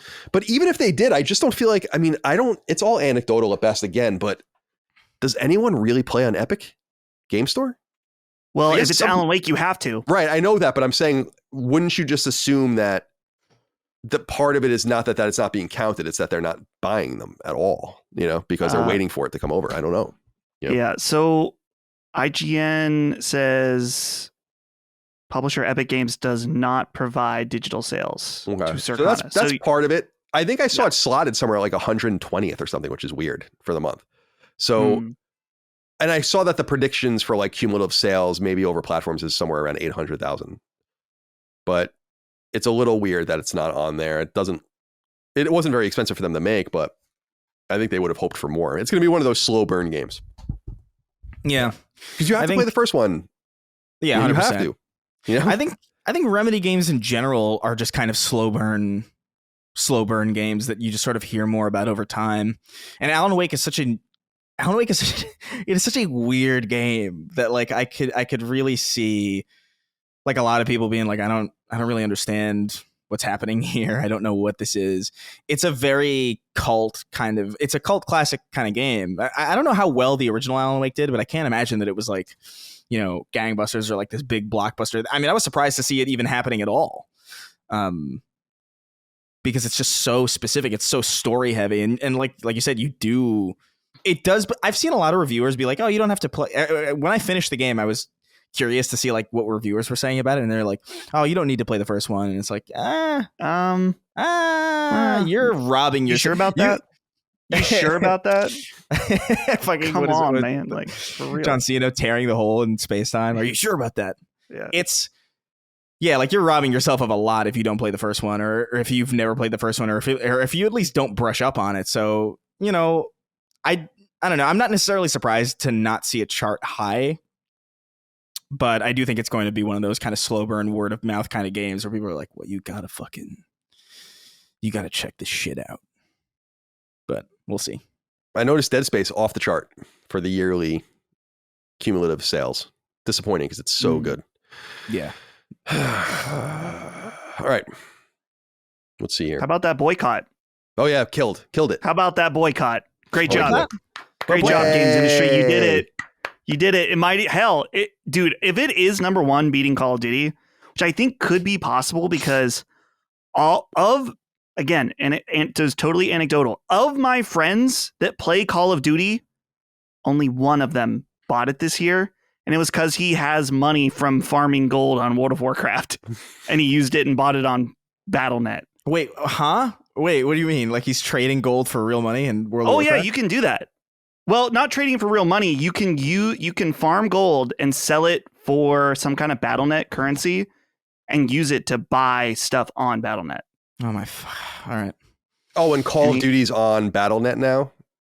It's been on Battle.net. I'm sorry. Yeah, I'm confused. Okay, right, Activision. Right. It changed where it was, I think, for a time exclusive on Battle.net for a year or two, and then they just relinquished and started putting it on Steam. I always put Battle.net was Blizzard's thing, right? Yeah, and then they kind of made it more of an Activision Blizzard. Yeah, that's thing. like kind of what I'm not into either of these companies. Maybe it was on, but I know I played it on Battle.net. Maybe it was because I got a review code years ago for one of them, but I'm not sure. Okay. Sorry, I'm writing a note. All right. Finally, number 4. It's a new month, so let's chat about December's new offerings for PlayStation Plus Extra and Premium, the mid and top tiers of PS Plus. Let's start with the mid-tier Extra. By far the biggest game of the bunch is 2013's Grand Theft Auto 5 for both PS4 and PS5, with the PS4 port hailing from 2014 and the PS5 port from 2022. Also included for both PS4 and PS5 at the Extra tier are the following: Team Ninja's 2022 action RPG Stranger of Paradise Final Fantasy Origin, Italian Team Milestone's annualized racing game Moto GP23, The Outsiders' 2022 rhythm of FPS Metal Hellsinger, Ska Studios' 2022 hardcore Metroidvania Salt and Sacrifice, Black Mermaid's 2022 platformer Moonscars, Passion Republic's 2022 brawler Gigabash, Cloverbyte's 2022 2D Soulsborne Grime, Splash Team's 2022 puzzler Tinykin, Bounding Box's 2022 FPS Proteus, and finally a trilogy of Shadowrun games from Harebrained Schemes: 2013's Shadowrun Returns, 2014's Shadowrun Dragonfall, and 2015's Shadowrun Hong Kong, all originally PC tactical RPGs ported to PS4 and PS5 in 2022. Capcom's 2018 revival Mega Man 11, only for PS4, will also be available. Meanwhile, if you have Premium, you'll gain access to 5 additional games, though 2 of them are massive collections, each offering a number of games on their own. Capcom's 2015 and 2017 Mega Man collections, Legacy Collection and Legacy Collection 2, will both be available. These 2 collections combined give players access to Mega Man's 1 through 10. Also available for Premium will be 2 Thrillville strategy theme park games: the 2007 PSP port of the original 2006 Thrillville, and its 2007 PS2 sequel, Off the Rails. Off the Rails is the first PlayStation 2 native game to be added to Premium since the tier launched last year. Finally, a PS1 game has also been added: Traveler's Tales 2000 action platformer Buzz Lightyear of Star Command. This leaked a while ago. All of these games will be added to their respective catalogs on December 19th. Adam Thorley wrote in and said, "Hi guys, with the announcement of this week's new PS Plus Premium titles, we seem to finally be getting a newly emulated PS2 game, likely meaning that Sony has built a new emulator. Thrillville Off the Rails is listed on the PS blog as the PS2 title. Whilst this could be an error, accounts such as the PlayStation Access on YouTube have also reaffirmed that this is the PS2 edition. Whilst it remains to be seen if current features such as rewind and save states are added to PS2 games, this makes the future of PS Plus Premium much more exciting in my opinion. What would be your top picks for PS2 games to be added to the service?" Feel free to answer this as I go around to you guys. I did want to acknowledge, though, that this is the first PlayStation 2 game. I did double and triple check it. It is what it says, because it's always PSP ports. And finally, They got this going, I guess. So maybe a good sign, especially because, Dustin, I think you would know more about this than I do, but some PS2 games don't run well on PS5. Correct. So have they fixed the problem? I'm going to be very interested to see what this is all about. What do you think? Right. So what you're speaking about is they had that run of PS2 on PS4 games. So Ape Escape was one of them. What's that Level 5 series? Dark Cloud 1 and 2, I think were on there. Rogue Galaxy, a bunch of stuff from Rockstar. Is it called Okage? I think. Yeah. That's on there. And but yeah, all the Rockstar games. And there's quite a few things. Parappa the Rapper 2, I think, is one of them, right? That's one of them. So I don't know what the state of all of these games are. I was trying to look just to gather some infos, and I saw on some random Reddit post that someone said that some of them don't work, but I can confirm firsthand that Ape Escape 2 does not work if you play, hear me out here, the PS2 on PS4 version on your PS5. Okay. Now, what's different about this Thrillville release is that this is something new in that it's going to be a PS5 app that is you're going to be able to download, kind of like the other titles that they've done for a PS1. Thrillville, I've never played it. It seems like a really weird first choice to kind of debut things, but I mean, I'm glad that it's happening. What's that studio called? Frontier, right? They still exist. They did Planet Coaster and Planet Zoo or right. Zoo something. They did a Zoo Tycoon. Zoo Tycoon. Yeah. They're still banging around. Wonderful. They'll have trophies. I think this is a good and interesting sign for PS2 ports. Open up a whole new spectrum of games to bring over. Although I played Wild Arms 3 on PS5 and I think it was fine. So yeah, it may be mixed. Yeah. Well, it also could be one of these things where it's like some PS5s don't work and some PS5s do. You know, who knows? I want to say this, and Chris, I'll throw it over to you if you have anything to say. I think this is an incredibly strong month. And one of the things that I thought, not so much from classics, but from everything else, very strong month for extra. But what's with these Mega Man games? Are you trying to say something? Yeah. I don't think so. Mega Man 1 through 11, all added to extras. Interesting. Probably not, but I took notice of that. I thought that was very interesting indeed. God, man, the Mega Man Legacy collections are dope. Yeah. It's a strong month. I'm particularly like, I mean, those Mega Man Legacy collections, I don't know if I own. I have to go back and see. Like, I feel like I bought at least one of them, but I know I don't own. I know there's one of them that I don't own. So it'll be nice to get that in the repertoire. But I mean, Grand Theft Auto 5 as a game this month is huge. I think that's undoubtedly trying to get whoever remains who has not already tried or sunk in time into Grand Theft Auto 5. I imagine this is one of the last big swings to try and get as many new people in as humanly possible. And honestly, I don't know. I'm in the middle. I didn't write it in the games that I was playing because I've been playing it for a while and I've been doing a mission or two every couple days. But I've been playing through Grand Theft Auto 4 this entire time on like 360. On the Xbox Series because you can they're backwards compatible, right? Which is awesome, and in its original form, which is so really jealous. It's so nice.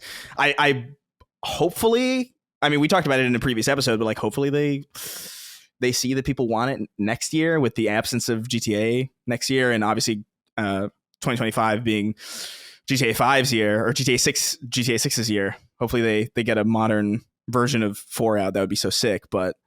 In the meantime, I've been finishing it up, and I've been thinking about jumping into Grand Theft Auto 5 again, and this would be a good excuse to actually finish it because it is, I don't know, Grand Theft Auto is a game they've always eluded me in some way where it's just like even for me as somebody who doesn't really finish a majority of games that they play, like they've always been games for whatever reason I get really deep into and then I stop. Like it's not like, oh, I start it and I'm not feeling it and I leave it to the wayside. That happens a lot, but I play these games really deeply and then I just like never see them through. So I kind of want to get GTA 4 under my belt again and get actually finish GTA 5 because I feel like there's something there that maybe I just wasn't really as receptive to when I was, I mean, Jesus Christ, 10 years ago now, 10 years younger. So that's a pretty exciting thing for me. And I mean, it's a strong year. Metal Hellsinger is fucking awesome. Stranger of Paradise is very weird. Yeah, I want to see. I kind of think about that game sometimes. Like maybe I would check that game out at some point, but I don't have extra. I would just buy it. But right, yeah. All right. Well, shout out to PS Plus. I do wonder if the Grand Theft Auto 5 inclusion is just the course of business, or if that's a harbinger of things to come in terms of a close connection with Sony or a closer connection with Sony and Rockstar leading into GTA 6. Because as we were saying, could PS5 Pro, which again has been like more rumors about PS5 Pro circulating this week. Is that going to somehow be associated with Grand Theft Auto 6? We'll see. Did you see Moore's Law is Dead, his video? He emailed it to me. I have not watched it yet. It's very good and very compelling. The idea of, so I want you guys to go watch his video, but one of his main points is that it'll be interesting if, so it sounds like Sony's going to go through with PS5 Pro, and what's it going to mean when it's only available on console, and that PlayStation 5 Pro is the best place to play the biggest video game release of all time. Mm-hmm. Yeah.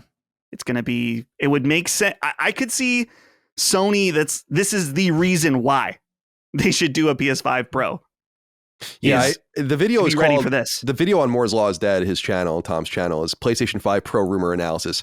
Higher frame rates, not 8K. Yeah, the argument he makes, right, is that they need to keep costs low because there's so much tension in the market that you can't go too much higher. Because I said, you and I were talking recently, Dustin, and I was noting that I think PS5 Pro's entire arc, I think they're already soft launching a marketing thing for it in an interview with Nikkei Asia specifically, where they talk about how they're kind of trying to make consoles where they're trying to make it easy for PC style gamers to get involved in more games. And what I think they're going to say is like, listen, we have like a pretty high end PC here. Like it's not the highest end PC, the PS5 Pro, I mean, not the highest end PC you can go, but here it is. We use our economies of scale to keep costs low, and we give you a great catalog of games. I think that is going to be the argument. I think they're trying to, or at least they're testing that line of reasoning out. I believe that. So I have to check the video out. He did email me. I have not watched it yet. Yeah, it's really great. And he, and he's operating off of this most recent rumor, which he fully admits it's like this. He's like, I think this could be true. And this video is operating off if it is true, but it's not necessarily.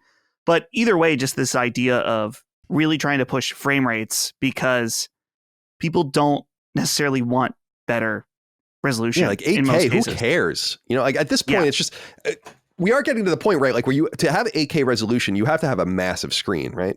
To be able to see it. Well, yeah, I mean, you will see it. It's just a matter of like how much that difference really matters. Like I would definitely like if I had the choice between 4K and 8K, I would definitely choose 4K to get a boost in however that extra doubling in resolution translates to frame rate. Like I would rather have that on a crisp, completely satisfactory image than an insanely crisp image where everything looks amazing, but it moves like shit.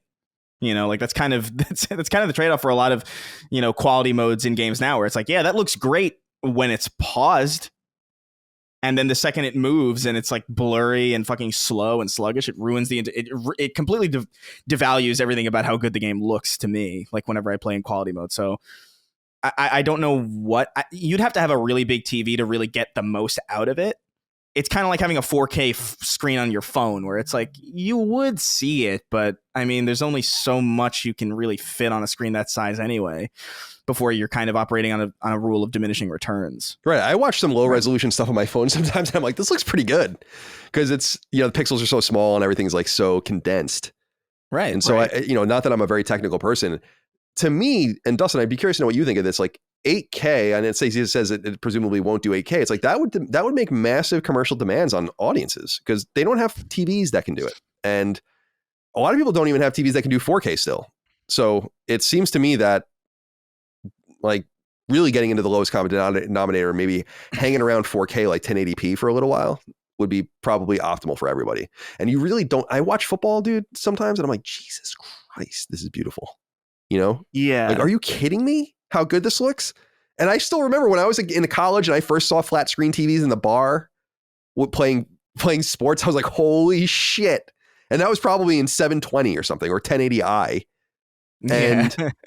And I was amazed. So it doesn't take much to amaze me. So I don't want to speak for everyone, but I think 4K is perfectly fine. And I'm not playing any game of 4K because I like my frame rates. So, well, and it's worth pointing out that with resolution, we're at the point now with 4K that we are getting exceedingly higher diminishing returns and exceedingly higher compute needed in order to do 8K. And even, I don't know, I'm trying to remember when like the 4080 and 4090 came out, which by the way, these are cards that are $1,500 and more, and they don't really do 8K all that well. I think some games can. It's been so long since I've looked into it, but it's not even really standard on the most high end of PC hardware. So there's not a chance in hell a PS5 Pro was ever going to do 8K.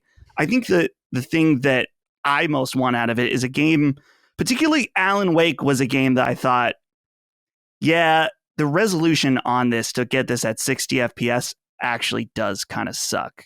This game looks a little blurry.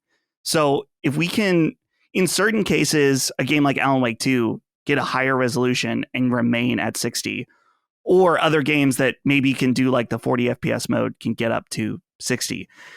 I just think it doesn't need to be this insane powerhouse. And I think the big thing too, and again, this is from Moore's Law is Dead video, so I don't want to totally cop his video, but it's a lot of talk about if this leak is real, that they're going to be have their own upscaling solution that's sort of like NVIDIA DLSS, which the game runs internally on a lower resolution like 1080p or something like that, and then upscales it to 4K. And it's at the point where these upscalers, if it's comparable to DLSS, there are certain instances where these upscalers are better looking than native. And that gives you so much more headroom in performance. So while the specs on paper are going to be, again, if this leak is true, less than a jump between a PS4 and a PS4 Pro, the secret sauce of the upscaling could be really what makes or breaks this device. Yeah, very well said. I'm excited, dude. I want this thing. Oh, me too. Yeah, I want it. And we think fall 2024. That's the safe assumption, right? So, yeah. I'll tell you what. I'm gonna be Did all you over see it. Balls deep. Some reporter? I can't remember who it was. And I feel bad, but maybe it was Tom Henderson who said that Sony fully expects the specs to leak this month because the dev kits are going they're out now. Yeah. Interesting. Either this month or next month, but they know it's coming. Cool, man. I'm excited. I'm all over it. Again, we don't have any knowledge of how PS4 Pro sold. I've said before, my assumption is at the most bullish 20 million, but I think that that's probably way overshooting. And so I do wonder like what their expectations are, how many people are going to buy this thing, but they need to make enough. That was a problem, was that there was a real scarcity, I remember, with PS4 Pro. It definitely wasn't able to satiate people's demand. And now I think demand will be even higher for it because PS5 is doing better than PS4. All right, my friends, let's end strong, shall we? We usually have 6 questions, comments, concerns, thoughts, and ideas at the end of the show. However, you'll recall that we already used one of them, thus leaving us with 5 questions, comments, concerns, thoughts, and ideas. Remember, you support us over on Patreon. You get a bunch of perks, including being able to post in a thread on the newsfeed, put up each and every week for our show. I scroll through it. I go through and see what you guys have to say. It's a bunch of nonsense usually, but we try to make the best of it. Teeth Mummy wrote in, said, "Hey, Sacred Bros. Ahead of the Game Awards, IGN published a really strong piece advocating for the separation of the sports and racing category into their own buckets. The article pointed out how racing has won every year and sports titles receive no critical or awards recognition despite being some of the top-selling game titles annually. I know this podcast doesn't touch on these genres much, but curious about your thoughts on this. Personally, I log dozens of hours each year on MLB The Show, F1 2023, Gran Turismo 7, and others, and I feel these games deserve more attention. MLB The Show did a fantastic Negro Leagues mode featuring real footage and lesser-known stars of the era this year, and F1 23 has an excellent story mode and many other year-over-year improvements. Sports games deserve from their own category, and so do racing games. Thanks for all that you do, and happy holidays." Can't wait for Lockmore to make an edit with that one. Please don't. All right, so I agree here. I didn't see the IGN article, but it's a great point. However, I would temper it based on sales. Sales don't equate to critical reception, and I don't know that I would agree as an outsider that the sports games seem to be doing enough to necessarily change themselves year over year over year, in which they would all be, because it would be the same 5 games, right? It would always be NBA, FIFA, Madden, The Show, and like what? A cricket game or something. So, or a rugby game from overseas. So it's going to be the same sorts of, an NHL probably. So NBA, MLB, NHL, and so on and so forth, going against each other over and over again. I totally understand your point, but I want to differentiate between critical success and awards and commercial success. Britney Spears sold many, many, many tens of millions of copies of her albums, but I don't think she ever won a Grammy, right? Maybe she did. I shouldn't. I don't think so. Go ahead and look it up, Dustin. Let's see. I think she might have a long list of awards for Grammys, but I'm not. I'm just trying to see. It says Britney Spears Grammy Awards, Dance Recording 2005, Pop Vocal Album 2001, Female Pop Vocal Performance 2001, Dance Horrible Recording. Example. Let's think of a different example. Let's think of it. Horrible example. Let's think of a different one. Well, now I'm afraid to say any of them. But like the Backstreet Boys and NSYNC, they probably won awards then. Yeah, there's a list of musicians here, 20 superstar musicians who would never won a Grammy, and this is who the hell knows if this is accurate, but at least it's here. Katy Perry, J-Lo, Tupac, ABBA, which is actually kind of surprising. Yeah, that's surprising. Dancing Queen is a jam. We played that at the wedding, and I love that song. Yeah. I love that song. Great. Oh my god! Do you think they were wife swapping all those guys? Those guys? Oh, they probably were, right? It was a weird time. The 70s, and they're Swedish, right? So you're thinking of Fleetwood Mac, probably. Oh yeah, well them too, but ABBA was 2 and 2, right? So yeah, and so was Ace of Base later on. Remember Ace of Base? Oh yeah. Oof. Yeah, I guess I just want to differentiate between in a way that was totally ineffective, I guess, but just critical, commercial. These are two separate things. But I do agree that sports games get short shrift. But I also feel like publishers. This is a funny example. I was showing you guys Tommy DeVito before, right? And his agent, how stereotypical it is, right? Of Italians. And I listened to this football show, Pro Football Talk. Mike Florio is an Italian American guy. And he was saying, like, what's the line where you're not allowed to make fun of Italians anymore and it kind of becomes something inappropriate, but also how much do Italians play into the role so much that it makes it the self-fulfilling prophecy? And I thought that was really interesting. And I guess what I'm saying is we want to respect sports games more, but they never change. And I'm not saying fundamentally in terms of the new features. They insist on being annualized. They insist on 9-month development cycles. They insist on being kind of raw. I mean, remember when EA was trying to get NBA games back out, they were canceling half of them. Yeah. When some of them were already printed on disc. And so I just think that they have to kind of show themselves a little more appreciation as well. When you see some of these racing games are annualized, but a lot of them aren't. And so I don't know. I'm going on and on. You guys have any thoughts about this? I think a separate category is warranted. I think that makes sense. I understand they're both sports, but they're different. And I think there is something to be said about the extras. He brings up the different modes, the story modes and stuff like that. And I think that could be something to, worth celebrating and giving an award to for the different change up. But that's really the extent of my thoughts, because already the categories of the Game Awards makes no sense. So it's not surprising this doesn't either. Yeah.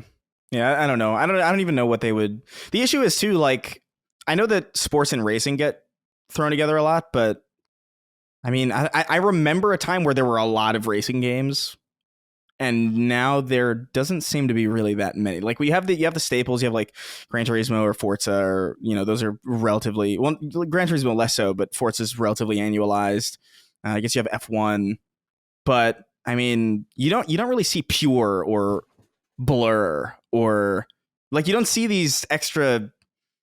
You don't see these other kind of players. So like, I mean, like, would they just be against, would you have an awards category where racing is just kind of like 3 games?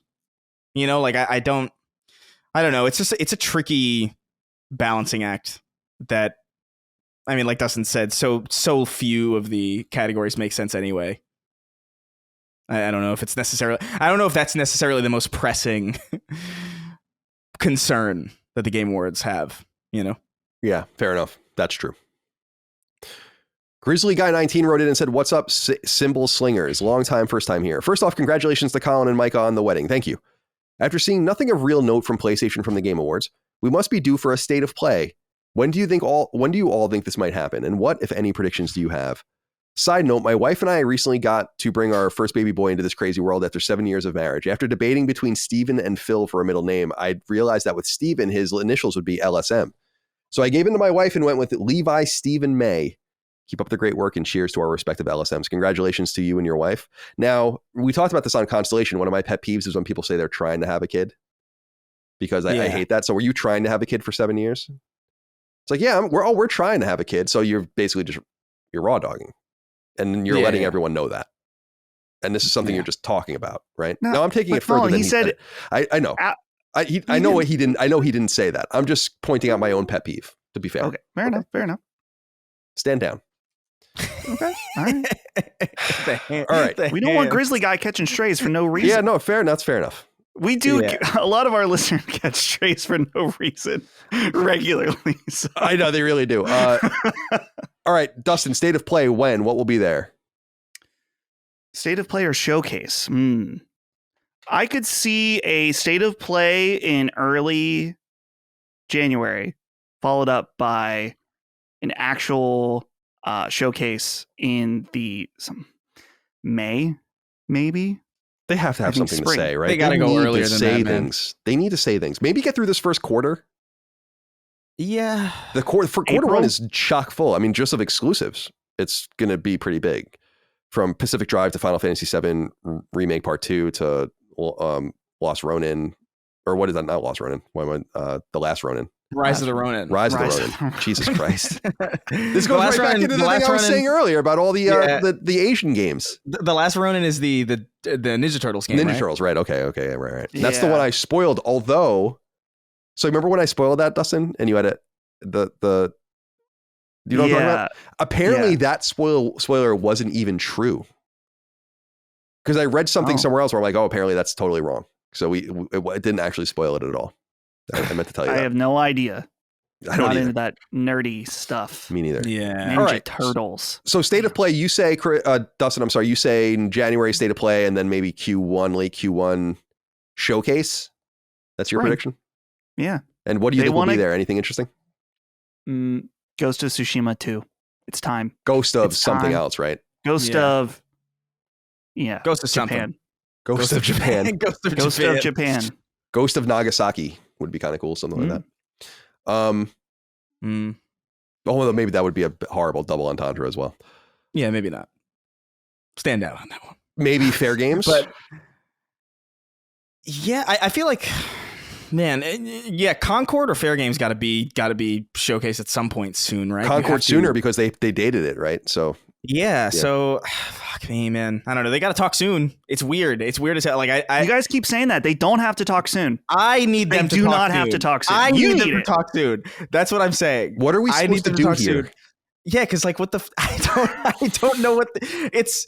They've been so weirdly silent, and like we know so little. Like you have to imagine that there must be something in March, right? Like I because February is the big month where like a lot of shit happens, and like you have to imagine like maybe end of March, mid March, maybe you'd see something like a showcase, or if not a showcase, maybe at least a pretty robust state of play, just fucking something. January, maybe you'd see something a little bit lighter, like maybe like a press. I don't know, but like we're getting into the territory here where it's just weird that we don't know what this upcoming year has in store for us, really, outside of February, really, and like some stragglers of. I think I was looking up some, like when we were doing our Metacritic drafts, like the latest we have is like September with as far as like game releases, just in general, not even necessarily from PlayStation, but like in general, it's like I think September has Warhammer 40K Space Marine 2, right? And that was like as far as it got, and everything else afterwards was like not like, dude, we just don't know, and it feels weird. It feels weird not to know. Here, I'm on the Wikipedia page for 2024 in video games. Here's what we know for just some notable games with release dates. Prince of Persia: The Lost Crown, and this is for PlayStation 4 and PlayStation 5, and/or obviously I'm going to note January 18th. The Last of Us Part 2 Remastered, January 19th. Let's see. Like a Dragon: Infinite Wealth, January 26th. Tekken 8, January 26th. Grand Blue Fantasy Relink, February 1st. Persona 3 Reload, February 2nd. Suicide Squad: Kill the Justice League, February 2nd. Helldivers 2, February 8th. Banishers: Ghost of New Eden, February 13th. For those that are interested, Tomb Raider 1 through 3 are all coming out remastered on the 14th. Yeah. Let the new Legend of Heroes game Trails Through Daybreak, February 15th. Skull and Bones, February 16th. Pacific Drive, February 22nd. Jesus Christ. Star Wars Dark Forces Remaster, February 28th. That's definitely for me. February 29th, Leap Day, Final Fantasy VII Rebirth. March 7th, As Dusk Falls. March 8th, Unicorn Overlord. March 20th, Alone in the Dark. March 22nd, Dragon's Dogma. It's pretty crazy. Yeah. I don't know what we're going to do. So maybe they get through that first. And Maybe. then because they really, I think you're right, Dustin, that they don't need to say anything imminently because there are so many. It is true that and I get it because I feel it, the furor around like, why aren't you talking? Where are the games? It's like, they're probably looking at like, did you just hear what I just said? You're going to play all those on PlayStation. So what do we need to say anything at all? And not half of them, some of them are only on PlayStation. So I think they'll be okay. Maybe they get through that first. I mean, Final Fantasy VII Rebirth, that's an exclusive, a giant exclusive game. Yeah, so is Last of Us 2 Remastered and Helldivers, and Pacific Drive is console exclusive, and so on and so forth. So for people that are into that sort of thing, which is reasonable, there's quite a bit for you. And the Rise of the Ronin is also exclusive. Yep. Yeah. Okay. I don't know. One thing I do. Oh yeah, go on, please. I do want to bring one thing up. So he says, congratulations on the wedding, right? Like my question to you: how long does it? At what point does it become like a Happy New Year in March? Right. I was thinking the same thing. Wow, Grizzly Guy's getting bodied right now. He named his kid. He used the company's initials for the letters for his kid's initials, and it's just a question. It's just because I'm curious, like what Colin thinks about it, because it's December. It's a little late. I appreciate it. Thank you. I think after this, it's no more. Yeah, in January. Right. When you don't accept the congratulations. Right. If you congratulate me for my wedding after that, I'm going to just ignore your letter moving forward. Everybody's going to do it now. Grizzly Guy, I appreciate you. Thank you. Matthew Miller wrote in, said, "Hi, Fat. While not explicitly PS related, you guys would be remiss not to talk about potentially the biggest video game related scam since Hasan Karaman the day before. The whole saga has included things like developer Fantastic using unpaid workers, AI tools lying about their game genre, and many release date pushes. But it hit a fever pitch these last 2 weeks when the game was released. In quotes, the developer immediately announced its closure. They nuked all social media accounts and stopped replying to refund requests. Luckily, the publisher has taken the initiative to help people with refunds. The whole strange story was capped off by the game scoring a rare 1 out of 10 on IGN. Now, I don't think that the game doesn't deserve a 1 out of 10. I don't know for one way or the other, but I read that IGN review, which I rarely read reviews anymore. And I read that review and I'm like, this doesn't read like a 1 out of 10. I don't know if you guys read it at all. It doesn't read like a 1 out of 10. It reads like a bad game, like a really bad game, but not a 1. Yeah. As someone who gave a game at IGN a 2, I think it even read better than that. And so I was like, we used to always talk about that. Does that score meet that what you said? Because a 1 is like relentless destroying of the game. And the guy didn't do that in the review. I highly recommend people read it. But I watched a lot of video of the game. The game looks like complete shit. And what I was so interested in, and what it says he said, and Dustin, I don't know how much you know about this story, but it seemed like they were promising that the game was an MMO and it's really an extraction shooter, which is so strange. So they got away with doing that the entire development cycle, apparently. I don't know. There's something really weird about this game. This is in a lot of ways much worse than Hasan Karaman. Right. Oh yeah. They sold it and right. They got people's money. Colin, you absolutely got to go watch some of there's I think 2 or 3 major gameplay trailers for this game. And I'll tell you, it looks amazing. It absolutely looks like a game I would love to play, but it simply does not exist. It's not real. And what I'm curious about now is that, this game came out. There's all these things, particularly about how much of it is asset flips, how it was totally not what they said. They went early access at the last minute, really, like right before it released. So the red flags, were everywhere where it's like, what's going on with this game? But people bought it. Yeah. So, and then they shut down. My question is, Steam does have a pretty robust refund system, but if someone played it for more than, I think, 2 hours, then you are not eligible for a refund. I don't know what Steam's doing. Maybe this is already out there, but Steam absolutely owes it to every person that bought this game to refund them. No one should be out for this because this is insane. Absolutely insane. That it's just, and I don't know. I'm pretty sure it doesn't even work anymore because the servers, this is a game that relies on servers and it's just done. It will be very interesting to see. They're in Singapore or something, right? There's somewhere where they're not easily accessible by English language journalists, I think. And they're on Mount Doom. I'll be very interested to see if anyone can crack this code. Like, I was very central, and I'm very proud of being a central figure to cracking the Hasan Karaman code, no doubt. This is beyond my pay grade because I don't know where to begin with these guys. So someone else has to do the hard work of figuring this out, but I have been paying close attention to it. I know people wanted us to talk about it. They never announced the PS5 port as far as I know, but it's an interesting story and a cautionary tale when things seem to be too good to be true or they're not lining up, they almost aren't almost always lining up for a reason. It's not you. Trust your instincts. Chris, how much do you love The Day Before? Oh man, it makes me happy just from a spectacle standpoint, because we were just talking about this on an episode that you'll probably hear later. But just how uncharacteristically great this year was for games, and then how it's also been accompanied by some of the worst shit ever. Like when this came out and it was a complete blunder, I immediately thought of that image of Thanos with all the Infinity Stones in his gauntlet, and I think of, like, you know, Lord of Ring Golem, Kong, Walking Dead Destinies, and now this, and he's like, one more. We need one more. We need one more complete disaster by the end of the year to complete it. But it's fucking fascinating. I'm just fascinated by just how much bullshit certain developers and certain studios have managed to get away with this year, as far as just selling complete shit. Like, in a way that, I mean, dude, every year has bad games, right? But I remember when Redfall came out and I thought, this is the bottom of the barrel.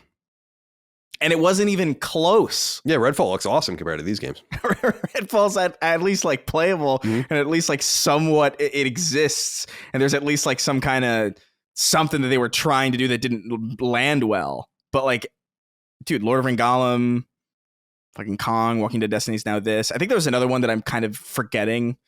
But I'm just fascinated by it. But I remember seeing trailers for this, and I remember thinking, like, something about this is weird. I remember certain friends of mine talking about how it looked strange to them, but I didn't really look too deeply into it because it didn't really speak to me as anything that I would really be interested in playing. It looked like a way worse version of The Division from some of the stuff that I'd seen. And even in the gameplay that you see people coming out with now, people like Charlie and Moist Critical and all these other people coming out with, just looks like a really, really down-resed version of whatever The Division is. And I'm like, The Division's... I'd rather just play The Division than whatever the fuck this is, but oh well. All right. Well, we will keep an eye on the story. I'm sure there'll be more developments if people are digging, and there's so many talented people out there that will get to the bottom of this, no doubt. And it is fascinating, and it is fucking weird. And this is the truth, Chris. It is truly the yin and yang of years, is it not? With totally. Yeah. Unless I'm completely blanking on previous years, I don't think we've had a year with this many just reprehensibly, like, the last game that I can remember that even came close to this was Ride to Hell Retribution in 2013. There's got to be more. I wonder, like, Life of Black Tiger was one. Yeah, right? Exactly. There have been disappointing games without a doubt, or games that have like fallen short of expectations. I think Redfall is one of those. But like, I don't know, man. Nothing like Kong. Nothing like this. No. In a while, unless you guys can remember something that I can't. No, I think you're right. Certainly certainly in the bigger game space, like in the A and AAA space, it's rare for you to even bother releasing a game that bad. And not just writing it down immediately. All right. Cameron Keogh wrote in, said, "Hello, Sacred Symbols. I work as a high school social studies teacher, and while I've never followed them too intensely, I've always been interested in eSports. There has recently been a need for a Fortnite coach in my school, and I thought I'd jump at the chance. I can now proudly call myself a Fortnite coach, creating an insane reality I never once envisioned. While I am certainly not qualified in advising my players in the mechanics of building a 3-story colonial home in a gunfight, I will be there to facilitate and organize. I've also had discussions with the coaches for other games on how we might grow the esports program and set up local events. My question for you guys is, how do you think esports will continue to grow, whether at the youth level or at the highest level? I don't have great insight into this question, but I'm so glad you wrote in about it for one specific reason, which was I was just reading a couple of weeks ago in some sort of, stately publication, I don't know if it was the Post or whatever, where colleges, like high-end colleges, are now starting to really scout and try to get players of these various games to play on their teams, sometimes club teams or whatever, but getting this kind of talent as if they're athletes, like Division I athletes. And so, Cameron, I think you are in the game now. And I think what you're probably going to find if you keep with this for the next decade or so, and you're at that same school, is you'll probably find some real talent that might get scoped out by colleges. And it's amazing. Like, people now, it's like, come play at USC and we'll let you go for free. You'll get your NIL stuff, of course, and you'll get to play football for us in return. It's like, well, come to USC and play for our Fortnite team. Dude, I don't know if that's too far off. Yeah. This is so cool to me. Like this is it kind of upsets me that like we're at this point now that it doesn't matter to me or can't affect my life at all. Because like this would have been so exciting to me as like a kid, just to, like if my school had an esports league at all just the idea of that being a premise would have been so cool. So I mean, I'm stoked about this. This is awesome. Like this is undoubtedly going to be a more and more common thing. I've already seen, I think I went to a bar recently and I didn't even realize that this was the case, but it was like an esports bar. And it was just like the same thing as like a Wild Wings or just like any kind of like sports bar that you would go to, and they would have like certain games on the TV or whatever. And it was that shit on the TV. And I was like, whoa, this is like not a niche.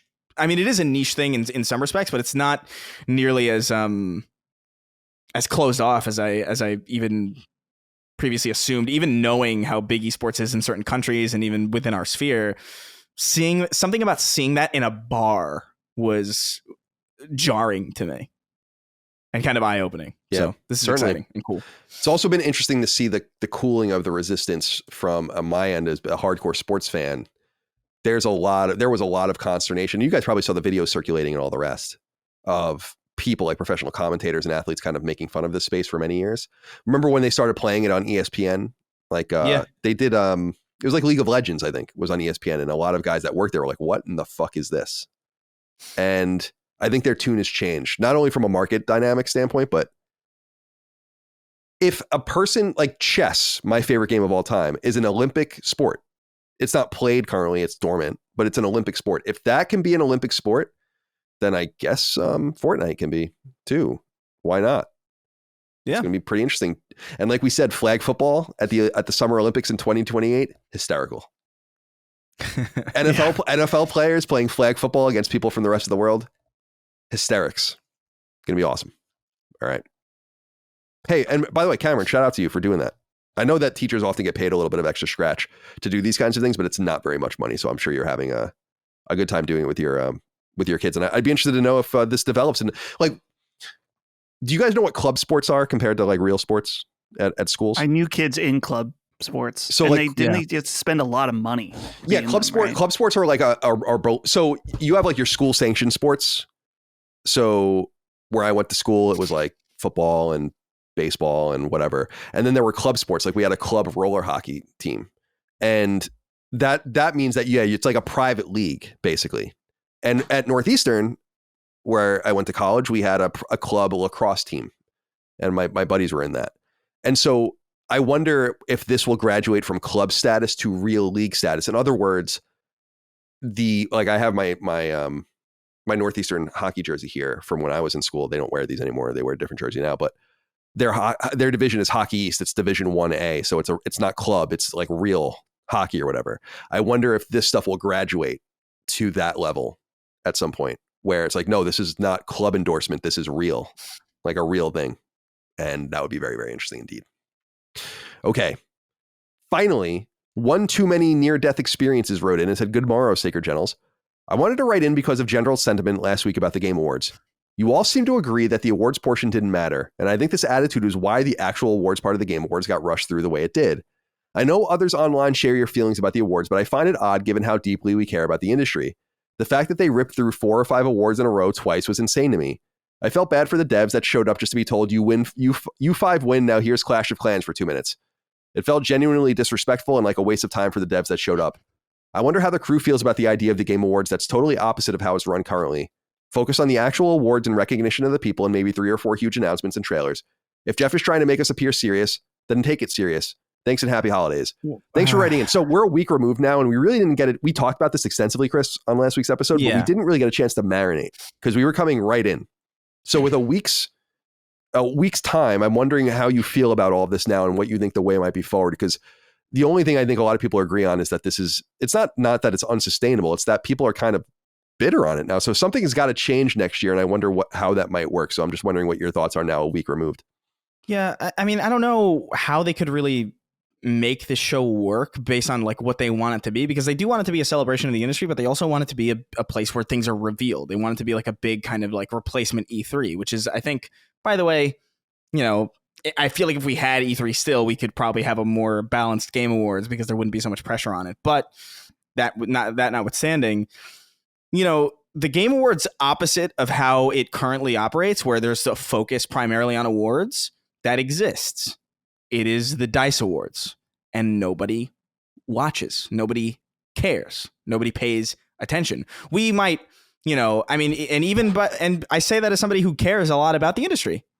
I say that as somebody who cares a lot about who's making what and like who's interested in how things are made and who's behind what and how long things are I'm interested in it on that level. And I still, there's not much reason for me to watch the DICE Awards or tune in. I don't even know if do they even broadcast the DICE Awards? Yeah, they do. They do, because I think Greg Miller co-hosts them with Jessica Chobot every year, right? Dustin, does that sound familiar to you? That's it. That is...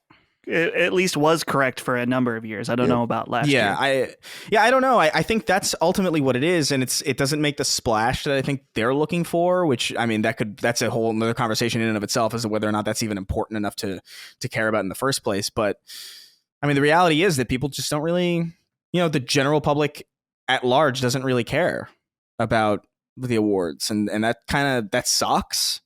But I don't know. I wonder how true that is. I wonder how untrue that is for the Oscars as well. I feel like people just kind of watch the Oscars just because it's like a long-standing thing that's kind of entrenched itself in popular. I don't know if anybody really gives a shit. Yeah, no. Like also, their numbers are awful. Right. Yeah. Over the last 10 years or so. I don't even think it's necessarily a fault of the Game Awards specifically that people don't care about awards. I just think it's natural for people who care about these kinds of things to be a lot more niche and a lot more specific. And if you're trying to get more eyes on it, then the only way to really do that is to cater to people who aren't necessarily interested in the awards and who are only interested in the industry as a greater whole at a surface level, which is why those trailers exist. It's why those world premieres exist. And, balancing that is just going to be hard. You're just never going to strike the right balance. You're going to be, you're going to have lackluster announcements one year and you're probably going to treat the developers a lot fairer, and people are going to have that criticism. Or you're going to have years like this where it was mostly about announcements and trailers and ads, and the devs don't really get a chance to speak. I don't know. I don't know how you solve this problem. I don't envy the problem of having to figure that out either, quite frankly, because I wouldn't even know where the fuck to begin, short of just completely changing it to something more like the DICE Awards, which in and of itself would be completely redundant because they already exist. I feel like Jeff Keighley's trying to create something that is like as much of a balance as possible between something like E3 and something like the DICE Awards, where it's something that people respect enough to go to, something that people respect enough to pay attention to, but still draws in a crowd that the DICE Awards can't possibly hope to draw in. And I think that's his mission statement. I don't know if he's ever said that distinctly, but it must be, because why else would he even try this if there's already a sufficient award show that exists in the DICE Awards? Like, it must be the goal to have a balancing act, and that's just part of it. Is it's going to fail some years on some level, and some years it's going to be stronger, some years it's going to be weaker, and I wouldn't even know where the fuck to begin fixing that problem. And Jeff Keighley's really the only person I can imagine even being remotely qualified to do it. That's another problem too. It's like, who the fuck else would you hand this off to fix this? I have no clue. I don't know. It's all very well said. Dustin, add to it. I think that the issue is mainly, I don't want to say completely isolated with this year, but I think that there's just some big missteps that happened this year in particular. I think that Jeff had too many announcements in the show overall, and that's part of the problem, is that he could have been more choosy so that the announcements felt more exciting. So there's that aspect, but kind of adding insult to injury was the 30-second thank you speeches to then be brought into either an ad or some announcement that, well, I'm not saying it's a bad game or not exciting at all, but when you have so many of these announcements, then it kind of just like, oh, okay, another one. And obviously not all of them can be bangers, right? I get that, but it's about finding that balance. And I just think that the scales tipped so much in the other direction this year that that's what is creating such a bad taste in people's mouth. And you think about too, like the overly long Kojima part, and the other thing, people were giving Jeff a hard time for the part with Gonzo and how they're like, oh, they gave more time to Gonzo than the developers. And that's true. But we don't need to completely get rid of that other stuff. It's just, again, finding that balance. I think that you can have a very commercial show that is paid for with ads and paid for with announcements, but you got to make sure if you're an award show to some degree and you want to make people care about the awards too, then don't shoo developers off stage 20 seconds in, you know? So I really just think, I wonder if with this year, it was such a strong reaction to what happened with the guy, the God of War guy, Christopher Judge, that they just, changed a little bit too hard. They went a little bit too far in the other way. And so now cut the fat next year. You don't need to have people giving 7-minute speeches, but 30 seconds might be a little too short. Yeah, I'd rather I don't know, man. I'd rather a 7-minute speech from, I don't know, somebody that actually there were so many, like you said, there were so many announcements of things that like kind of didn't really need to be there. There were things that I remember feeling like, is this really the place for this? Like, this looks exactly like the thing we just saw. Like, just be a little bit more choosy. Like, it doesn't necessarily mean that you have to. I think maybe there's probably a yes man situation going on, not necessarily with people towards Jeff, but maybe Jeff towards people in the industry, where he might just want to play nice with everybody to the point where like he doesn't want to say no to people. But like, you got to balance the show out. Like, there's too many of these ads. There's too many, and I understand you need the ads to pay for it. I get it, but I don't know. The thing that sat worst with me, honestly, outside of like certain key issues that we mentioned in other episodes that we've talked about, where Cyberpunk winning ongoing game, all that stuff aside, was seeing Sea of Stars win off screen. And things like that, where it's like you want to celebrate the industry, and that's cool, but then you're kind of relegating the indie scene, which is, where a lot of this stuff, where a lot of the humanity and a lot of the soul of this industry even is anymore. And you're kind of relegating that to like an off-screen award where, I mean, I would have liked to see the guy who directed Sea of Stars go up there and say something. Like, I think that's like, would you not want that? Like, why would you not want that? That's like some of the most interesting stuff I would imagine would probably come out of that guy, in the same way that we were just talking about E3, about like the guy who made Unravel and was on stage shaking, or even again within the same show, the guy who went up there and talked about like, yeah, I made this game for my late father. It's like, this is, I don't know, if you want an award show to be treated seriously, or at least to be, digested in a serious way, like you'd think you'd want people from that independent scene on the ground floor of this industry to be up there making their voice heard and being shown the recognition that I think they deserve. I think Sea of Stars deserve to be up there in a manner that a lot of other people got to be, which is to say that somebody got to be up there and accept an award and give a speech and really say something. But they weren't given that opportunity because there's like 8 Fortnite ads, and Kojima needed his 30 minutes. And it's just like, I don't think you needed that. You could have cut 50% of Kojima's time and had 2 more speeches.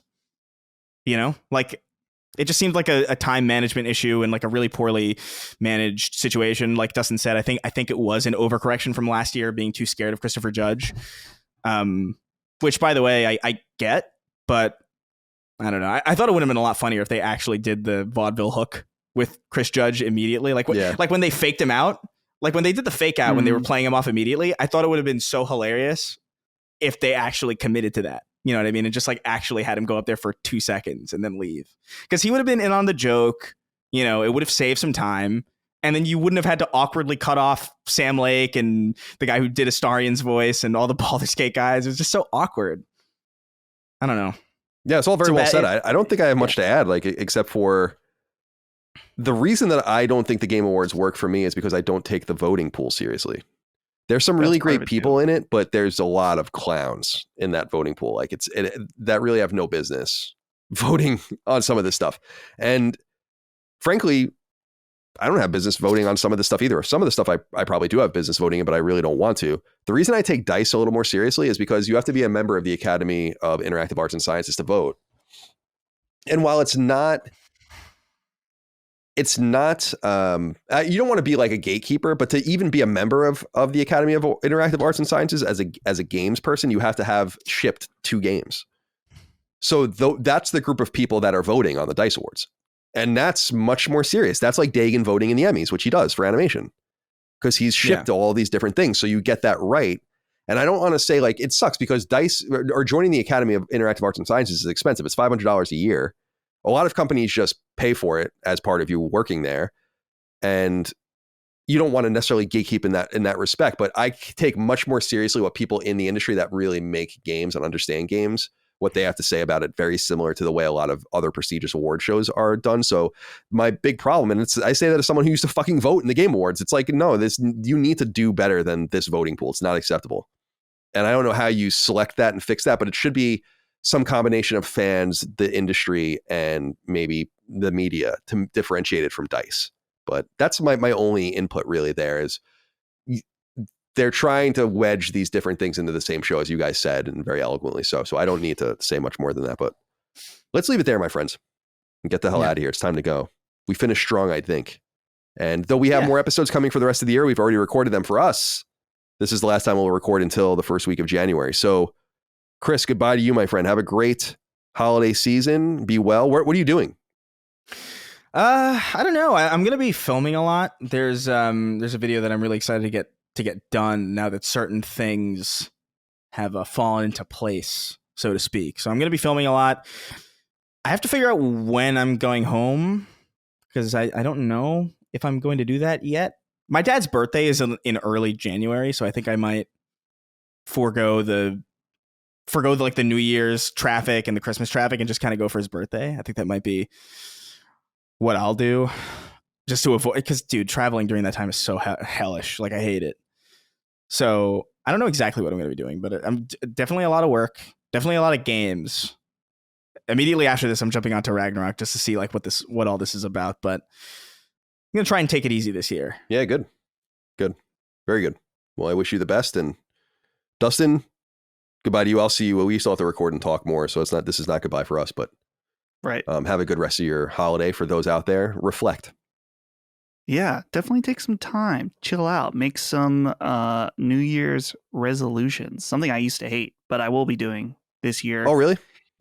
Yeah. I feel like it's good. It's a good time to reflect. Be like, man, what did I do this year that didn't work? And how do I change that? It can be effective. But yeah, it'll be interesting in the next week. My parents are going to get in on Thursday. So, which is good because I think that I have the weekend to do a lot of the stuff that I need to do to get things ready, but I am probably going to be so fried as of tomorrow that I might need a day or two just to like recoup. Yeah. But then everything's pretty much together. It's just, dude, the scheduling. I hate the scheduling, but I got a lot of thumbnails ready, got a lot of stuff uploaded. I still have some other stuff, but it'll get done and then be able to chill, play some games, eat some food, drink eggnog. I'm excited. Very good. Yeah, I'll be around here just hanging out. I got to clean up this office. I got to get my G.I. Joes going. I got to organize the house a little bit better. And yeah, otherwise I'm just going to be laying low, watching sports, playing some games, hanging out. So it'd be good to get away. We really do not get away all year. So it's cool to be able to do that. So I appreciate you guys. Thank you for another strong year of Sacred Symbols. And thank you all out there for your love, kindness, and support of all things Sacred Symbols and Last Stand Media. Could not do without you. We started the show in 2018. We're about to enter 2024. It's amazing. It's still going and we're all alive.